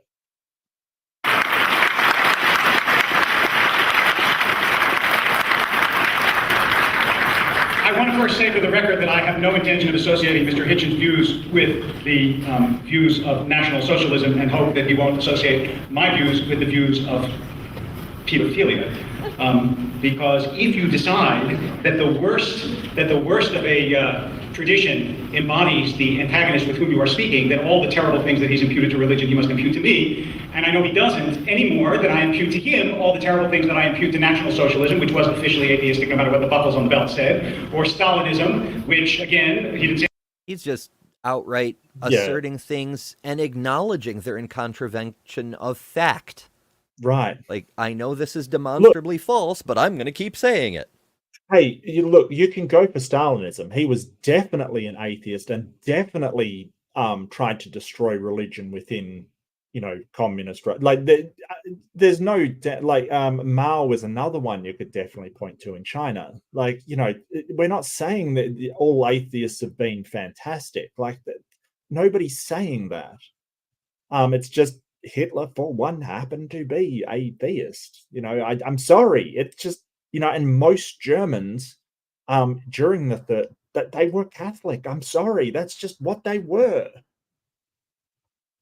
Yeah, a lot of Christians don't like to hear it, but Catholicism is still by far Yeah. the largest sect of Christianity. It's not even close in the Mhm. United States. If you add up every one of the Protestant sects, the Baptists and the Methodists and the Puritanic Agillians and all the things, you're still not even to a third the number of Catholics there are in the U.S.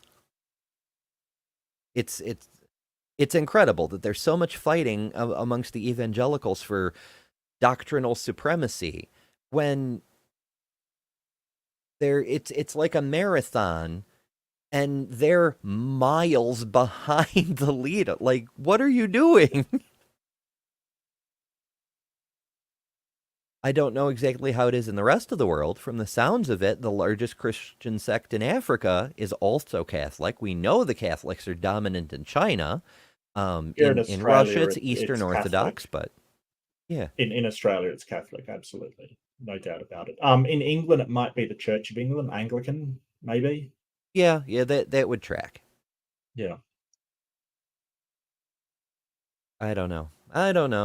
A lot of the things that religion makes people do just have never made sense to me, which is probably why, I'm here. Well, I'm reading that actually Protestant Christians are the highest in America. 42%. Roman Catholics is 21%. Well, that's news to me. Right. Sure, it was Catholic in.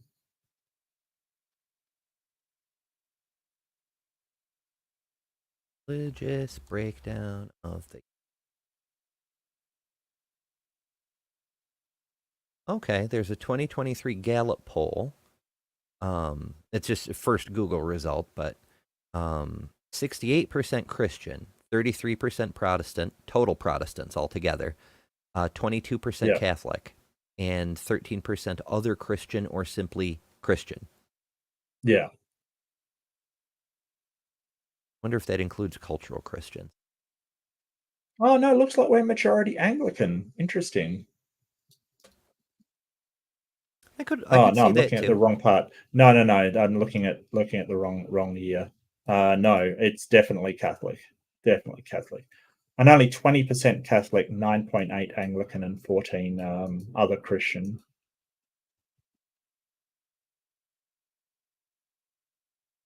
Interesting. Yeah. Fun with data. Yeah. But yeah, I mean, it's even so. The numbers have changed. I guess that makes sense.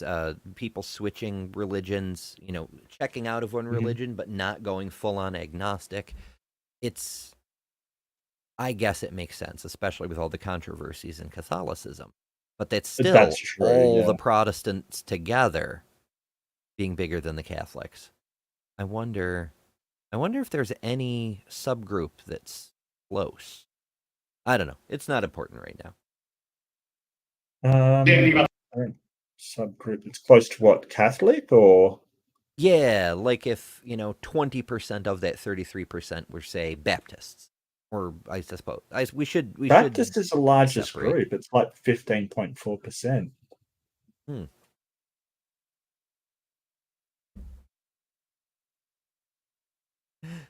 Sarah Cal says, my dad's religion beats my mom's religion in the UK. Holy wars! They're all vying for your soul. Stalin, he didn't have time, but Stalinism was, again, officially, explicitly atheistic, as is communism. And if you want to see the difference, go from North Korea to South Korea. South Korea may not be an ideal state, but it is a vibrant Christian community, and there you will find freedom. Whereas in North Korea, you will find the worship of this tin pot dictator. But going back to the fact that he gives blood, I know it wasn't much of a transition, but I don't have a lot of time.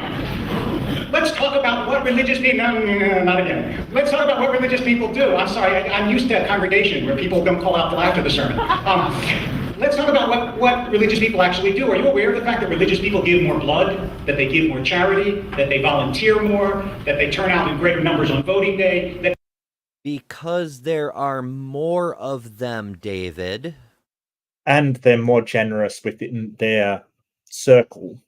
They give a lot more charity to other Christians and less to people who are not, like they're less generous to Islamic people, is what I'm saying. Whereas atheists give across the board. But yes, they give more to people they see as their inner circle. Yeah, it's infuriating how misleading some of these arguments are, and especially so since we keep coming up against them over and over, which is why we know how to refute them. Mm-hmm. Like, for fuck's sake. And, Ed cutting right to the point, which is one of the main reasons I think that Ed's channel has gotten so big recently, is because he does cut right to the point, and that's fucking cool, is that even if it is a fact that religious people give more, it doesn't prove what they believe is true. Well, it depends on the topic of the debate. If the topic of the debate is religion good for society, that's kind of a moot point to the debate, I think. But that's like saying, well, if it makes society better believing there's a Santa Claus, should we believe there's a Santa Claus? I think in the short term you could argue, hey, if it makes society better, but I don't think over the long term anything that's untrue that society believes is going to be good for it. I think that having a clear understanding of what is real and what is not real will probably be the best thing for society, in my opinion. It does help, yes. It's a lot easier to make good decisions that benefit people when you're not basing them on fiction. I mean, well, I suppose a fictional-based decision could turn out well, but that would be by accident rather than, it necessarily following. Ugh. Oh, this is a good quote from Godseed. You think so? Then take the universe and grind it down to the finest powder and sieve it through the finest sieve, and then show me one atom of justice, one molecule of mercy. I forget where that's from. What book. It might be what was the first one with Susan Death in it? Soul Music? I'm gonna guess Soul Music. Was it Soul Music? We're waiting with bated breath. I'm thinking perhaps Mort. Oh, well, I can just Google it. Let's face it. Hey, I know it's got to be either Mort or Hogfather because I remember reading it. Oh, it was Hogfather.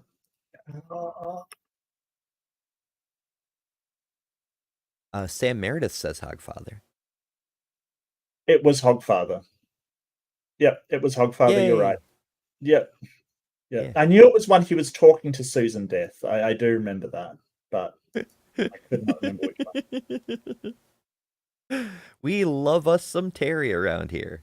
Oh yeah, for sure. It's really it's so good, and there's other books too. If you don't like the satire of the alternate Flurf world, which is just fucking amazing.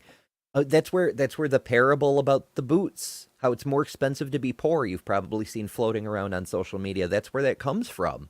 The poor person has to buy boots 10 times as often as the rich person who can just afford good boots.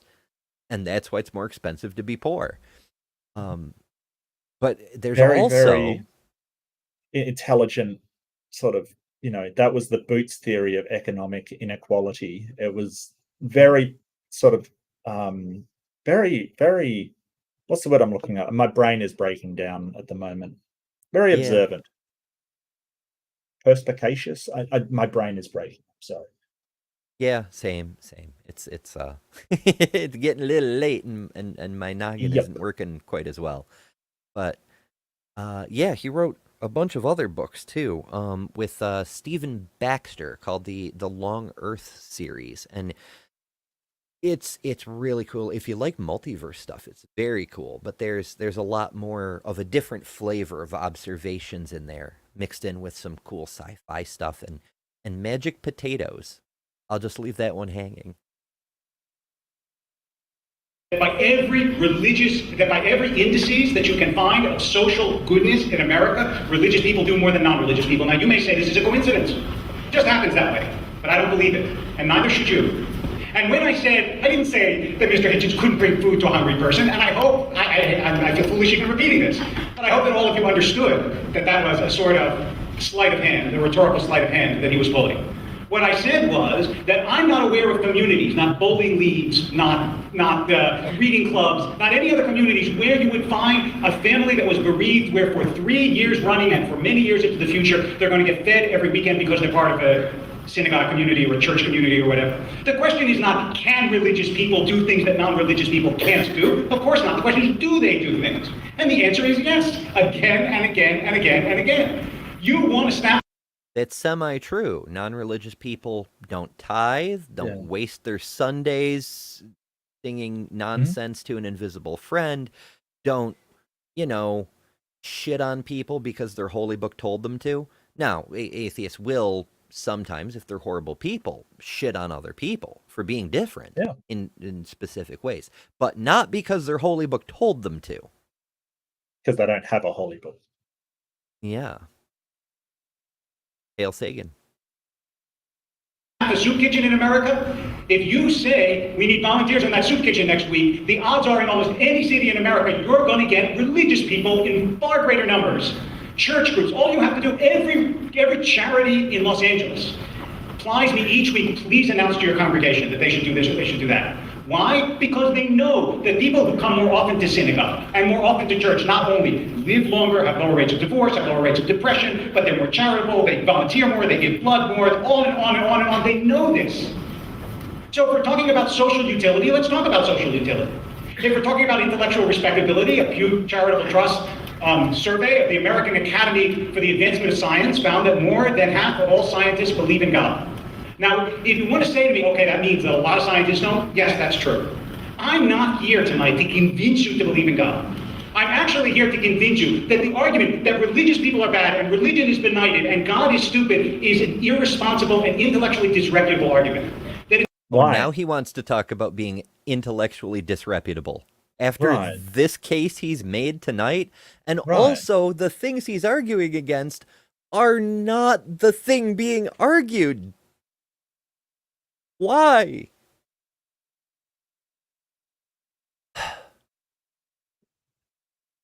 I don't understand people.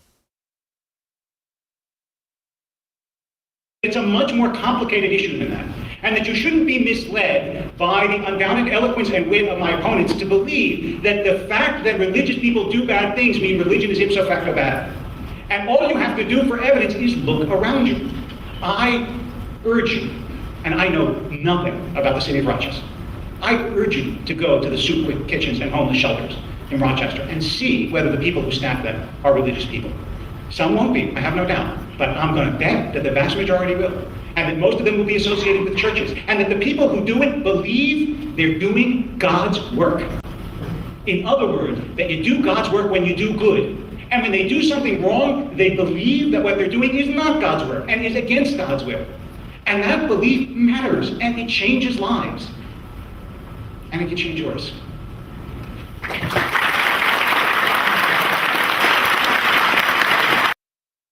Rhetorically, kind of a strong finish. Yeah, rhetorically. But if you're sort of saying, it all depends on what was really being discussed. If you're sort of saying, well, there's a pragmatism to believing, and William Lane Craig has gone down this route. There's a pragmatism to being a Christian for society because it benefits the society, kind of thing. That comes down to I don't necessarily think that. I think they haven't shown that because we have other societies that are irreligious that seem to be generous and caring for other people and doing all the same things. I don't think that anyone could point at Finland or Sweden or Norway and say, hey, they don't take care of their people. There's nobody being generous. There's nobody giving to these people. So I don't think he's demonstrated that for a start. And secondarily, should you believe something if it's not true just because it's useful? And so you have these ideas of, and I love the Wachowski sisters for doing this all throughout their directing careers. They go into a lot of, do you want a lie that's comfortable, or do you want the truth even though it may be hard to hear? Mm-hmm. Yeah. Do you value the truth. Does truth Right. matter to you? And so if pragmatism matters more than the truth, well, I don't know what to say it to you at that point. If you're saying, well, I believe because I think it makes people better, what are you supposed to say at that point? Yeah. Some people will choose the lie. Some people will choose the comfortable lie. I mean, there's a saying from abolitionist times that some slaves will fight for their shackles. Yes, absolutely. And we saw that even, in antebellum slavery of the South, there were slaves that, stood up for slavery. There were recordings, because the slaves were almost universally illiterate, but people who wrote down what the liberated slaves had to say. The newspaper reporters tell us how it feels to be a free person, and so on and so forth. They said, well, nothing in life is guaranteed, often based on religious ideas that were forced upon them. And the only thing we know for sure is the afterlife, if we're good Christians, and yada yada. Mm. Taking us away from the life that we know how things work. We know our role, we know our lot, we do our work, and we get fed. It's not great, but it's reliable. That's the position a lot of people are in with religion, is they're taking the devil they know, I suppose, rather than the risk of freedom. Right. But, sometimes people are going to fail, but sometimes they're going to soar. And at least when they fail, at least it's true. Mm. And I think that some people, they don't like the responsibility of being in control of their life. They'd rather say, well, I couldn't help it. It was up to God, or the devil made me do it, or something along those lines. And it always worries me because, our mistakes, we have, like, I think that we have to take responsibility for them. I think that we have to say, hey, I made an error. That doesn't make me a bad person, but it means that there's something that I have to watch out for, or improve upon, or talk about, and sort of say, how do I, be a better person, and how do I fit more in with my morals, and how do I, I think a lot of people don't want to put the thought in, and I suppose if you don't want to, that's okay. It's just, what happens if the church that you are following says some horrendous stuff about the gay community? Do you still donate to them? Do you still support them? I really wonder why people are still Catholics with everything that happened. I know that my family, on my brother's side, they sort of really distanced themselves from the Catholic Church after all that stuff went down, and I don't blame them in the slightest. How are you supposed to give money to that organization knowing that that's what they've done? So, Yeah, the double standards are weird. I've mentioned before how, like, if you go up to a person today and say, would you consider joining the KKK? They'd be like, unless they're already a member, they'd be like, no, of course not. Look at all the horrible things they've done through history. Right.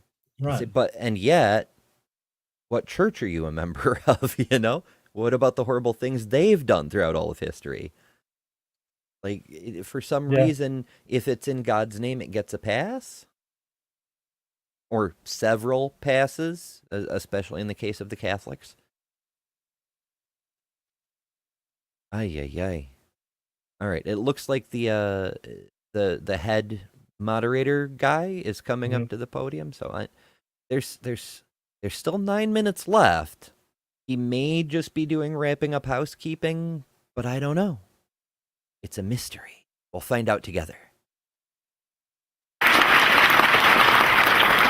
Let's please have another round for both of our speakers.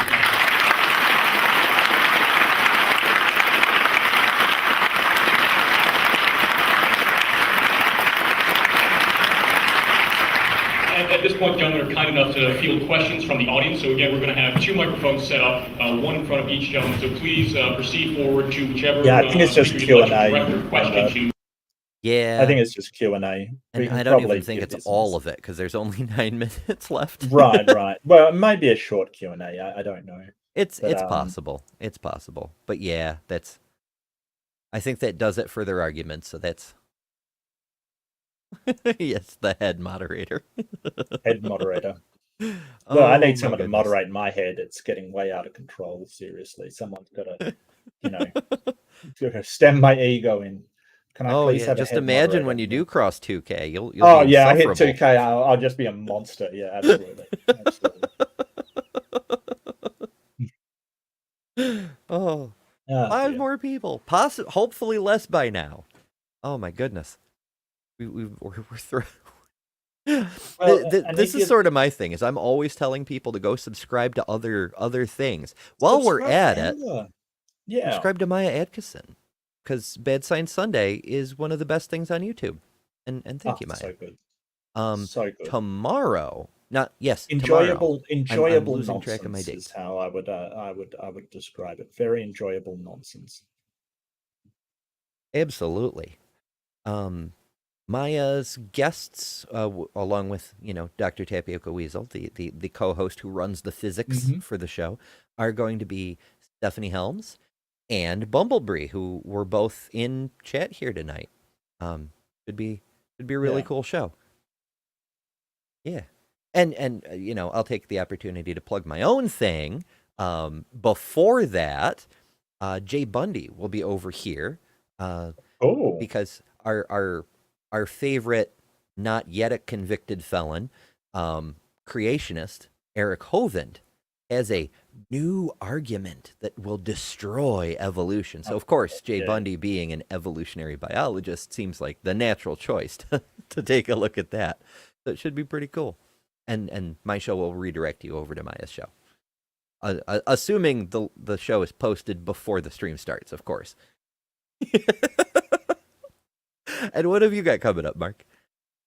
I have a debate coming up, as I mentioned before. It's going to be on Was There a Global Flood, with somebody that contacted me by email, and he had a lot to say, so I invited him to do a debate, and so it kicked off. So I want to try and get more debates on my channel.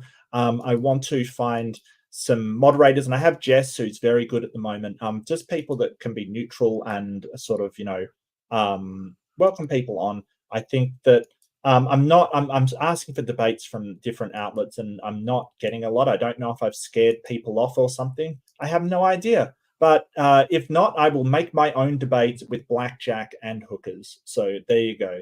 So I'm going to try to do that. I've got my Fundamentalist Fails on Friday, of course. Keep doing that. I do have a debate review coming up this time next week on my channel. And it's going to be part 2 of the debate we've had very recently between Greenwald and Dershowitz on whether we should bomb Israel, which is very fascinating, and I have a lot to say about it. And I think that I'll do the part 2 because people did want it. So that was voted to be done.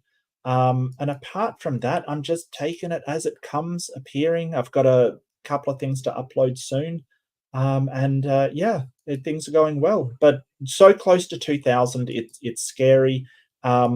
I might even have to start learning what it is that I'm doing someday, which is absolutely frightening. So, we can't have that.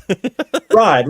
Like, everybody knows I have no idea what I'm doing. When I'm expected to know what I'm doing, that's trouble. That's really trouble. Absolutely. Oh goodness. Alrighty, that's going to do it for this time, folks. Thanks you all so much for joining. Thank Future you. people, we appreciate you too. But the live chat, folks, you have been a blast. The stuff going on is just so. Not all of it got displayed on screen. Some of it is unhinged. It's very good stuff.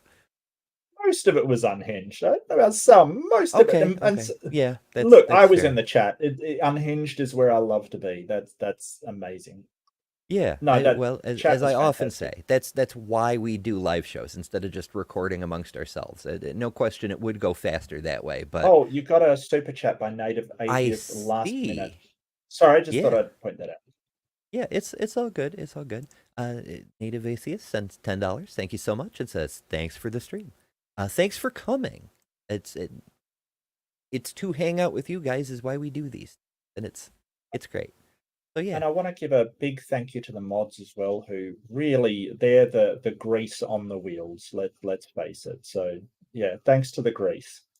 I don't know why I called you grease. I'm going to rescind that entire comment. But thanks to the mods anyway. It's the meat brain malfunctions after a kind of long stream, but you know it's been fun. Lynn loves your eyeshadow, by the way. Oh, I thank you. I thought it Amazing, was isn't it? I thought it would be neat. You know, Pride Month. Yay. Yeah. It's actually not technically eyeshadow. It's face paint pens. But I wanted to have like colored eyeliner for special occasions, and I can do this. So yeah, I dig it. It's very cool. And I'm glad y'all like. All right, so once again, thanks everybody for coming. And as always, remember, you don't have to make arguments to emotion and appeals to intuition, because you are better than religion. Good night.